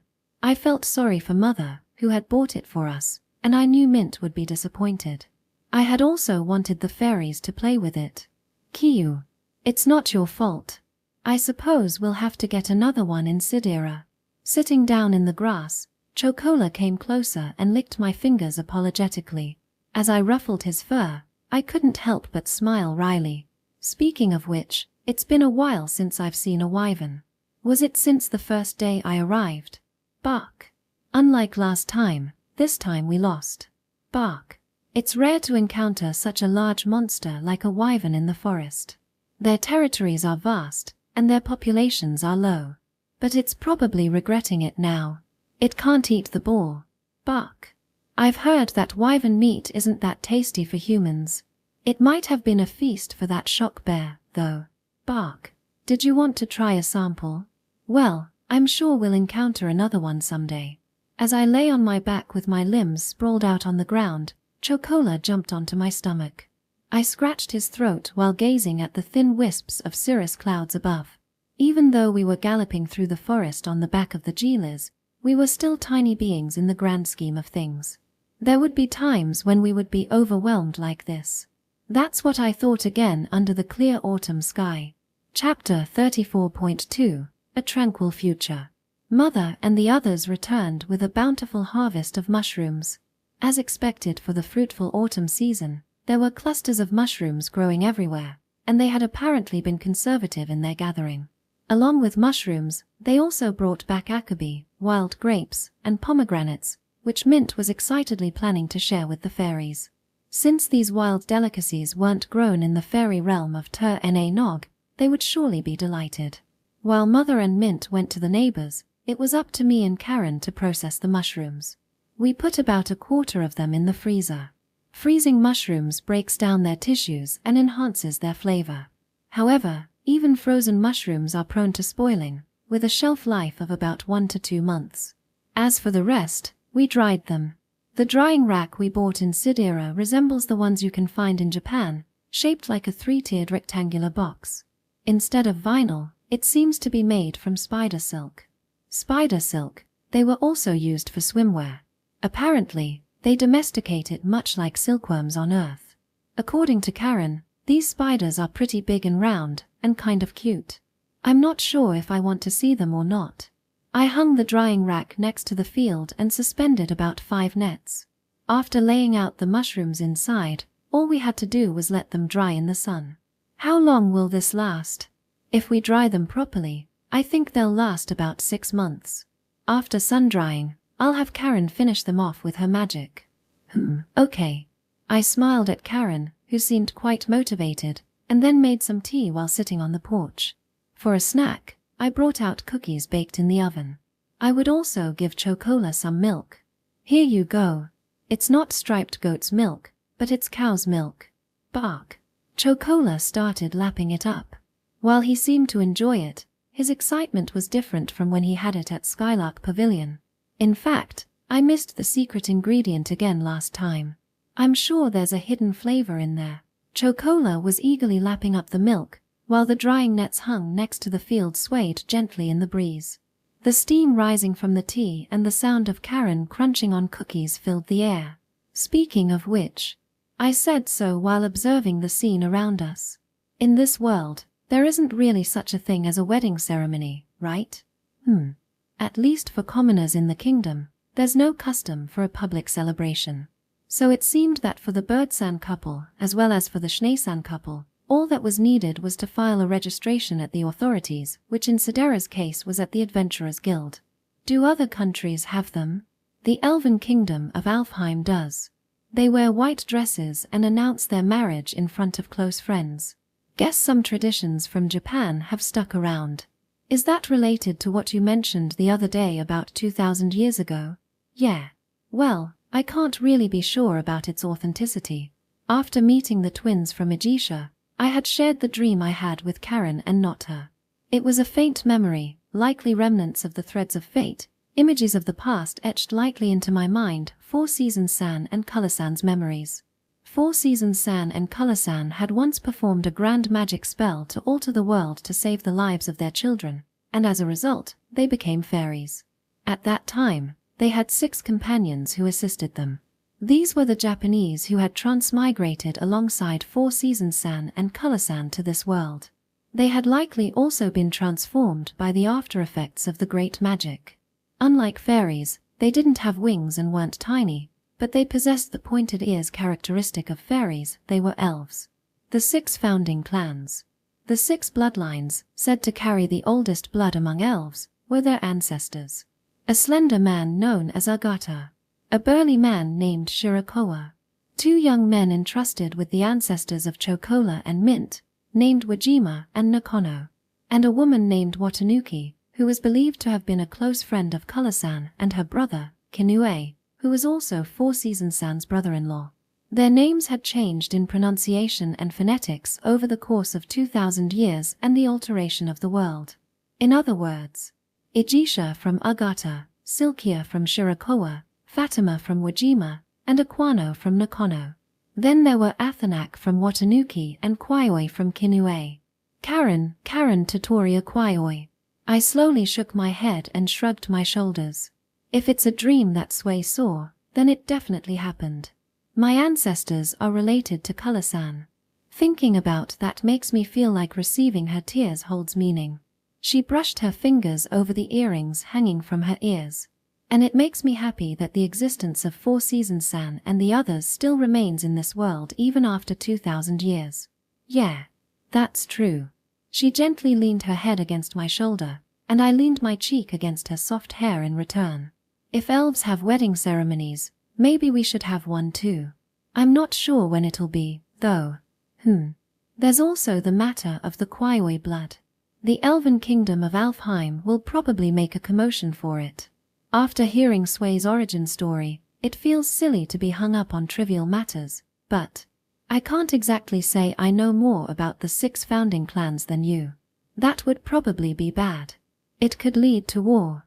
For the elves, and in the history of humanity, the 6 founding clans were a precious lineage and a living cultural heritage. Therefore, regarding marriage, specifically maintaining bloodlines, political considerations were unavoidable. Especially since Karen was the last surviving member of the Kaioi lineage, which only heightened the rarity of her bloodline. In simple terms, for Karen and me to marry, we would need to obtain permission from the Elven kingdom of Alfheim. This was apparently something that even Mother's influence couldn't bypass. Right now, you can see the Elven kingdom of Alfheim from Sidir, can't you? It seems like they came to the kingdom to drop off the twins from Aisha and just stayed. After we finish the investigation in the Athanak settlement, should we go? I guess so. The Elven kingdom of Alfheim is a city built on floating islands drifting in the sky. In other words, it's a castle in the sky. When I first heard about it, I was thrilled and thought, Laputa really exist. But now that I'm actually going to visit, my excitement is overshadowed by anxiety, especially since Rick and Noemi had that attitude at first. A lineage that has continued for 2,000 years, steeped in tradition. But from my perspective, after having that dream, since Karen is a descendant of Japanese, you are basically the same as father and me. I was happy about that too. I have blood with the same roots as uncle. Even if our appearances are different, I realized that at our core, I'm the same as Sway. The blood of the 6 founding clans and Elven customs. After getting to know the twins from Aisha, and with Birdsan and the others planning to marry, I find myself facing many entanglements when I think about my relationship with Karen. However, to us, those issues seem trivial. Hey, Sway. If the Elven kingdom of Alfheim opposes us and tries to interfere, will you kidnap me, just like when your uncle married Violsama? With her fingers resting on my hand, Karen smiled. It sounds a bit dangerous, but I'll do my best to persuade them peacefully. Right, Chocola? Bark. Bark. Now that I think about it, Chocola was with father when he threatened the kingdom. Feeling reassured by Chocola's bark, which was muffled by his milk-covered mouth, I squeezed Karen's hand tightly in return. Chapter 34.3 A refreshing afternoon. As we prepared for winter, we had one significant concern: Mint's eating habits. During the day, when Mint is with us, she primarily eats soft foods like vegetables, fruits, and soup. She rarely consumes meat or fish. Rather, she eats at night. In other words, when the sun sets and she falls asleep as a bud in the garden, she decomposes the bones and internal organs of her prey buried in the ground, absorbing the nutrients through her roots. This is a natural feeding method for Mint, a plant monster, but it also raises some concerns for the future. With the arrival of winter, prey may become scarce. Of course, we plan to go hunting, and if necessary, we can bury the stored meat in the ground. Still, I wanted to eliminate as many concerns as possible. If there was a way for Mint to easily obtain protein, that would be even better. So, what to do? In fact, the solution came to me quite easily. Rather, a food I was planning to make for another reason coincidentally aligned with Mint's needs. It was a win-win situation. The necessary ingredients could be gathered from the city of Sidir and the dragon village. So today, I decided to give it a try. It was something I hadn't eaten since coming to this world. Although it didn't originate in Japan, it is a food that Japan takes pride in, a nutritional powerhouse rich in protein and antioxidants, soft and easy to digest. It can be prepared in various ways and incorporated into everyday meals. It's tofu. Section. The ingredients needed to make tofu are simply 2, soybeans and nigari. Soybeans can be found in Sidir. They've been cultivated there for a long time and can be used directly in soups, as side dishes for meat dishes, or ground into paste. As for nigari, I was able to obtain it thanks to the salt produced in the dragon village. To put it simply, when sea salt is refined, the liquid that remains after the salt crystals are removed is what we call nigari. Interestingly, it seems they used to throw it away without any specific use. I can't forget the looks on the faces of the lamias when I said, "Then please give it to me." I assure them that I had a proper use for it. I'm not some weirdo who treasures garbage. I swear. Now, we'll mash these soybeans that have been soaking in water since last night. Don't throw away the soaking water, mix it in while you mash. I'll do my best. Yeah, me too. You. Bark. This is quite a task, and since I want to make as much as possible to experiment with different recipes, Karen, Mother, and Mint are all helping out. After responding energetically, Chocola was wandering around our feet. Well, you can eat tofu too, so look forward to it. Bark, bark, bark. Since we don't have a blender, we're doing it by hand, fully utilizing a mortar and pestle, a potato masher, and anything else we can find. Body enhancement magic is really helpful in situations like this. After a while, what started as a rough mixture has become smooth and creamy, with no more chunks. I put it into a pot of boiling water and heat it gently, stirring to prevent it from sticking and ensuring it doesn't boil over. As it simmers, foam similar to scum bubbles up, which I skim off with a ladle. After a while, the smell transforms from that of raw soybeans to the inviting aroma of tofu. That's when I know it's time. By the way, I heard that tofu can become too solid if you use hard water. Hard water? Is that the stuff you mentioned before, with metal content? Yeah. The fact that soybeans are common in the kingdom but tofu isn't probably has to do with that. The drinking water on this continent is hard water. In contrast, the water from our tap, thanks to distorting causality and pulling in elements from Japan, is soft water. When making tofu with hard water, the calcium in the water binds with the proteins in the soybeans. This is similar to how hard water extracts flavor more easily from meat. Alright. Now, let's strain this through the cloth. The liquid that passes through is soy milk. The residue left in the cloth is called okara, commonly known as tofu dreg. Okara is delicious too, so let's use this for tonight as well. I'm thinking of making it the traditional way, stir-frying, which brings back nostalgic flavors for me. I hope everyone will like it. This soy milk can be turned into a drink too. Let's save some for that. Since it has a strong flavor on its own, it might be a bit much for first-timers.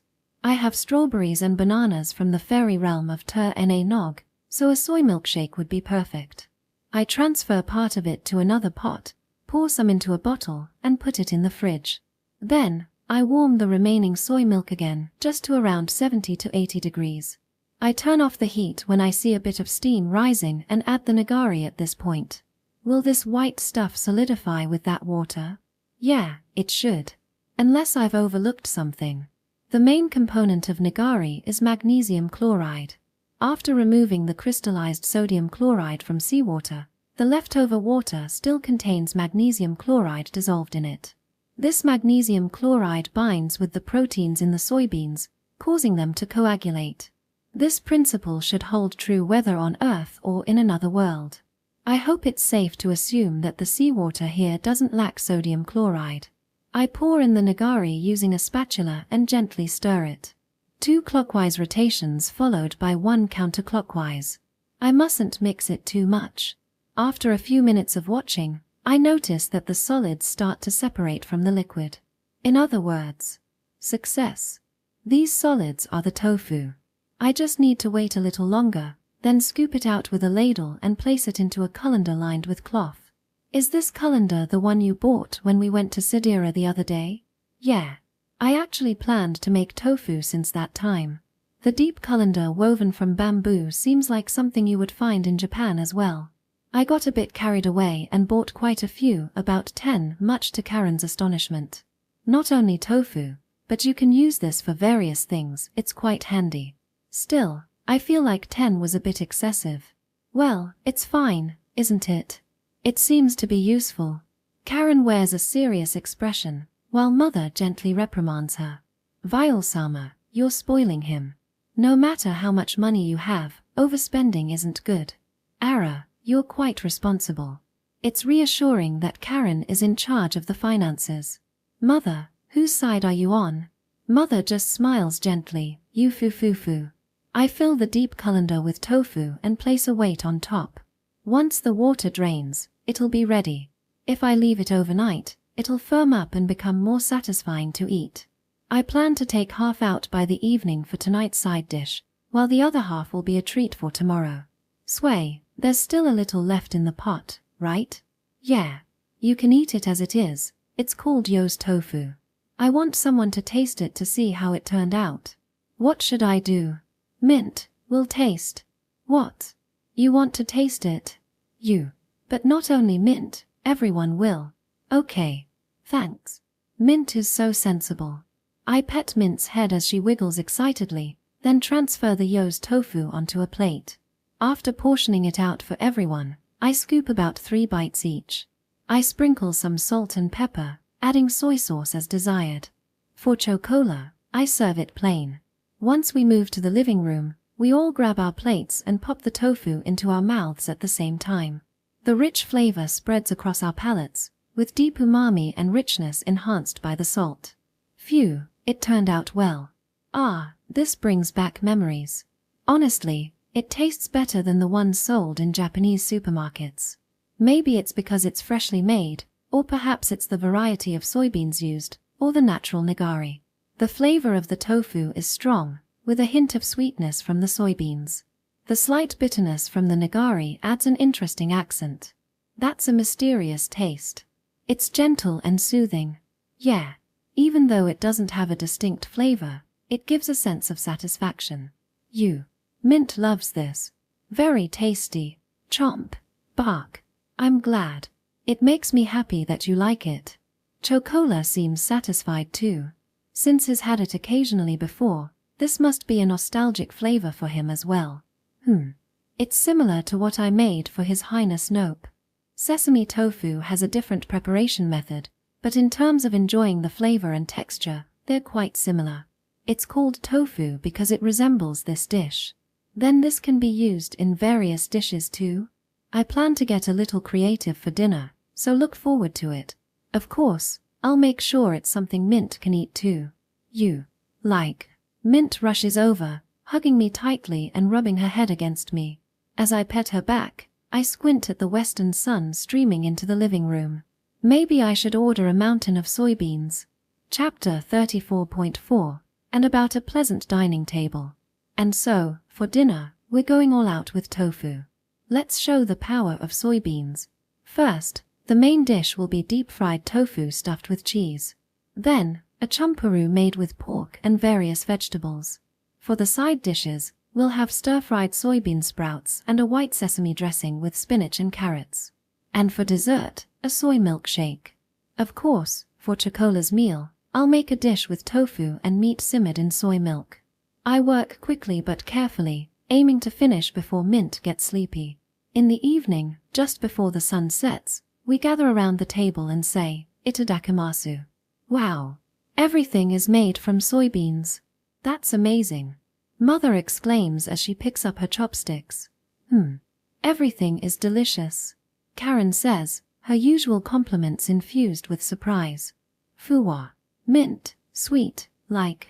Mint hugs her cup of soy milkshake, her eyes sparkling with delight. Nom, bark. Chocola is completely absorbed in his meal. I hope he doesn't get too carried away and spill it. Everything turned out well. I'm relieved. I say, tasting each dish with satisfaction. I've only made tofu from soybeans a handful of times. Back in Japan, I tried it a few times just to see how it went. But it seems those experiences paid off. Having a book with the recipe in my study helped too. Honestly, this tofu has a richer flavor than what you find in Japan. The texture might not compare, though. The texture might feel lacking because it's freshly made. Ideally, I should let it sit under a weight for about a night. I've saved some for that purpose, so I'll taste it tomorrow. I think I especially like this champuru. The okara is also good. Traditionally, champuru is made with bitter gourd, but I haven't seen any here yet. But maybe it's for the best, since it might have been too strong otherwise. I used a wild green that's somewhat similar to it as a substitute. Since it's been cooked and doesn't have much volume, the bitterness is quite mild. I really like this fried dish. It's rich and creamy, and when I eat this after the fry, it refreshes my mouth. The sesame on the white sesame dressing was bought in Sidir, but it's sourced from the capital. The slight spiciness really works well. While the tofu turned out well, the differences in the ingredients mean I can't claim to have perfectly replicated Earth's versions. Fortunately, I didn't fail. Everything falls into the category of slightly different but good. The deep-fried tofu pairs beautifully with the rich cheese, and the crispy coating gives way to a creamy filling. The smooth texture and the combination of flavors invade the mouth delightfully. The champuru includes fish sauce as a hidden flavor. The umami from the fish sauce binds the tofu, pork, actually boar, and egg together. The aroma and bitterness of the wild greens add an interesting accent, creating a unique taste. I'm glad the stir-fried okara was well received. I mixed it with root vegetables and mushrooms that Mother and the others foraged. Without standard ingredients like fried tofu or konjac, I feel like something is missing, but this is everyone's first time having okara anyway. I was most concerned about the white sesame dressing since it's not a particularly strong flavor. Thankfully, the key was that the tofu turned out flavorful, resulting in a deep taste. The crunchy carrots, the aroma of spinach, and the slight spiciness of the sesame from the capital all harmonized beautifully. And finally, for dessert, Mint's main dish. A soy milkshake made with bananas and strawberries. This is so satisfying. It doesn't even feel like a drink. I can see why Mint likes it. It's more like food than a drink. This, tastes like meat. Knew it. Mint knows her stuff. That's impressive. Soybeans are referred to as meat of the field, and soy milk, made from them, is also rich in protein. Despite the differences between animal and plant proteins, the nutritional value is comparable to meat. On Earth, soybeans were used as a substitute for meat. This means that soybeans will likely help Mint with any potential meat shortage she may face during winter. When I explained this, Mother nodded in appreciation, while Karen furrowed her brow in thought, and Mint, not quite understanding but excited, squealed in delight. Chocola, on the other hand, said, "Kiu. Ku. Oh, you want a refill, right?" He looked up at me with hungry eyes. Well, I suppose I can't refuse him. That said, it's amazing how soybeans can transform into so many different foods. I've only thought of them as just a type of bean. Come to think of it, soybean processed foods developed mainly in the East. In the West, they didn't take off much because the soil wasn't suitable for cultivation. Our soy sauce is also made from soybeans. Really? Is that so? When I said this, both Karen and Mother looked incredibly surprised. In Japan, soybeans are as important a crop as rice. Tofu, soy milk, okara, kinako, yuba, and then there's soy sauce. Though we don't have it here, miso as well. Perhaps it's because they didn't have the habit of cooking, or maybe it was simply forgotten. Father apparently overlooked bringing a few essential items, and miso is a prime example. By the way, other items include a microwave. It's a bit amusing that they have soy sauce and mirin but not miso, and that they have a pressure cooker and outdoor stove but no microwave. I can't help but laugh when I think about how he forgot to bring them, but I'm grateful that he did bring some things.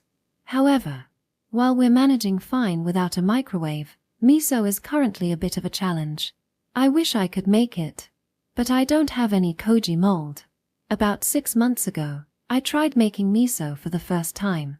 However, it ended in complete failure. Without koji, the soybeans wouldn't ferment.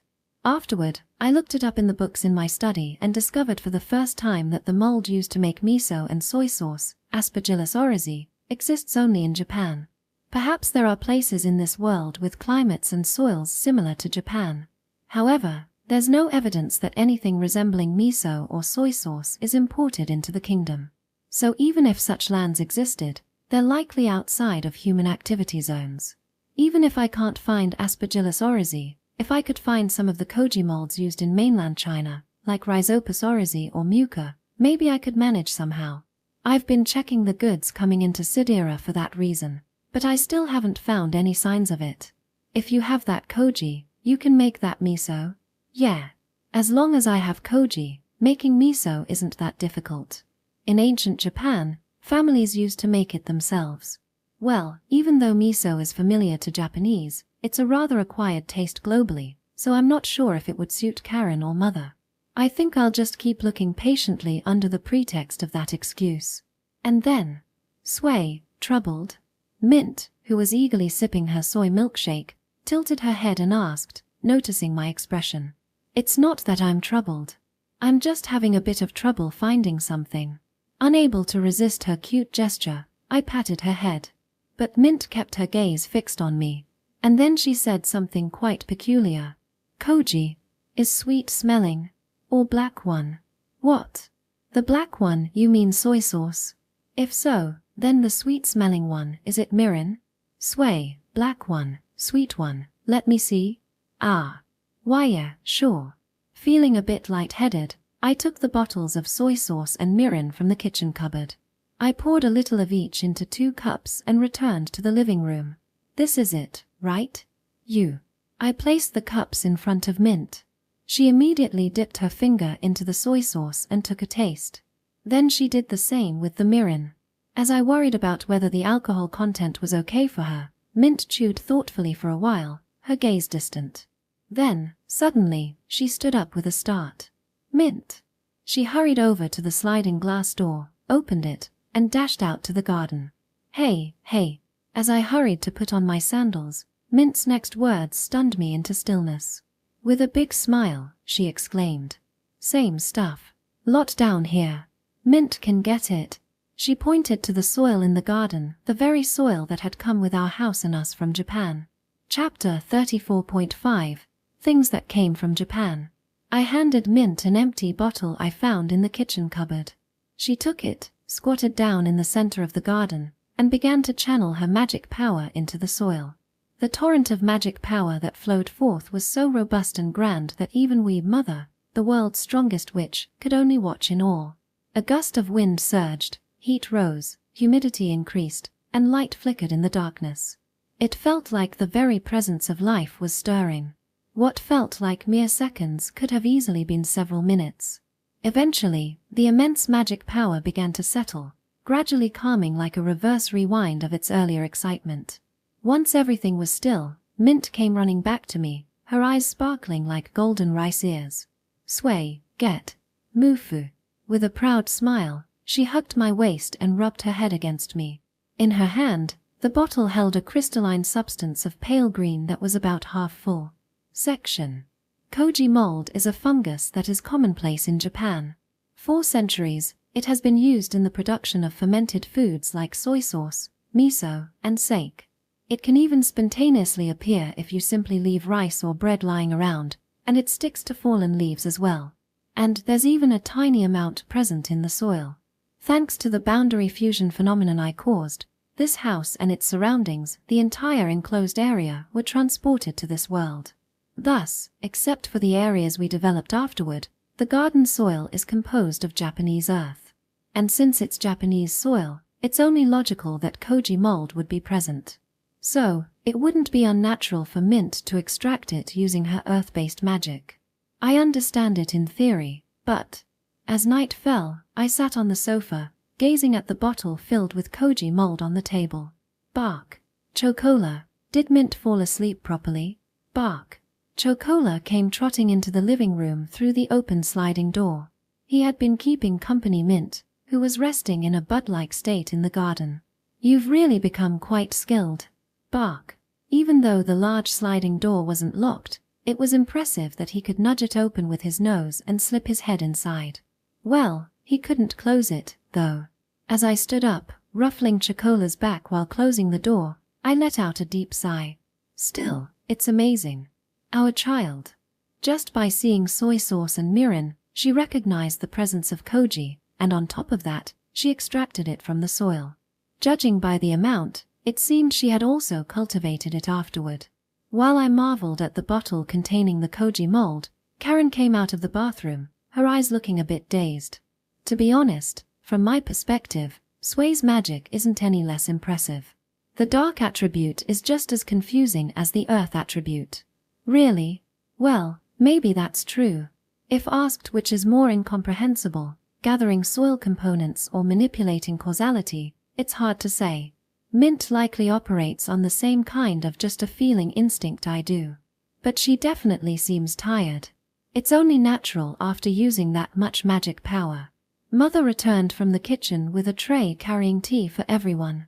Chocola, can you stay with Mint tonight? Bark. After using her magic power to gather the koji mold, Mint started to doze off.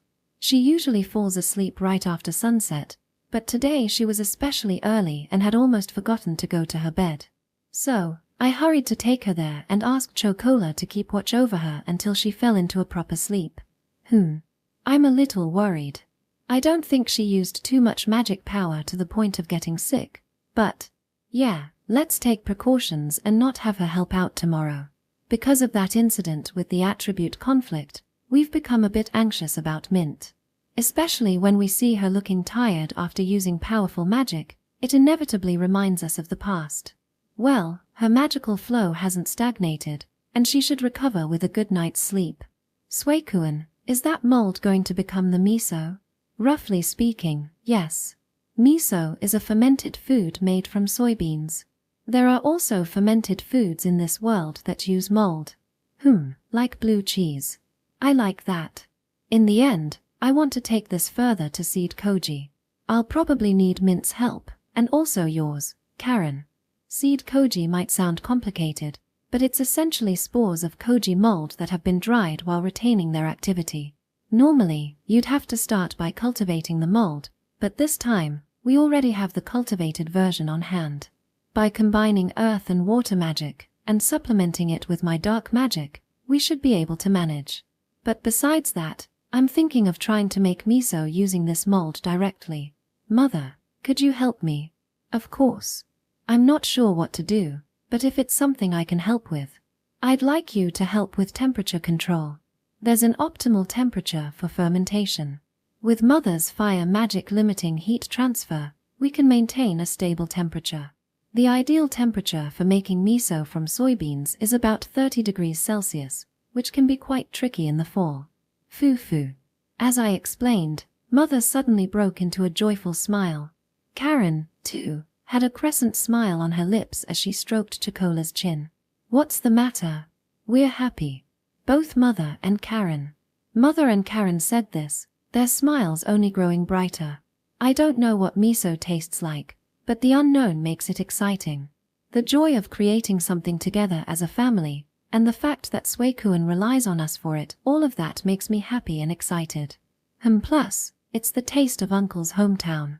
A flavor that Sway is familiar with.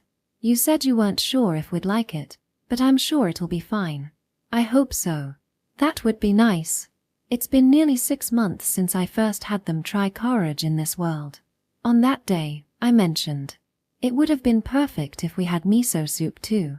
The bean that resembles soybeans I brought back turned out to be actual soybeans.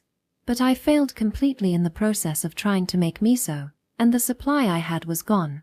Looking back, I realize I've unconsciously avoided using soybeans in my cooking since then. With Mint born into this family, I started thinking of easy ways to provide her with protein, and I stumbled upon soybeans. Thanks to none other than Mint, I was able to obtain koji. And now, I have the chance to tackle that failure and setback from that day once more with the help of Mother and Karen. Courage, white rice, and miso. Feeling Chocola's warmth at my feet, I'm determined to recreate that flavor I enjoyed while facing Father at the table. Chapter 34.6. That's what I miss, that guy. The process of making miso, once you have the ingredients, it's surprisingly simple. First, soak the thoroughly washed soybeans in water. A good rule of thumb is to use about 3 times the amount of water compared to soybeans, soaking them for at least half a day. The key is to ensure they are fully hydrated, which may take longer depending on the temperature. Next, cook the softened beans. Place them in a pressure cooker, add water until they are just covered, and first heat them normally to remove any impurities. Then, cover the pot and apply pressure, cooking until they are tender. A good way to check is to try mashing a bean with your fingers. It should squish easily without splitting. If the beans crack before they can be mashed, they aren't cooked enough. After that, rinse the beans in cold water and let them cool to body temperature before mashing them. Since I was working with a large quantity, I placed the beans between a cutting board and a cloth and used a water-filled plastic bottle to pound them down. It's surprisingly convenient. I use it for making tea, as a water bottle, and even as a pounding tool like this. We keep plenty in the pantry for stock. Once the beans are mashed into a paste, it's time for the koji. I mixed the koji mold that Mint extracted with salt and sprinkled it over the soybean paste, kneading it in. Despite being a type of mold, koji is non-toxic, making it suitable for fermentation. It really is remarkable. When the mixture reaches the softness of an earlobe, shape it into balls about the size of large rice balls, and pack them into a container. I used a wooden barrel I bought at Sidir. It has a quaint charm reminiscent of old Japan. I filled 3 barrels in total. After placing a cloth on top, I covered them with lids and added weights on top. All that's left is to let it sit for about 6 months, and it'll be ready. Section. Now then. It took 3 more days from the day I obtained the koji to finish the production process. In between, I had Karen and Mint help me make the seed koji, and that was successfully completed too. If I store it in small portions in the pantry, I can keep using it thanks to the food storage magic. 6 months is a long time, isn't it? Mother, who had been watching my work, said with an impressed expression. It's because it's a fermented food. Can I rely on you for temperature control? Leave it to me. I'll make sure to keep the heat from escaping. The optimal temperature for miso fermentation is around 30 degrees. As winter approaches and temperatures drop, the time needed for fermentation will extend as well. However, if I use fire magic to prevent temperature fluctuations around the wooden barrel, it should finish sooner. When the temperature rises, there's a risk of unwanted mold growth, but I can manage that with my dark magic. And speaking of dark magic, this time, I'm going to use it to its fullest extent. I picked up one of the 3 barrels and held it up in front of everyone. But this barrel is already complete. Ma, oh, you, Bark, Mother, Karen, Mint, and Chocola all reacted in their own ways. I think Chocola doesn't really understand. I wanted to make sure it turned out right, so I used a little trick with my magic. I connected the causality and pulled the future towards me, pushing the fermentation process along. It's likely that this quick method doesn't have the same depth of flavor and refinement as naturally aged miso. But I was so eager to find out if the koji actually worked and if it was successful. I wanted to taste that nostalgic flavor as soon as possible. I set the barrel on the kitchen table, removed the weight, and opened the lid. Immediately, that familiar aroma filled the kitchen. Inside was a light yellowish-brown soybean paste. It was undoubtedly miso, fermented by the koji. Oh, thank goodness. It's a success. I scooped a little from the center with a spoon and tasted it. Sure enough, being a hurried preparation, it still had a light color and lacked umami. But even so, any Japanese who tasted it would undoubtedly call this miso. That's an amazing smell. Is it tasty? Karen looked over at me anxiously. Mint gathered stuff. They are there. Mint's focus was more on that aspect. Kiyu. Chocola, with his keen sense of smell, just made a sound in his throat without coming any closer.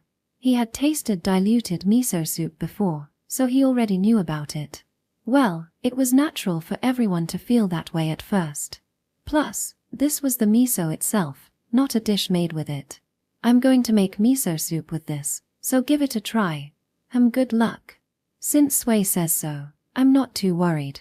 But, despite her words, Karen's cheeks twitched slightly. I wondered if she would be okay with it. But she was already familiar with the flavors of soy sauce and mirin, so it should be fine. Suikuen.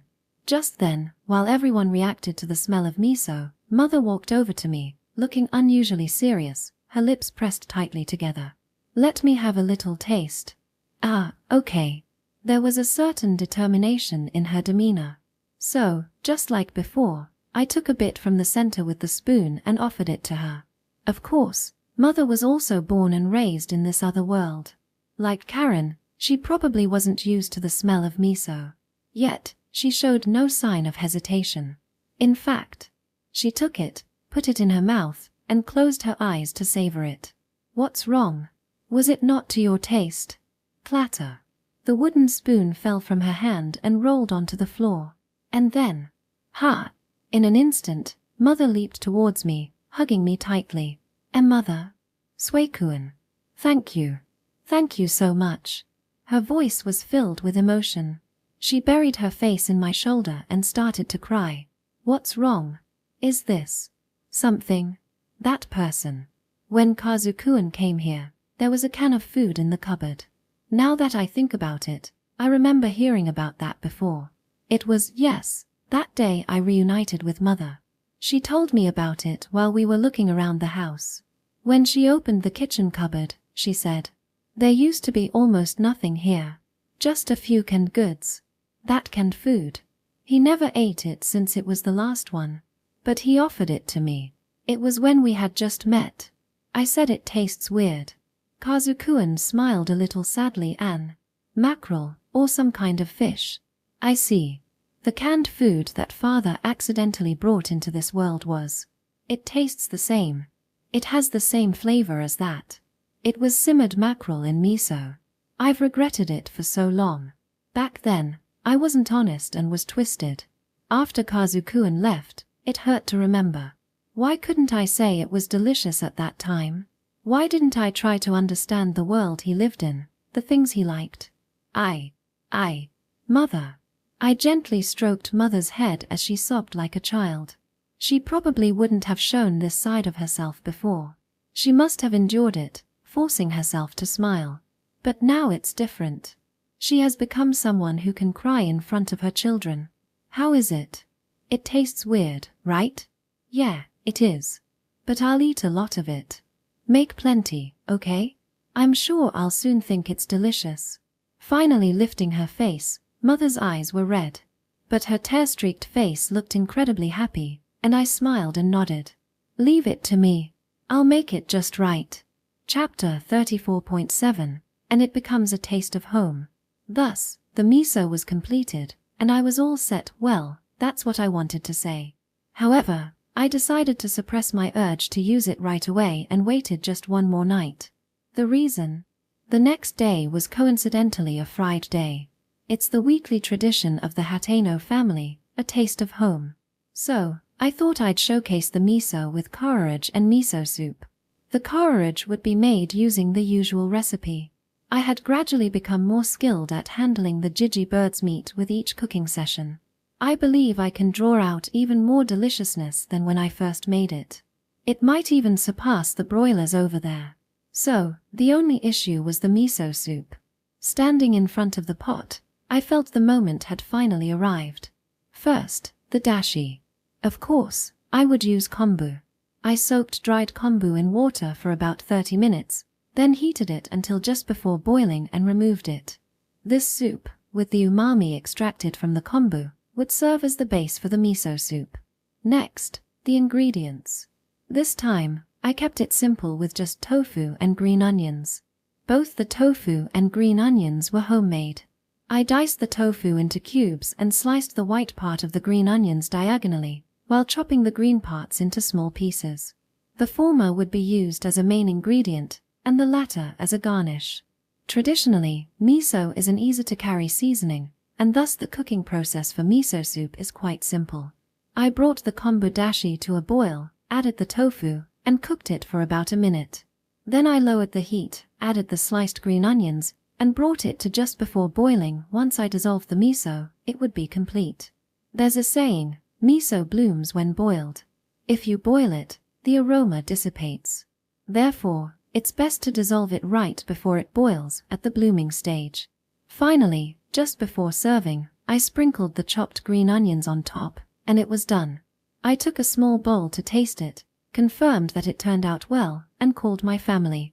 Dinner's ready. Section. Every week, on Fridays, everyone gathers for a meal, including Pochi. For me, Karen, and Mother, we have soto rice, porridge, miso soup, and salad. Mint gets miso soup and vegetable juice. Chocola enjoys his favorite dog food. And Pochi has a special salad generously sprinkled with salt. I opened the sliding window and moved the sofa and table. Pochi peeked out from under the eaves, and we gathered around the dining table. Together, we joined our hands and said, Itadakimasu. Kururu. Kiyu. The salty salad serves as Pochi's weekly mineral boost but also seems to be a dessert-like treat.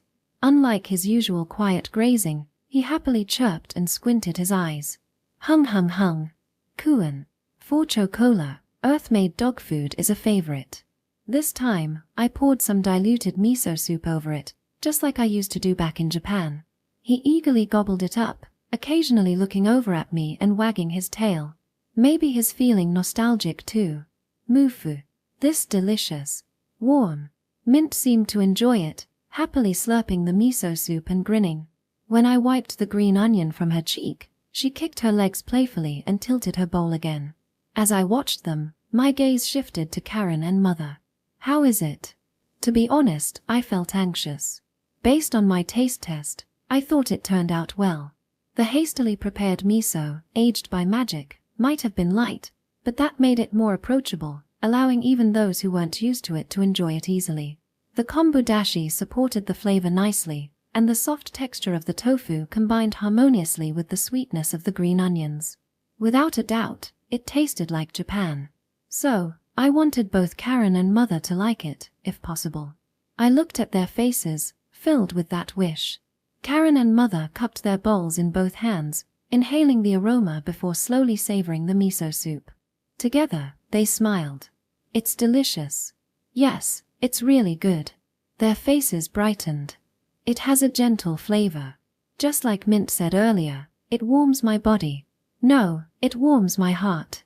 It feels comforting and soothing. I didn't realize that seasoning could create such a fragrant flavor. This is the taste of the place where Father was born and raised. Yeah. My voice caught in my throat. I seemed to be more nervous than I had anticipated. And, even more than I had expected, I was incredibly happy. I can taste the seaweed too. Is this what you meant by umami? I finally understand. This is definitely the flavor that has always been beneath the dishes you've made. It's deep, and it seeps into my body. The tofu and green onions go perfectly with this soup. Especially the tofu, it's amazing. Even though it's made from the same beans. Is that why they pair so well? That's right. Miso, tofu, and even the soy sauce we always use, all of it is made from soybeans. There's also a way to eat chilled tofu with soy sauce. I want to try that next time. Karen, looking satisfied, took another sip of the miso soup. Then she bit into the porridge, brought rice to her mouth, and finally drank more miso soup, saying, It's really delicious. It's air. She savored it, her face lit up with delight and giggled. The smell is less bothersome than the canned food I had before. Is it because of your cooking, Suikuen? Mother enjoyed the miso soup with a slightly sad, yet even brighter expression.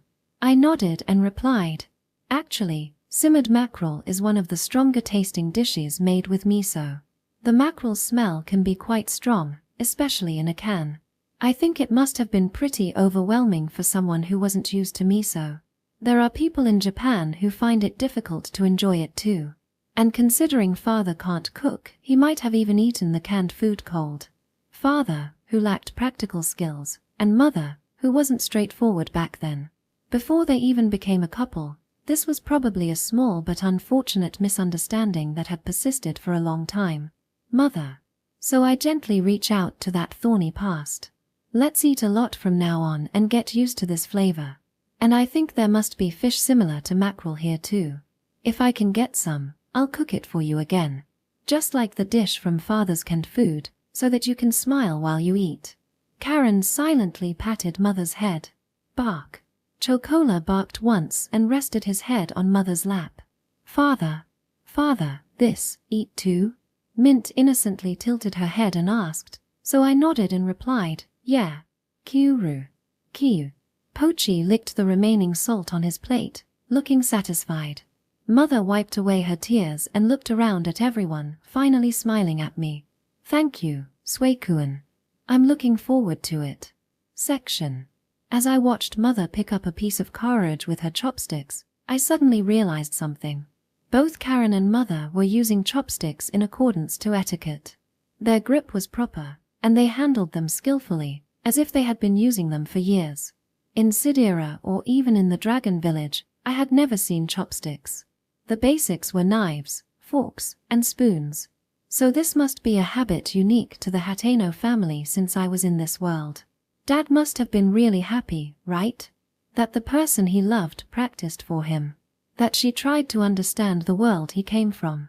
Chapter 35. Adding flowers to the town that nestles with the forest. Interlude, Royal Capital Sork's Castle, Courtyard. The king and queen of the kingdom have a custom of enjoying tea together in the afternoon, amid their daily duties. Their peaceful respite is calm and modest. They sip tea that isn't particularly high-end and sample sweets identical to those sold in the markets, while leisurely admiring the flowers and plants in the courtyard. The only exception is the exquisite tea set, a royal luxury mainly for economic reasons. Today's tea set is from the up-and-coming pottery workshop Kakukaru Toru Leonardo. Their commitment to charity means that a royal endorsement will surely bring them more joy. The tea sweets, glazed with honey, are the dark and sticky Noah's night clouds or sesame tofu, which became really popular in the royal capital these days. This is as delicious as ever.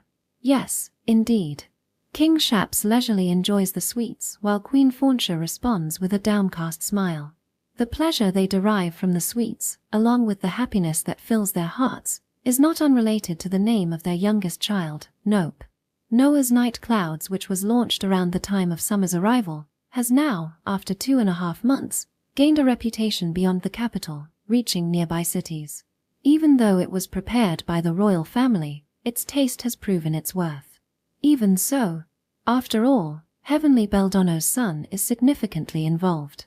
Viol is well liked by the people. Few know Viol Ella Muker Hatano's face or character, but her name echoes throughout the continent. In Sork's kingdom, particularly due to the royal bestowal of the Deer Slayer title, she is highly popular among the common people. The existence of someone who could bring power to their knees, even without an oppressive regime, is comforting to the masses. However, rulers are adept at harnessing even such rebellious sentiments. By subtly spreading the word that the son of the Heavenly Bell which was involved in the development, the royal family hastened the product's popularity. Of course, the king and queen's thoughts aren't solely calculative. I wonder how Viol Dono is doing.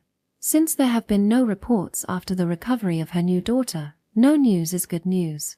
Recalling the sight of their friend arriving on the back of a dragon 2 months ago, Fauntia smiles wryly.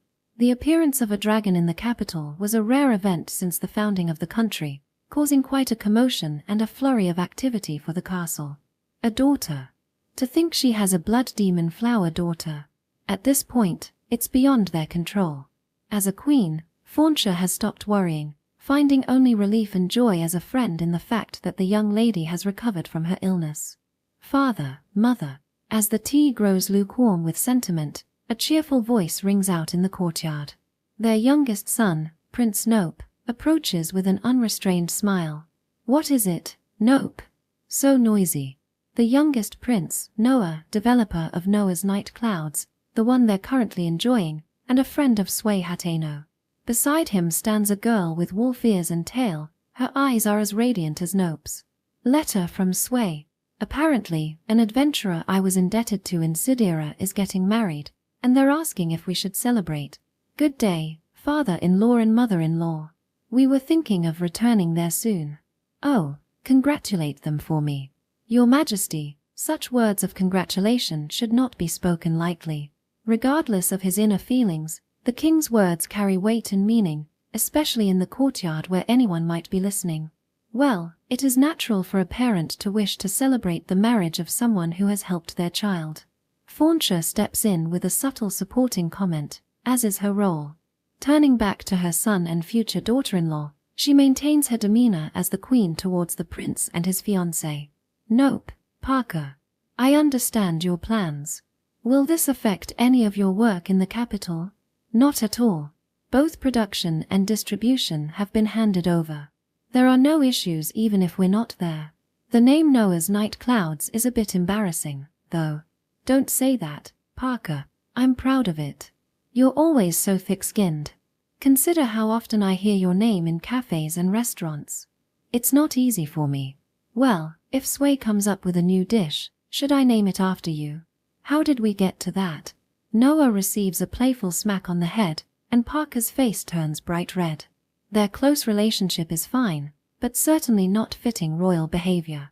However, the fact that they can now act so openly in the palace warms Fauncher's heart. Once, they were scrutinized for every little thing and had their every move criticized. Now, they live freely, backed by their undeniable achievements. So, Fauncher exchanges smiles with her husband and turns to their beloved youngest and his fiancée. Very well, go ahead. Thank you, mother. However, as a mother, not as the queen, she expresses her concern clearly. Make sure to keep in touch regularly. Come home occasionally to show your faces. Greet everyone in the family before you go. Understand? Fauncher rises from her chair. Her husband, as always, moves a moment earlier, as if he anticipates her actions. With his usual gentle expression, yet with a slight frown, Shaps says, Nope, Parker. You'll be setting up base in Sidir, right? That's the plan. The Void Forest is the most dangerous place in our country. Be very careful. No matter how strong you become, never let your guard down. Rely on your friends and those around you if you find yourself in trouble. Yes, of course. Good. And on top of that, thoroughly. Let yourself be led around by Heavenly Beldono's son. Be exasperated, hold your head in your hands, and lament. We, your father and mother, did the same. It will surely become something precious. Shaps embraces his son and daughter-in-law in turn. Fauncher does the same. She watches their retreating figures with tearful eyes, gently wiping away the tears with a handkerchief. Section. And so, after sending off their youngest and his companion, finishing their tea, and returning to the study, the two are greeted by Prime Minister Idle Tainai. With an extremely bitter expression, he opens a document and addresses the royal couple. I must report that Sway Hateno has developed a new confection. It apparently keeps for more than a month and provides enough energy for half a day with just a single piece. Currently, it's exclusively sold at a cafe in Sidir. If it becomes widely available in the future, it could be a revolutionary portable food for adventurers and merchants. You're kidding. What? The king holds his head with his hand and the queen staggers back. I'd like to verify the actual product, but since production has just begun, it's uncertain whether it can be obtained immediately. What do you wish to do, your majesties? Well, yes. Why is it that Nope gets a free pass, and now I'm the one dealing with this? Muttering, Shaps is reluctantly steadied by Fauncher, who then instructs the waiting maid. Immediately call Nope back. We have an urgent matter. Chapter 35.1. It's been a while since the whole family goes together. In the Kingdom of Sorks, commoners do not have the custom of holding wedding ceremonies. When they get married, they simply register at the local government office and that's it. Of course, they might greet each other's parents and move in together to start their married life, but the necessary procedures are purely practical. The idea of publicly celebrating the marriage itself is seen as a more aristocratic behavior. However, celebrating such an occasion is certainly a joyful thing, and there's no rule against doing so. So, with that in mind, our Hateno family decided to head to Sidir to celebrate Bird-san and Lila-san, as well as Schnee-san and Tomo-san. Our small group will go there at the back of Gila's. Not really. Our entire family would be traveling together, with Pochi pulling a lizard carriage.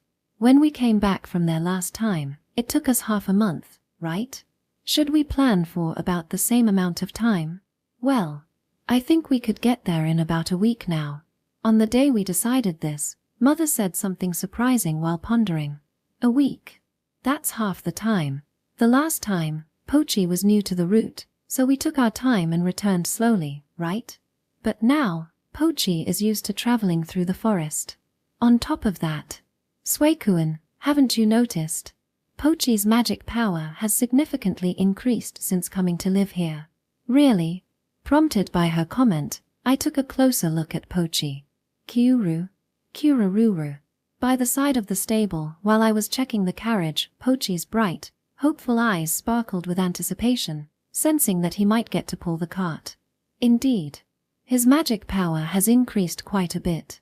It's now on par with or even stronger than the beasts we usually hunt for food. This is Divine Will's broth, after all. And this house, transmigrated from Japan, has a much denser concentration of magic power that Tarask's magical fin absorbs. It's only natural that Pochi is getting stronger. Kyuru. Pochi seemed quite pleased as Karen vigorously scratched his nose. I see. Of course, just because the travel time is halved doesn't mean Pochi would move twice as fast. The main factor would be his increased stamina, allowing for more days of traveling through the night. Chocola, make sure to take good care of Pochi. Bark. Chocola barked energetically, as if to say, leave it to me. Well, continuous all-night travel might be a bit too much for him, though. We made our plans based on the travel time. If we're going to Sidir and back, we'll need to enforce the usual forest travel restrictions.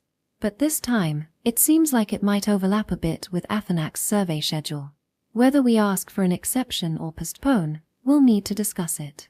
Additionally, since we'd be gone for half a month, we had to figure out how to take care of the fields and garden. This problem was quickly solved amazingly. Four Seasons San and Color San offered to take care of them. Could you take our kids to town in return? That's perfectly fine with us, but we'd prefer to be cautious about showing them to others. Yes, of course, we understand. But you see, we want our children to properly observe human life.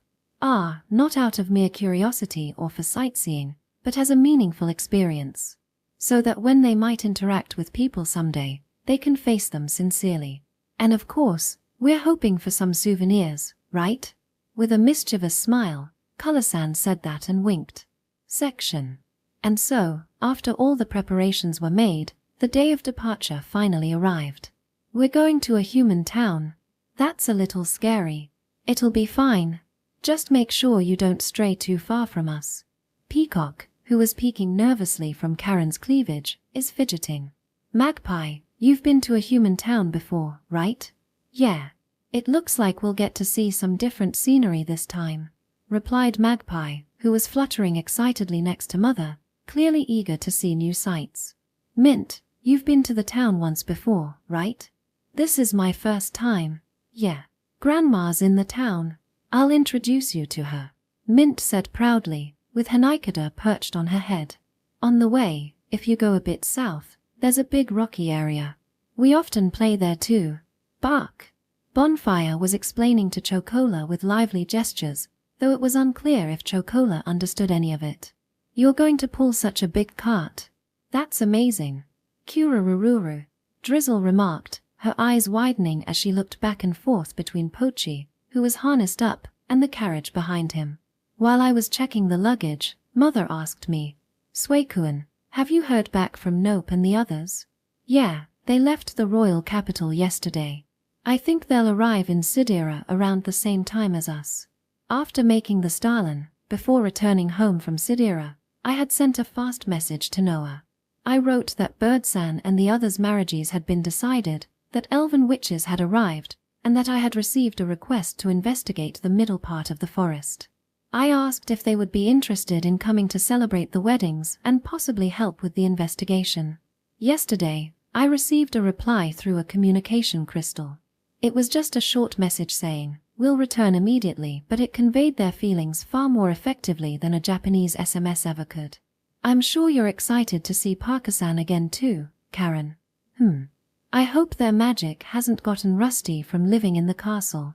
I'd like to see how they stack up against the Aisha twins in a match. Let's not start instigating fights just to watch, okay? With all the luggage loaded up, we double-checked that nothing was forgotten. The doors and windows were securely locked. We had, at least for good measure, informed the Smilodon family of our absence. We'll take care of things here. I'll water the plants and send magic power as needed. Have fun on your trip. We'll enjoy some peace and quiet ourselves. Four Seasons San and Color San added with a smile, watching the children bustling around with affection. Thank you, I appreciate it. All right, we're off, I called out. Sitting down on the driver's seat, I snapped the reins, giving Pochi the signal to start moving. Chapter 35.2 The Flickering City Lights. The journey went smoothly. The biggest concern was Mint's sleep schedule, but we managed to handle it through sheer force. Essentially, we had the lizard carriage go on even while Mint took root and slept. Then, we'll just have her rush up to us again when she wakes up at daybreak. Of course, we didn't leave her alone. We took turns accompanying her, spending the night by her side. With body-strengthening magic, it was easy to catch up by running through the forest, and the fairies are there to guide us, so there was no risk of getting lost. It was actually quite fun, taking turns carrying Mint or having races with her. It seems that as Mint grows a bit more, her rest periods in her bud form might become shorter. The way she sleeps and eats in that form might just be a temporary phase due to her being so young. In any case, after exactly 1 week as planned, we arrived at the city of Sidir just as the sun was setting on the 7th day. Section. Waiting to greet us were Grandma Seralind, Noah, and Parker. Grandma. Oh my, Mint, welcome. As soon as she saw her, Mint ran over, and Grandma crouched down to catch her in a warm embrace. The sight of Mint nuzzling her cheek with happiness was heartwarming. Sway. It's been a while, Noah. Karen and I were also welcomed by Noah and Parker-san. Noah gave me a strong hug. Being a handsome guy, it always looks picturesque when he does stuff like that. Me? I probably just seem a bit dazed. Parker, your magic hasn't gotten rusty, has it? Not at all. I've been training properly. Though I can't deny I've been away from actual combat for a while. Karen and Parker playfully bumped their fists together. When did you guys get here? Yesterday. The mansion is ready for you whenever. Thanks, we'll be imposing on you then. During our stay, we were planning to stay at their mansion. Noah and his group had been away from Sidir for almost 3 months, but even in their absence, they'd hired people to maintain the place properly. Oh, see you Sith-sama. Chocola Dono. I'm relieved to see you're as healthy as ever. It's an honor to meet you again, Bark. Parker, stop it. You're making Chocola uncomfortable. Parker's exaggerated reactions to Chocola, the CU Sith, were just as intense as ever. Well, I respect individual or even species-wide beliefs, but Parker-san, in just a couple of weeks, you're scheduled to enter the forest with Chocola, you know? You might want to start getting used to it, or it could cause problems. Ignoring his fiancée entirely, Noah spoke to Mother. Welcome, Heavenly Beldono. I believe Mother contacted you before I returned here. Yes, I'll be relying on you during my stay. Nope. Don't worry about Fauncher.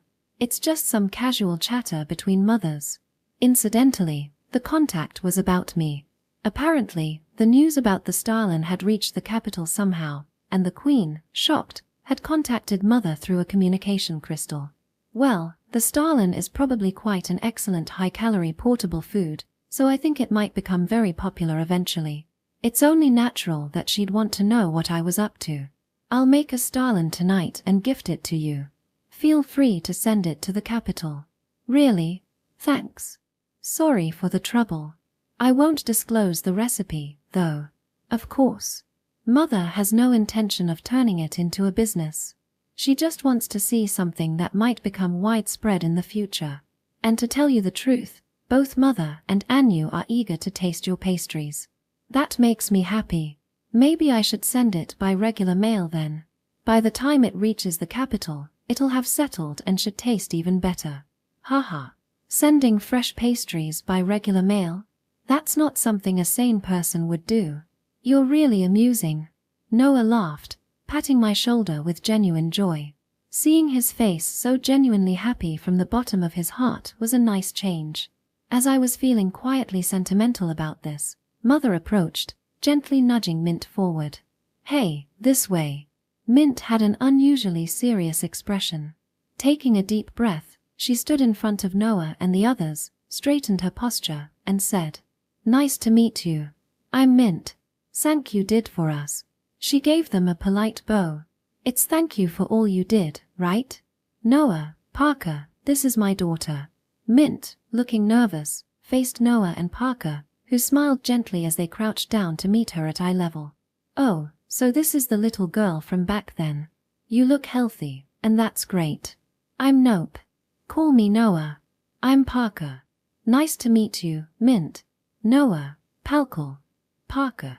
Mint beamed at the introduction, her usual friendly nature returning. She took a step closer to Parker, tilted her head slightly, and said, "Parker ears, like chocolas." That was the perfect thing to say to her. "Oh, what a sweet little girl." "That's right. You see, the werewolf species is said to be the closest to the ancestral Cu Sith. Oh, Mint, come here. Do you want to touch my ears?" "Whoa. Can I?" "Of course. Here, go ahead." "Hey, Karen, isn't touching a beastkin's head supposed to be a special act?" Normally it is, but it's a hassle to think about, so let's just leave it alone." Harsh. Mint played with Parker's ears, while Parker happily lifted her up. "Well, if they're enjoying themselves, I guess it's fine. Shall we head to the mansion? Lady Heavenly Belle, please stay with us tonight. It would be wonderful to spend time together as a family." "Well, Your Highness, thank you for your consideration." "Ha, please, no more Your Highness. I'm back here as an adventurer, after all." From the great gate connecting the forest to the city, a wide street stretched straight ahead. Encouraging Pochi, who was pulling the lizard carriage, our group proceeded forward. The sun had completely set, and though the moon was out, it was still quite dark. However, street lamps were lit on both sides of the main street, and dim light spilled from the windows of the houses lining the road. Walking next to Karen, I asked her a question. "By the way, how do these street lamps work?" "These are magical lamps. They use a wick woven from the fur of a magical creature called a fire mouse and burn oil infused with magic. They emit a strong light and burn very slowly, making them perfect for street lamps." "And do people light them manually?" Someone in charge goes around lighting them in the evening." "I see. I didn't know that. I had never really paid attention to it before. Of course, I was aware of the street lamps, but I never thought about the technology behind them or the people involved. I hadn't considered how this city operates on a daily basis. Even a single light has a human touch. Maybe it's because I grew up in a place where streetlights came on automatically at night that I never realized this until now. Now that I think about it, it was the same on Earth. There were people who developed the lights, manufactured them, installed them, maintained them, and produced electricity.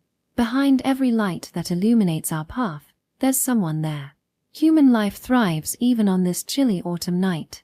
Shall we take a walk around the city tomorrow, Chocola?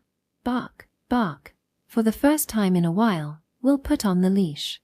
For the first time in a while, we'll stroll through the city, taking our time, leisurely, as we enjoy the sights. Chapter 35.3 People weave connections through encounters. That night, everyone gathered around the dinner table. The entire Hateno family, including Grandma Seriland, was there along with Noah and Parker-san. And, of course, the fairies. I introduced the fairies to Grandma and Noah's group.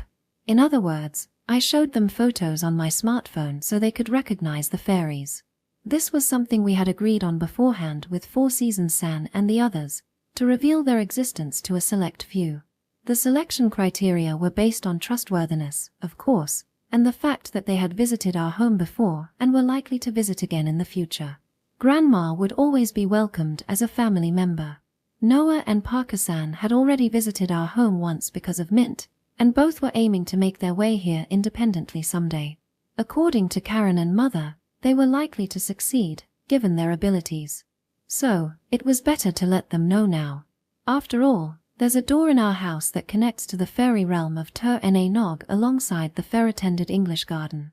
Though I had already informed Grandma of their existence, she was still quite surprised when meeting them face to face. Noah and Parker-san were equally astonished. Even so, all three of them, eyes wide in disbelief, accepted the innocent, tiny beings and promised to keep their secret. Unlike their previous stay, no one was spying on Noah's mansion anymore. For them and their leader, Noah had transformed from a subject to be monitored for missteps to an important business partner whose displeasure must be avoided at all costs. In front of the lively fairies, Grandma smiled kindly, Noah nodded with composure, and Parker-san joined in the cheerful conversation. Of course, having their existence known more widely wouldn't necessarily be a good thing, and we have to be cautious, but hopefully, one day, we can introduce them to Bird-san and the others too. Section. The next day was dedicated to resting from the journey and preparing for the feast. We hitched the handcart and set out to purchase a large amount of supplies. "Hello, I'd like some tomatoes, please." "You got it." The vegetable vendor, who I'd become familiar with at the market, nodded at me as I arrived with chocola. "Hey, human, are these red things fruits or vegetables?" asked Drizzle, perched on my head, tugging at my hair. Bonfire, who was riding on Chocola's back, quickly intervened. "Drizzle, save your questions for later. We said not to talk to us in public, it'll make Sway look suspicious." I chuckled inwardly and spoke to the vendor. "By the way, in my hometown, some people mistakenly think tomatoes are fruits because we eat them raw. Oh, I'll never forget how you just bit into one right here that one time. Let's just let that go. Ah, I'll also take 2 bags of those cherry tomatoes, please." "Got it." "Oh, so it's a vegetable. Nicely done, human. Drizzle, don't cause trouble, okay?" "Right, Chocola." Bark. Bark. Chocola barked off in a random direction. The vendor ignored it. Well, sometimes dogs do that, bark at nothing in particular. It can be quite startling. We continued purchasing all sorts of things, meat, vegetables, seasonings, and more. Seeing the mountain of food piling up on the handcart made me feel quite pleased. "Wow, that's quite a lot you're buying today. Got something going on? It's rare to see you alone. Where's your usual elf friend? Did she dump you? Hey, you there. The fish sauce you wanted last time is ready. You're buying it, right?" Walking down the main street, I made my way through the familiar faces who had gotten used to seeing me around. And then, as I stopped by a shop selling river fish. "Excuse me, you're Sway-san, right?" "Yes, that's me. Are we meeting for the first time?" The ones who had spoken were 2 people working at the shop. One seemed about 17 or 18, the other 14 or 15. Their facial features were quite similar, so I guessed they were probably brothers. Both were tanned and looked rugged, with lean yet muscular builds. They were likely fishermen, but I didn't recognize their faces. Because river fish spoil quickly and could be caught near our home, I hardly ever bought them in Sidir, and I'd only visited this shop once or twice. This time, I wanted to source fresh ingredients locally for the party, so I decided to stop by. The brothers flashed friendly smiles and bowed. "We're Tomo's little brothers. Our Ain and Schneenishan have been in your care." "Oh, you're related to Tomo-san." I was surprised. Their demeanor was completely different, so I hadn't realized it. But now that they mentioned it, there was a faint resemblance. "We'll be in your care tomorrow too. Are you planning to use the fish we caught? If so, please take as much as you want." "Yes, I do plan to use them, but I will pay for them properly." "But that would mean you're just giving us money. We've already had plenty of cakes from Tomo-san. If I took fish from her brothers for free, I wouldn't be able to look her in the eye. Please, let me pay." "Sorry, and thank you very much." After some back and forth, I handed over the money and bought 2 large fish. From the shape of their heads, they were probably some type of salmon or trout. Given the season, they were likely salmon. Still, they were huge. Each one was about as long as my outstretched arms. The scales, which glistened in a bluish steel color, and the sharp shape of the fins were otherworldly. "Have you been fishermen for long?" "My brother and I have been going out to the river since we were about 10. To the south of Sidir lies a large river. It flows from the northwestern mountain range, which borders the western edge of the Void Forest, all the way southeast to the sea. It's called the Steeper's Great River, I think. It's a vital water source for the people living in this area, so wide in some parts that you can't even see the other side. This is a different level of fishing than my hobby of catching a few fish for fun. They take boats out, and with monsters lurking in the waters, it's a dangerous job. The brothers' well-toned bodies, despite still growing, were evidence of the hardships they faced. Our dad was a good-for-nothing, so Nei-chan had a tough time. Now that Schnee-nishan is finally taking her in, all of us in the family are relieved. The older brother's voice choked up a little as he said this. To us, Tomo-nisan is like a mother to us, and Schnee-nishan is like a father. That's why we're happy that they found happiness. It makes us incredibly happy that Schnee-nishan is becoming part of our family for real. Thank you, Sui-san. I could tell just by the sound of his voice. How Tomo-san had raised them, how Schnee-san had supported them, and how, because of their care, these brothers were now healthy. So, I said, I haven't done anything. You should say those words to Tomo-san and Schnee-san. Yeah, that's a bit embarrassing. There are feelings that won't be conveyed unless you put them into words. Someone I know once made their partner anxious by keeping things inside, which led to quite a bit of trouble. Oh, I see. I get it now. The brothers, realizing who I was talking about, chuckled wryly. Well, I'll be heading back. See you tomorrow. Looking forward to it. After saying goodbye to them, I continued pulling the cart down the main street. What else did I need to buy? I opened the Notes app on my smartphone, where I had listed the menu and ingredients, and checked for anything I was still missing. Hey, human. A voice came from above my head. It was Drizzle. Bonfire and I have been here before, right? Back then, I just thought it was a noisy, chaotic place. Yeah, it was pretty fun, wasn't it? Were you even listening? I didn't find it fun at all. Bonfire, perched on Chocola's back, chimed in, only to be sharply rebuffed by Drizzle. Yet, while gazing at the bustle of the town, Drizzle spoke. But today, as I watched the town and saw you talking to so many people, I realized it's different. She hugged my head tightly with her whole body and continued. It's noisy because people are talking to each other. It's chaotic because emotions are flowing back and forth. And it's all jumbled because each person, just like us, is living their life. I think I was jealous of that. I see. So I nodded in response to her revelation. Well, that's how it is. You all seem pretty lively, noisy, and chaotic to me too. Seeing so many siblings together, I find myself feeling envious. So when we get back home, you should get 4-Season-san and Color-san involved and have a good, noisy time together. Yes, I think I will. Hey, human, what's that over there? It's all shiny and smells sweet. The solemn moment lasted only a second before Drizzle started fussing over some candied fruit she had spotted. Mint, the Dragonlings, and now you. Is candied fruit really that enticing? Bark. Kuan. What's this? Do you want some too? Oh well. I chuckled softly and stopped in front of the candy store. When we get home, I'll be busy preparing the ingredients, so I guess a little sugar won't hurt. Chapter 35.4. To you, my precious. I bought all the ingredients at the market. I took a stroll around the town with Chocola. I played to my heart's content with Mint. I relaxed leisurely with Noah and the others. And at night, I slept soundly with Karen. And so, the day of the party finally arrived. Mother, could you chill these plates and drinks? Karen, please carry these dishes. Of course, I got it. Leave it to me. Mint, can you help your grandma? We need to grate these vegetables. You. Leave it to me. Ara, she's so enthusiastic. Be careful not to hurt yourself. Come here and sit on grandma's lap.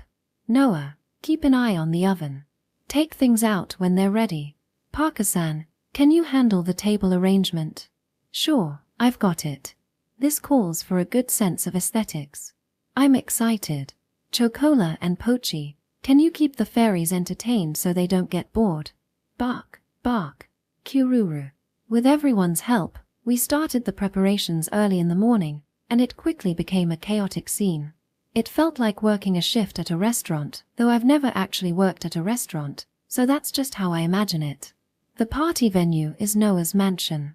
We set up a large table in a corner of the garden and arranged it as a buffet-style party.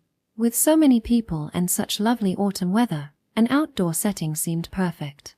At the designated time, just before noon, the guests began to arrive. First came Bird-san and Schnee-san. Then the Aisha twins.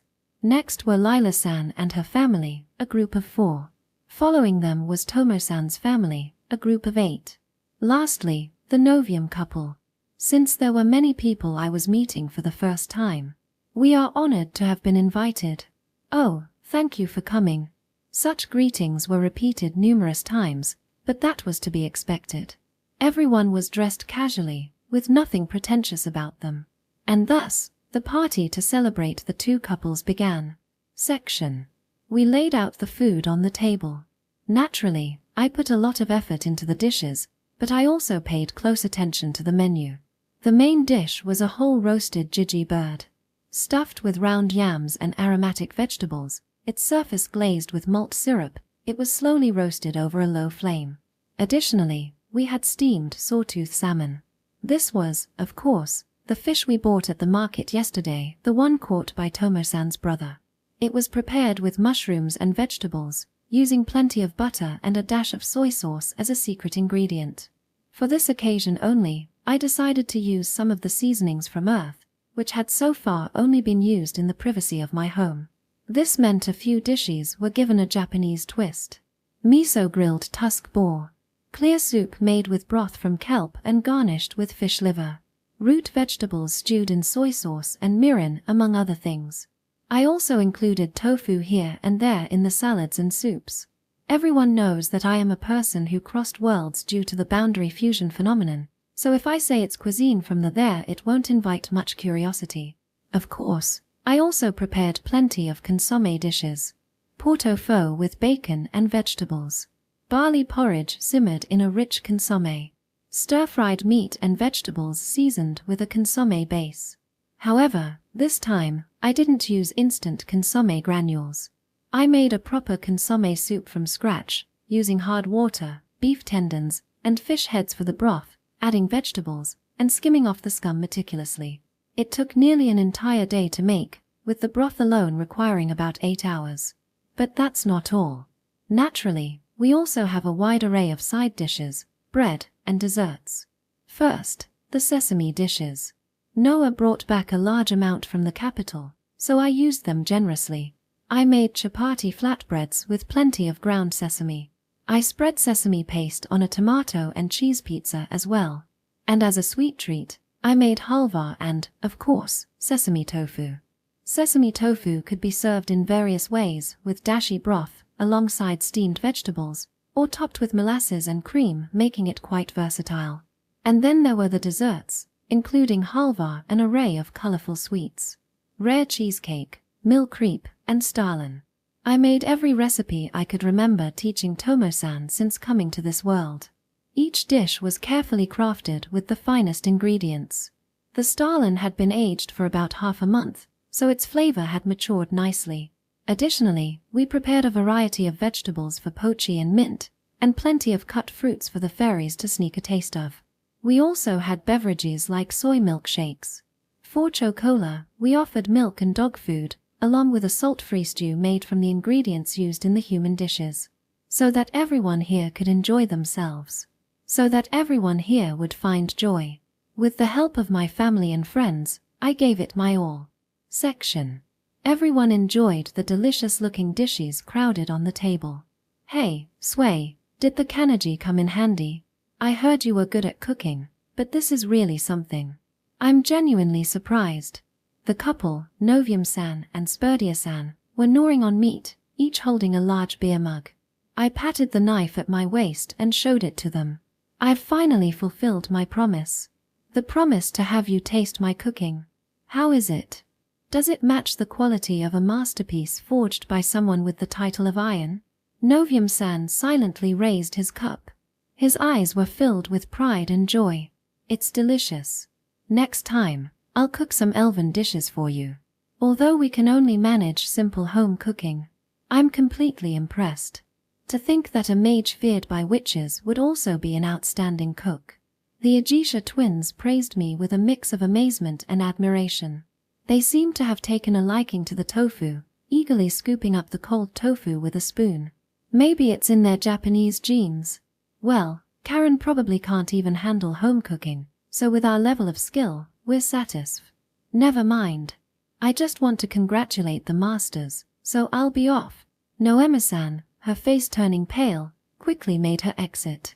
For a moment, a greenish magic aura flickered behind me. All of this is sold at Tomo-nichan's store, right?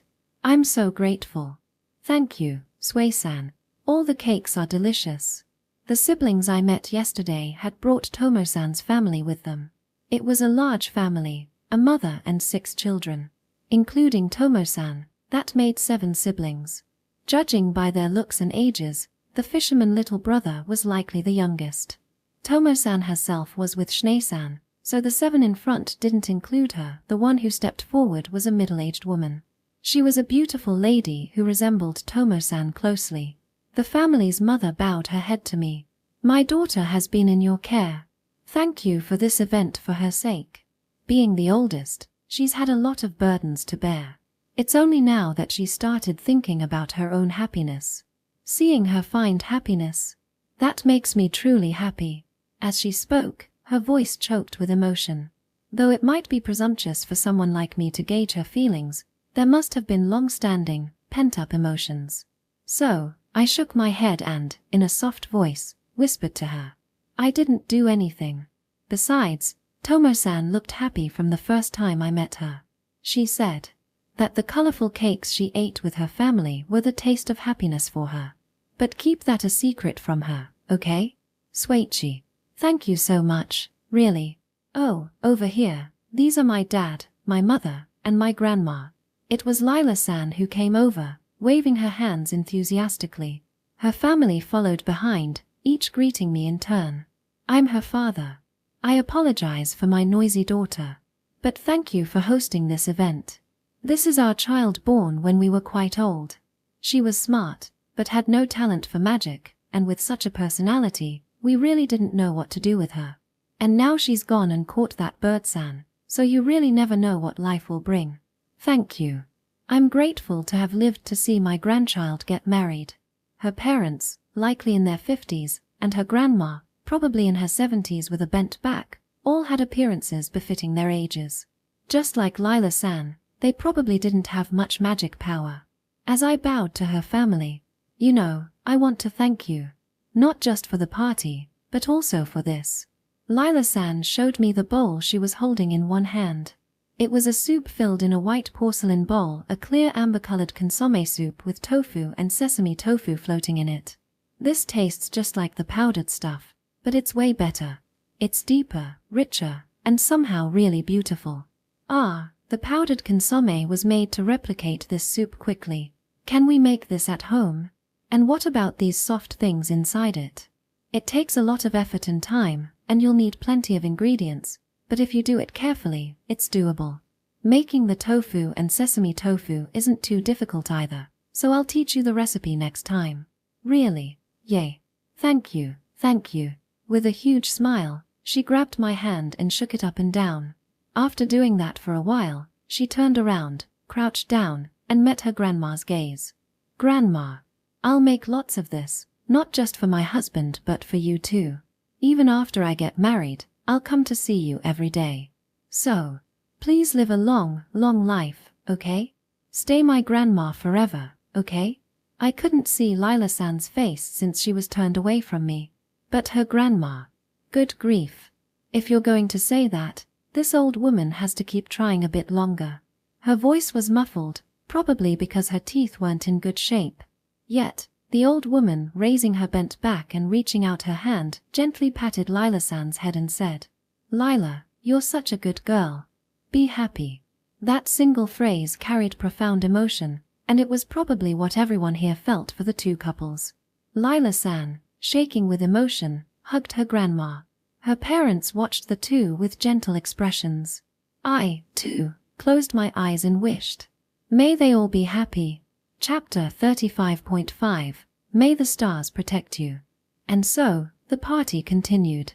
People chatted with each other, marriage was celebrated in various corners, and the main participants were constantly in demand. In the midst of this, everyone enjoyed the food, and countless toasts were made. At the peak of the festivities, when Bird-san and Schnee-san signaled to gather everyone's attention, they stood formally. As the venue quieted, Bird-san shyly began to speak. Well, it's a bit awkward to give a speech now, but thank you. I, Schnee, Lila-chan, and Tomo-chan, and we're all grateful. If this were a usual drinking party, someone might have made a comment. But this time, 4 out of the 5 in the group were the main characters. And since everyone present was family, they all listened to Bird-san's words with calm faces. As you all know, I'm a drifter, and Schnee doesn't have any parents. So until now, I've lived a carefree life, always thinking I might not see tomorrow. That's how I've lived. In this country, there are no customs for weddings or receptions among commoners, so such speeches tend to be casual. The attendees, without being tense or joking, watched Bird-san and Schnee-san with relaxed expressions.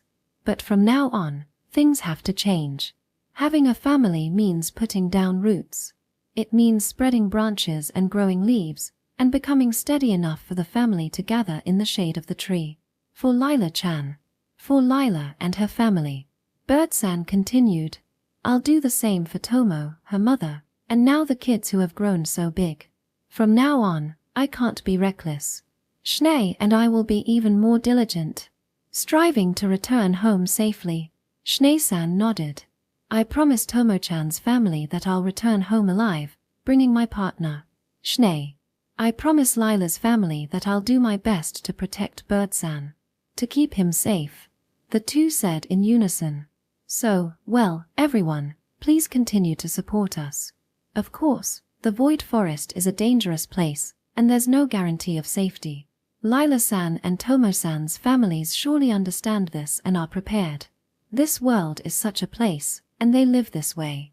And on top of that, they vowed to return alive and continue living, such heartfelt promises made by the two. I raised my arms to applaud their moving words. I thought everyone would do the same. But, sway.